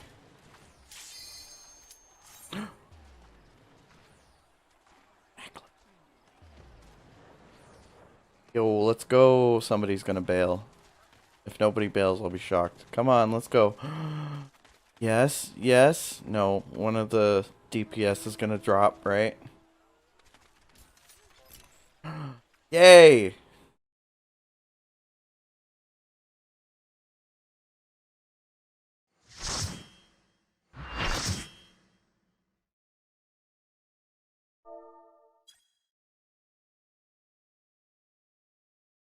New dungeon!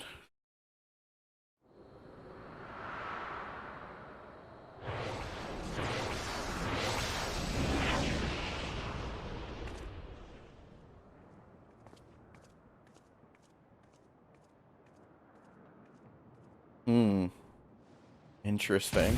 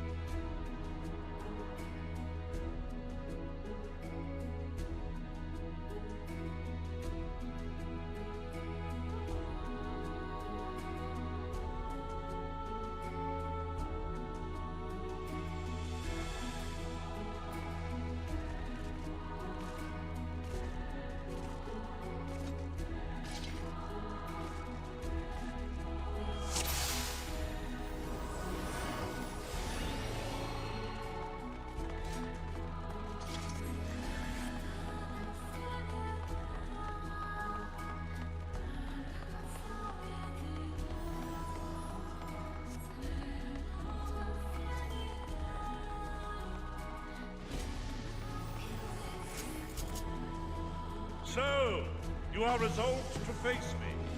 So far behind.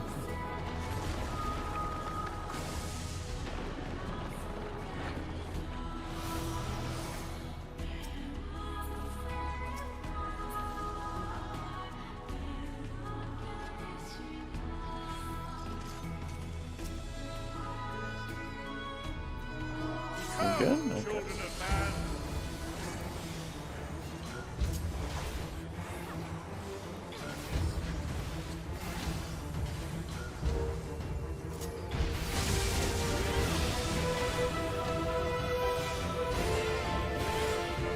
Okay, get back into serious mode.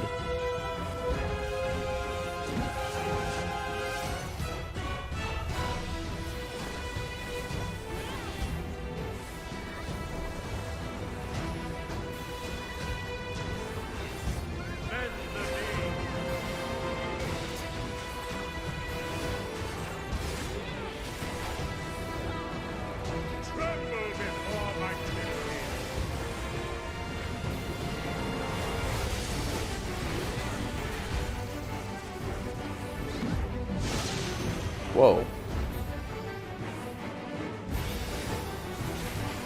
Behold the virtuosity of the builder.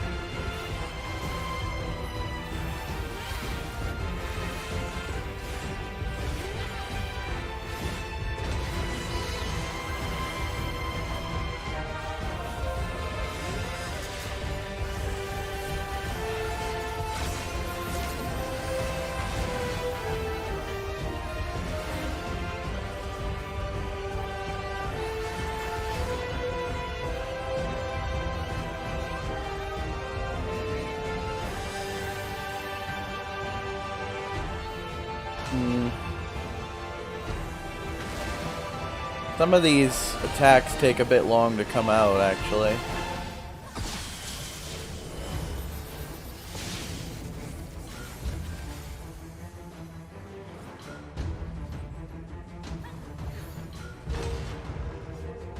Whoops.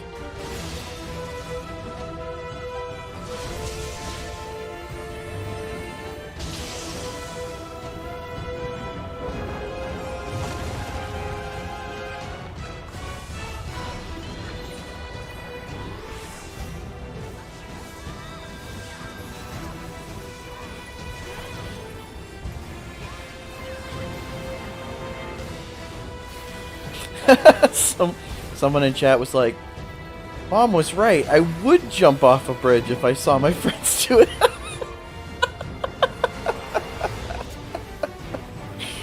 I very much like that response. I'm gonna give a commendation to that person.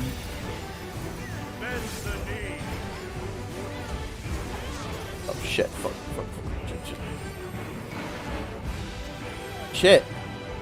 I feel bad for that one. Everybody was just standing around me and I had the thing on me and I was like, where do I go? There's people in every direction.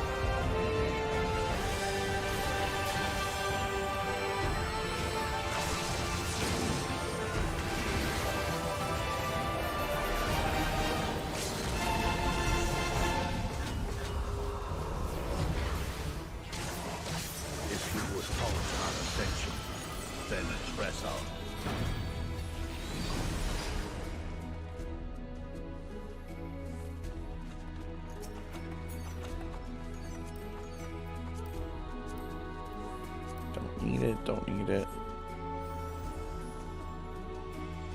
The 12 aren't playing.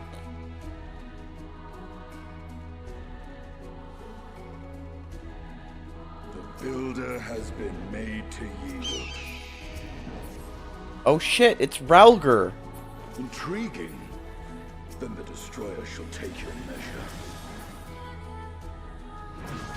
After you have provided my servant with some sport.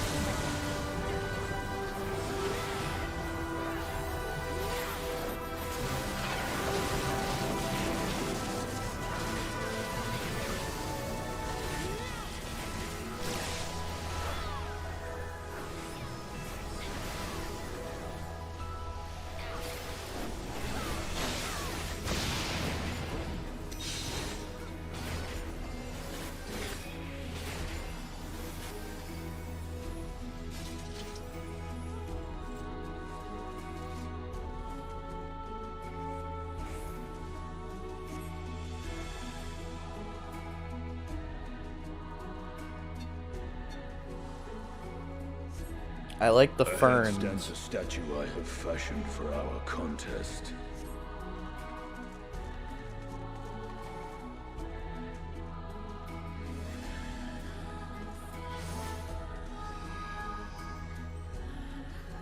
Holy shit.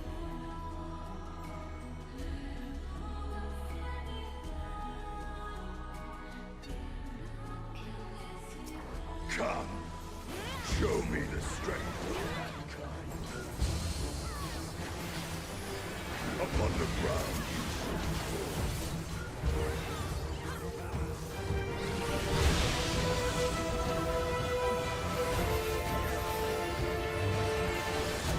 my authority is the destroyer.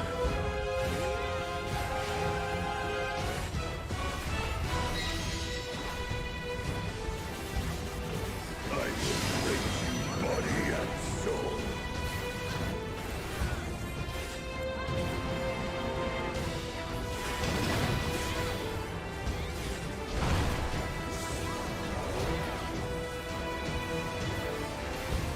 Bro, he's got things I have to look at, and I can't even pull the camera out enough to see them. Descend and destroy.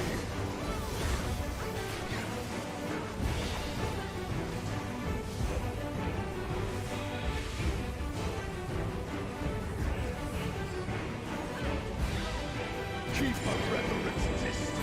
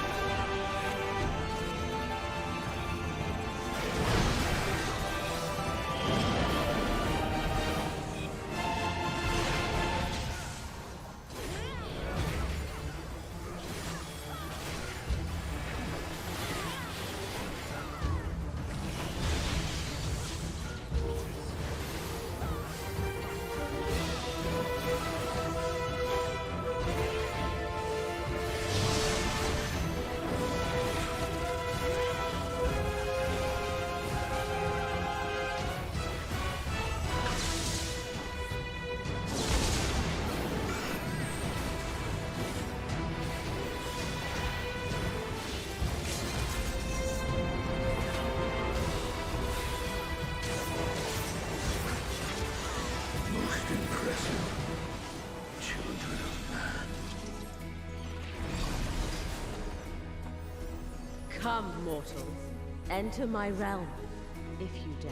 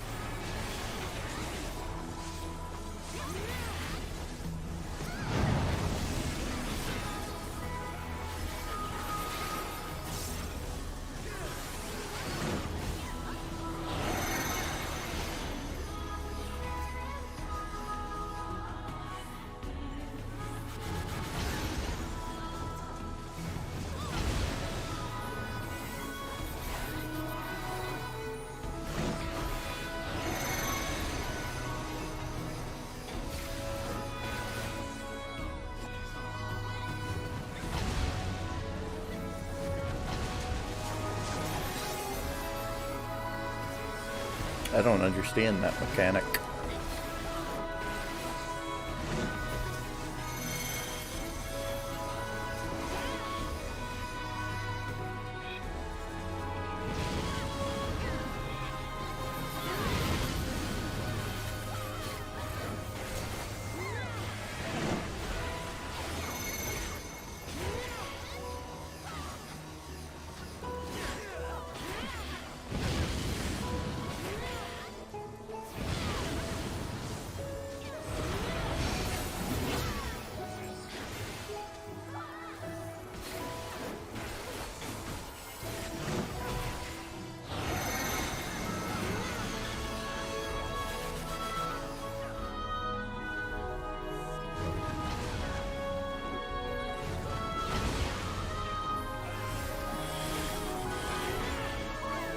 Kill it. Okay, we got it.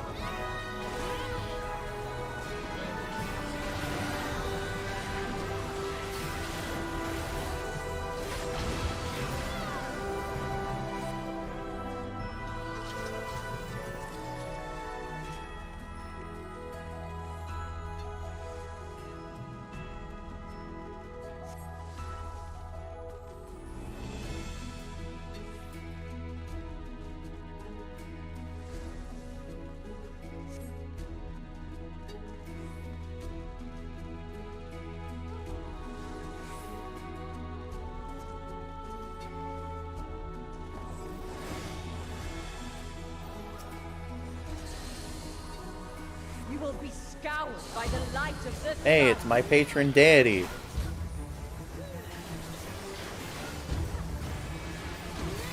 Be nice if they did less damage to you if you picked them as your warden deity.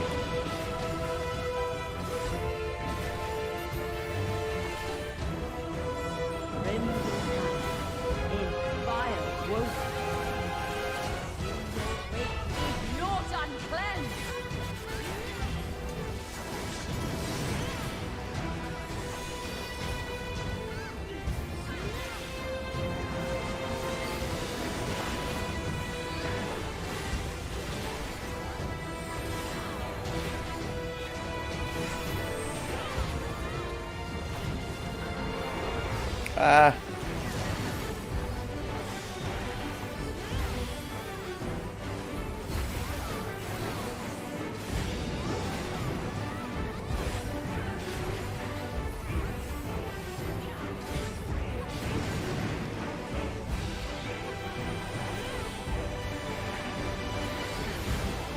Is it just a mirage? Or something more?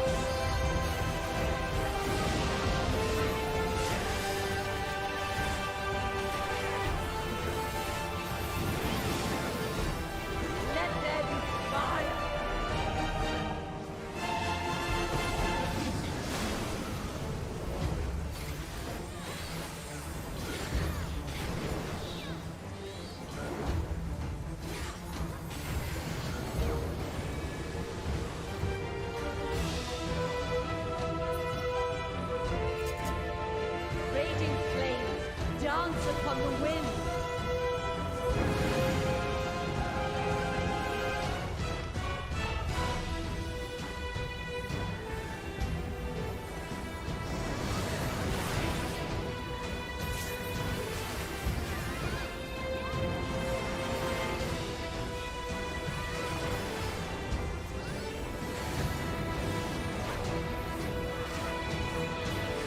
None could escape the inferno.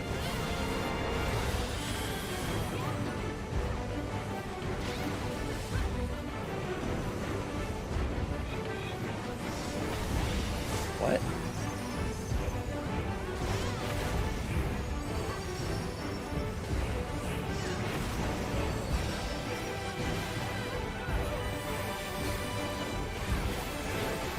This will burn.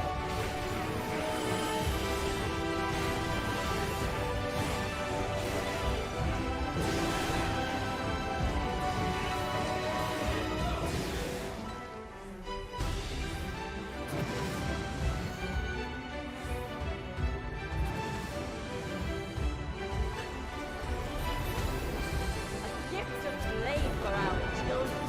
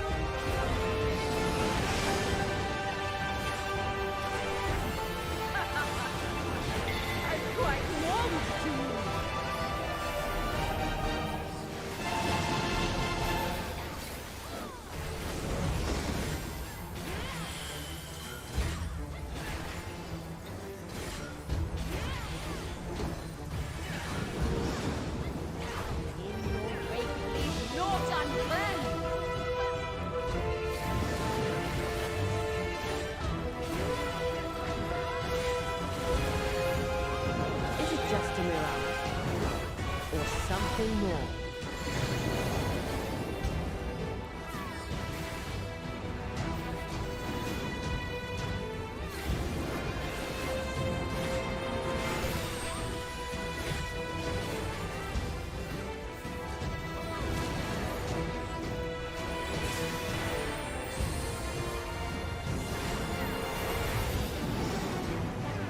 Let there be fire!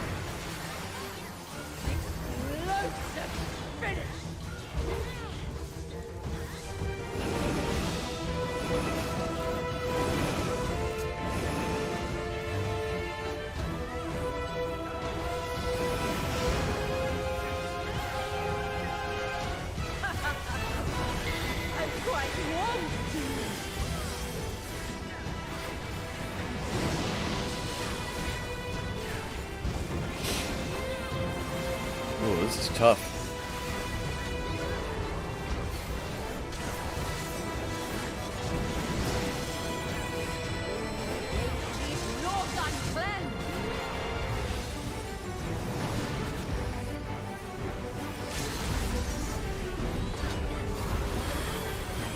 Is it just a mirage? Or some epic shall fire burn?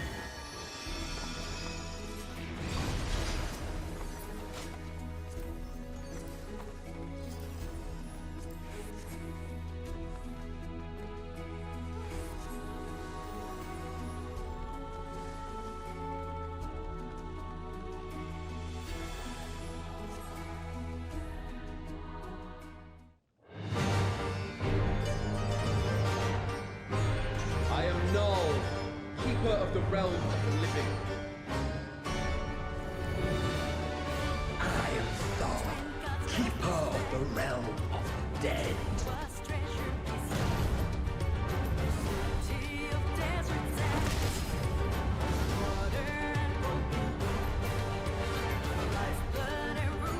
Prepare to be judged, children of man.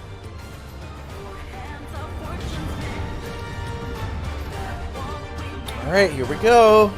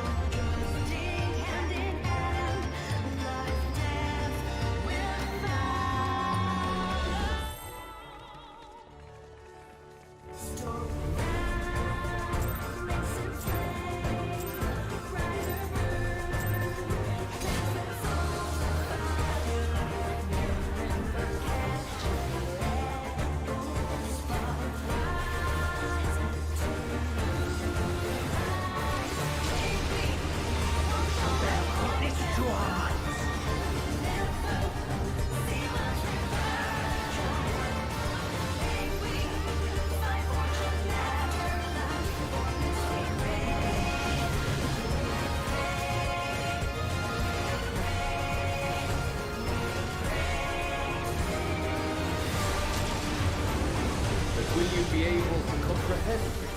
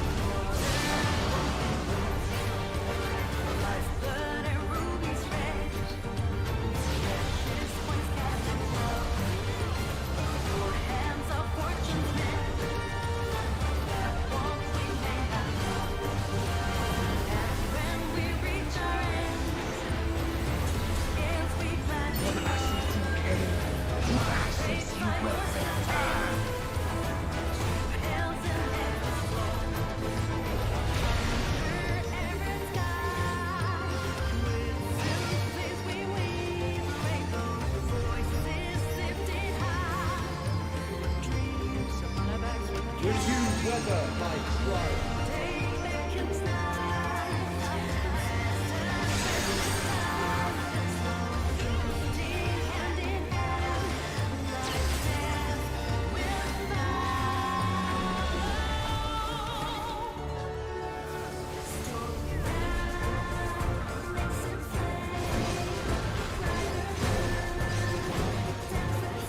We've only just begun.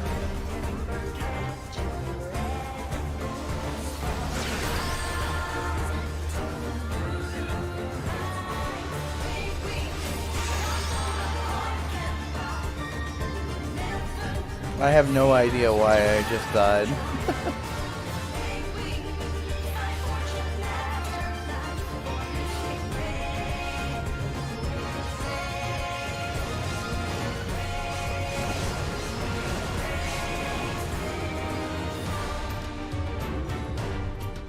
Still you defy our divine authority. Twin gods bless this land. Was treasure bestowed. Very well. Let us proceed to your judgment. We, the traitors, shall raise your sword!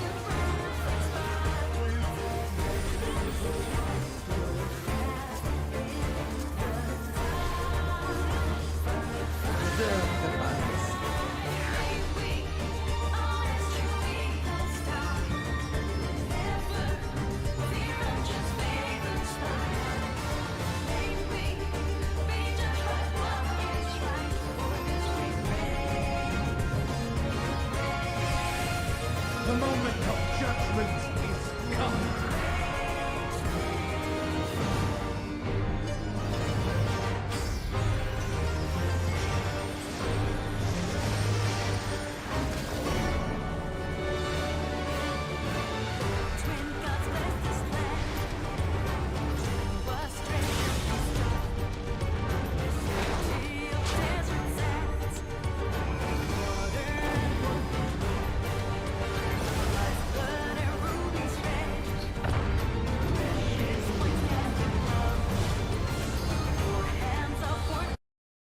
Like, do half of us have to be on one side and half of us have to be on the other side?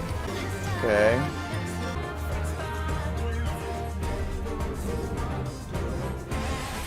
The moment of judgment. Is it unbalanced? It's probably unbalanced, which makes me lose again, right?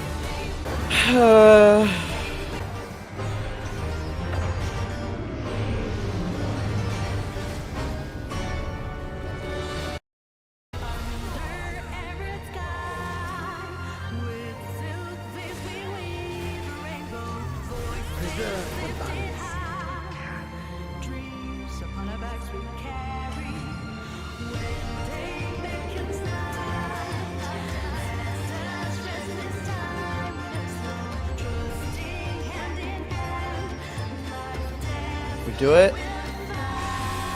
Oh my god, we finally fucking did it. Jesus. Took long enough.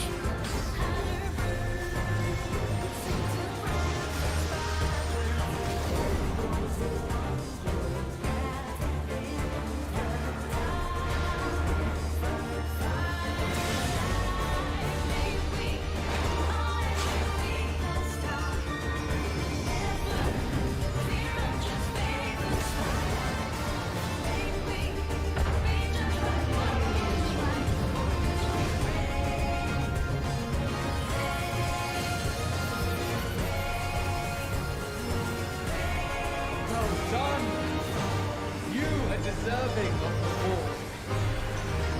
As a show of esteem, we shall bring our all to bear.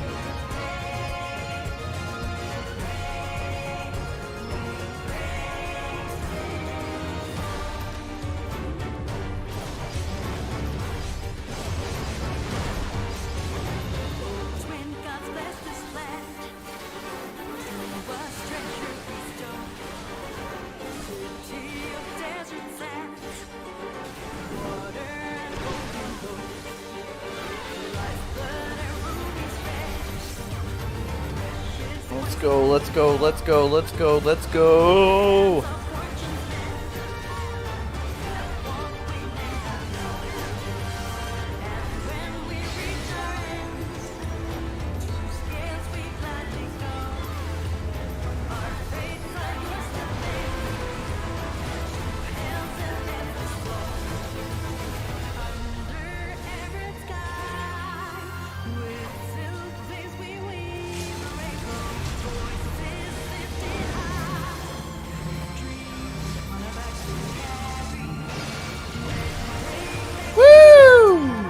Let's go!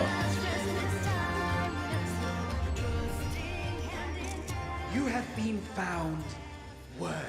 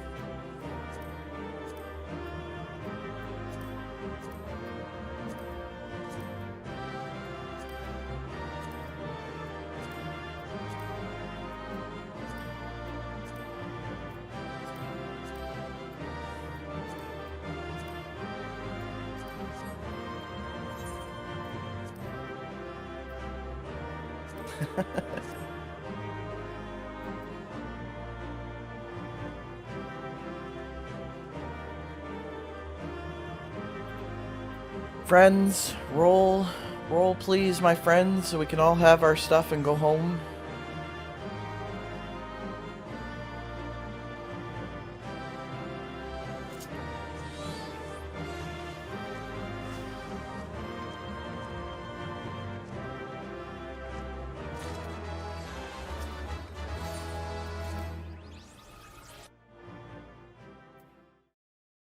Got 2 player combinations. Woo!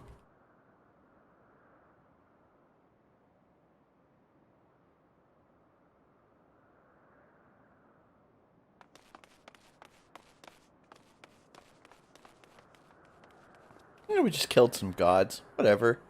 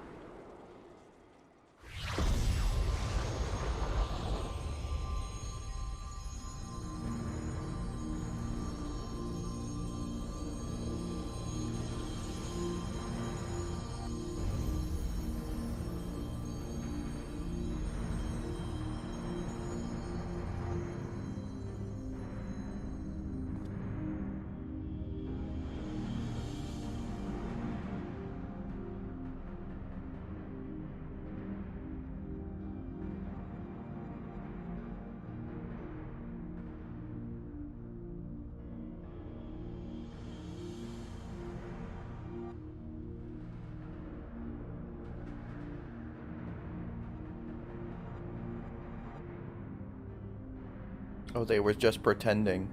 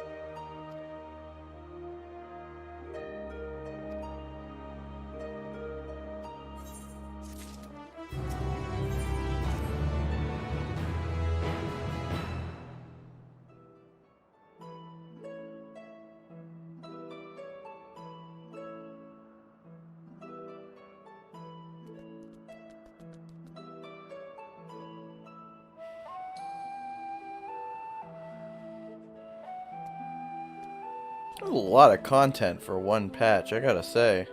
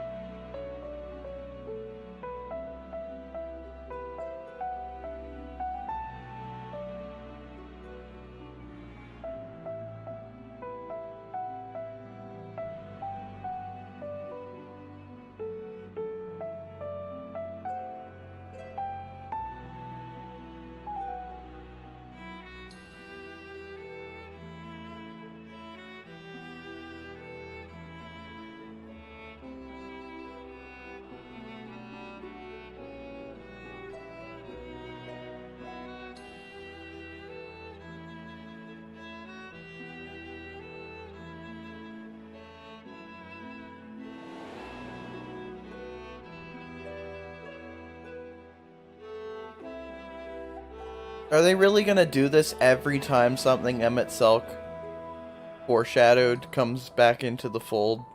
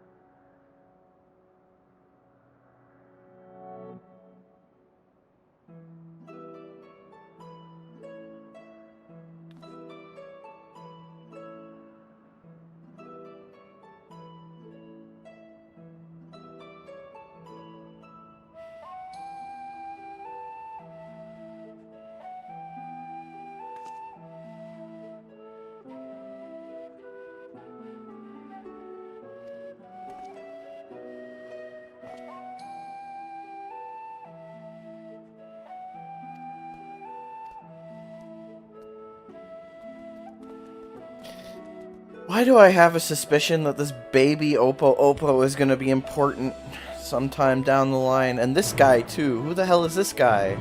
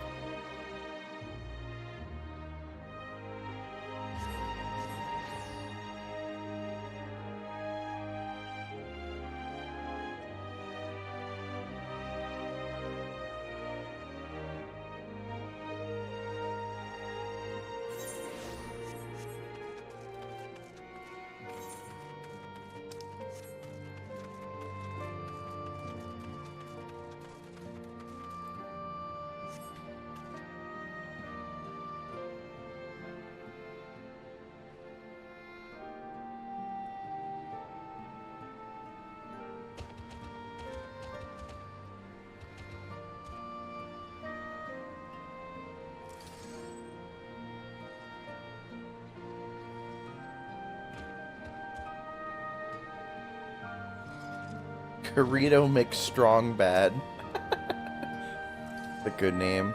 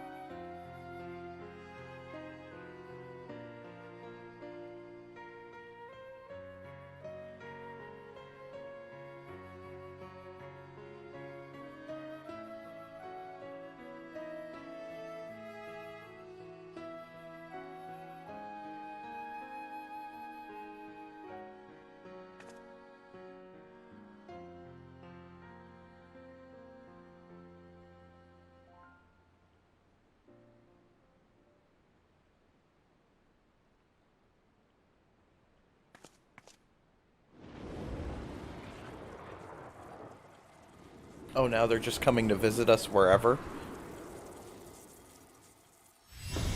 Nobody's gonna look over here? Oh.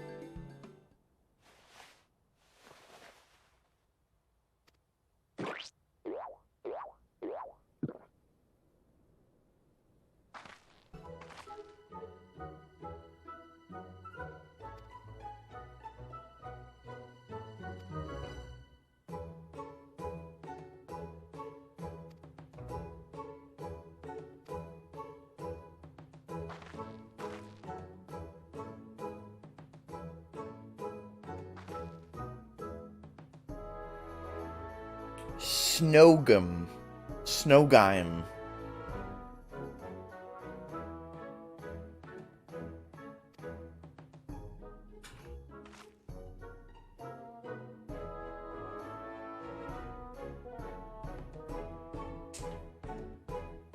This is shockingly dull for a quest that's supposed to be about gods.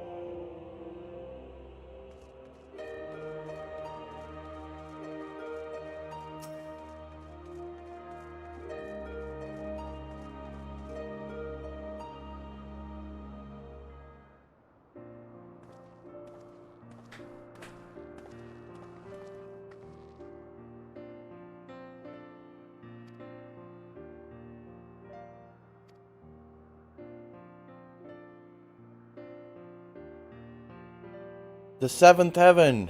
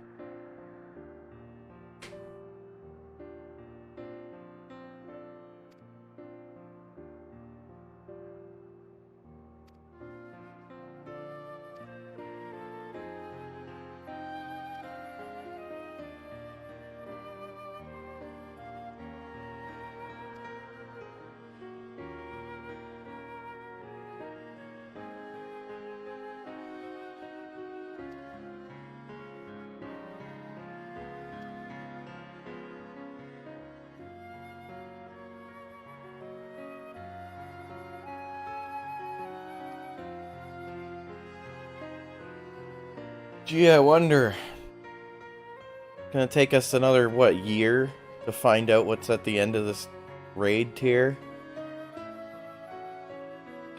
I'm not super thrilled about that.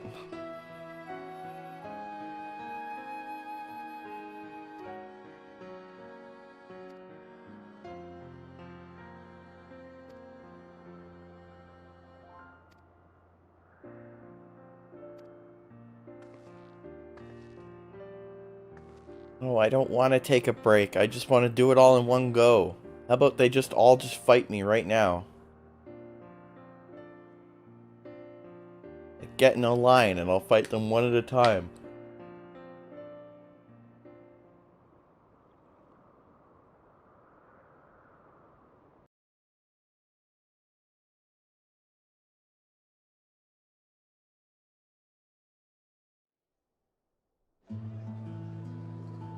Well, that all looks so good.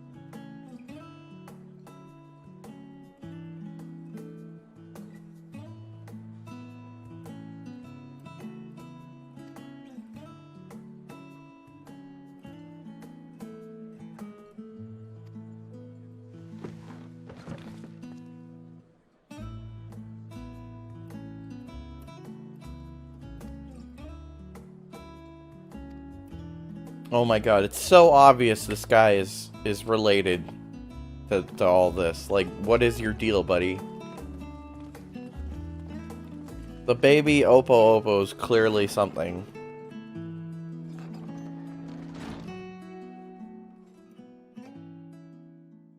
Tremendously obvious.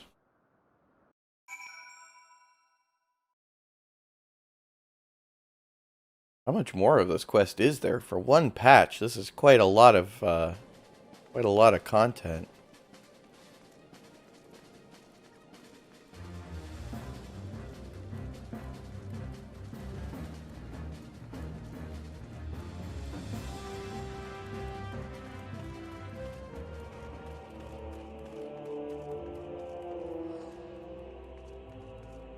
That's a weird looking mount. Never seen that thing before.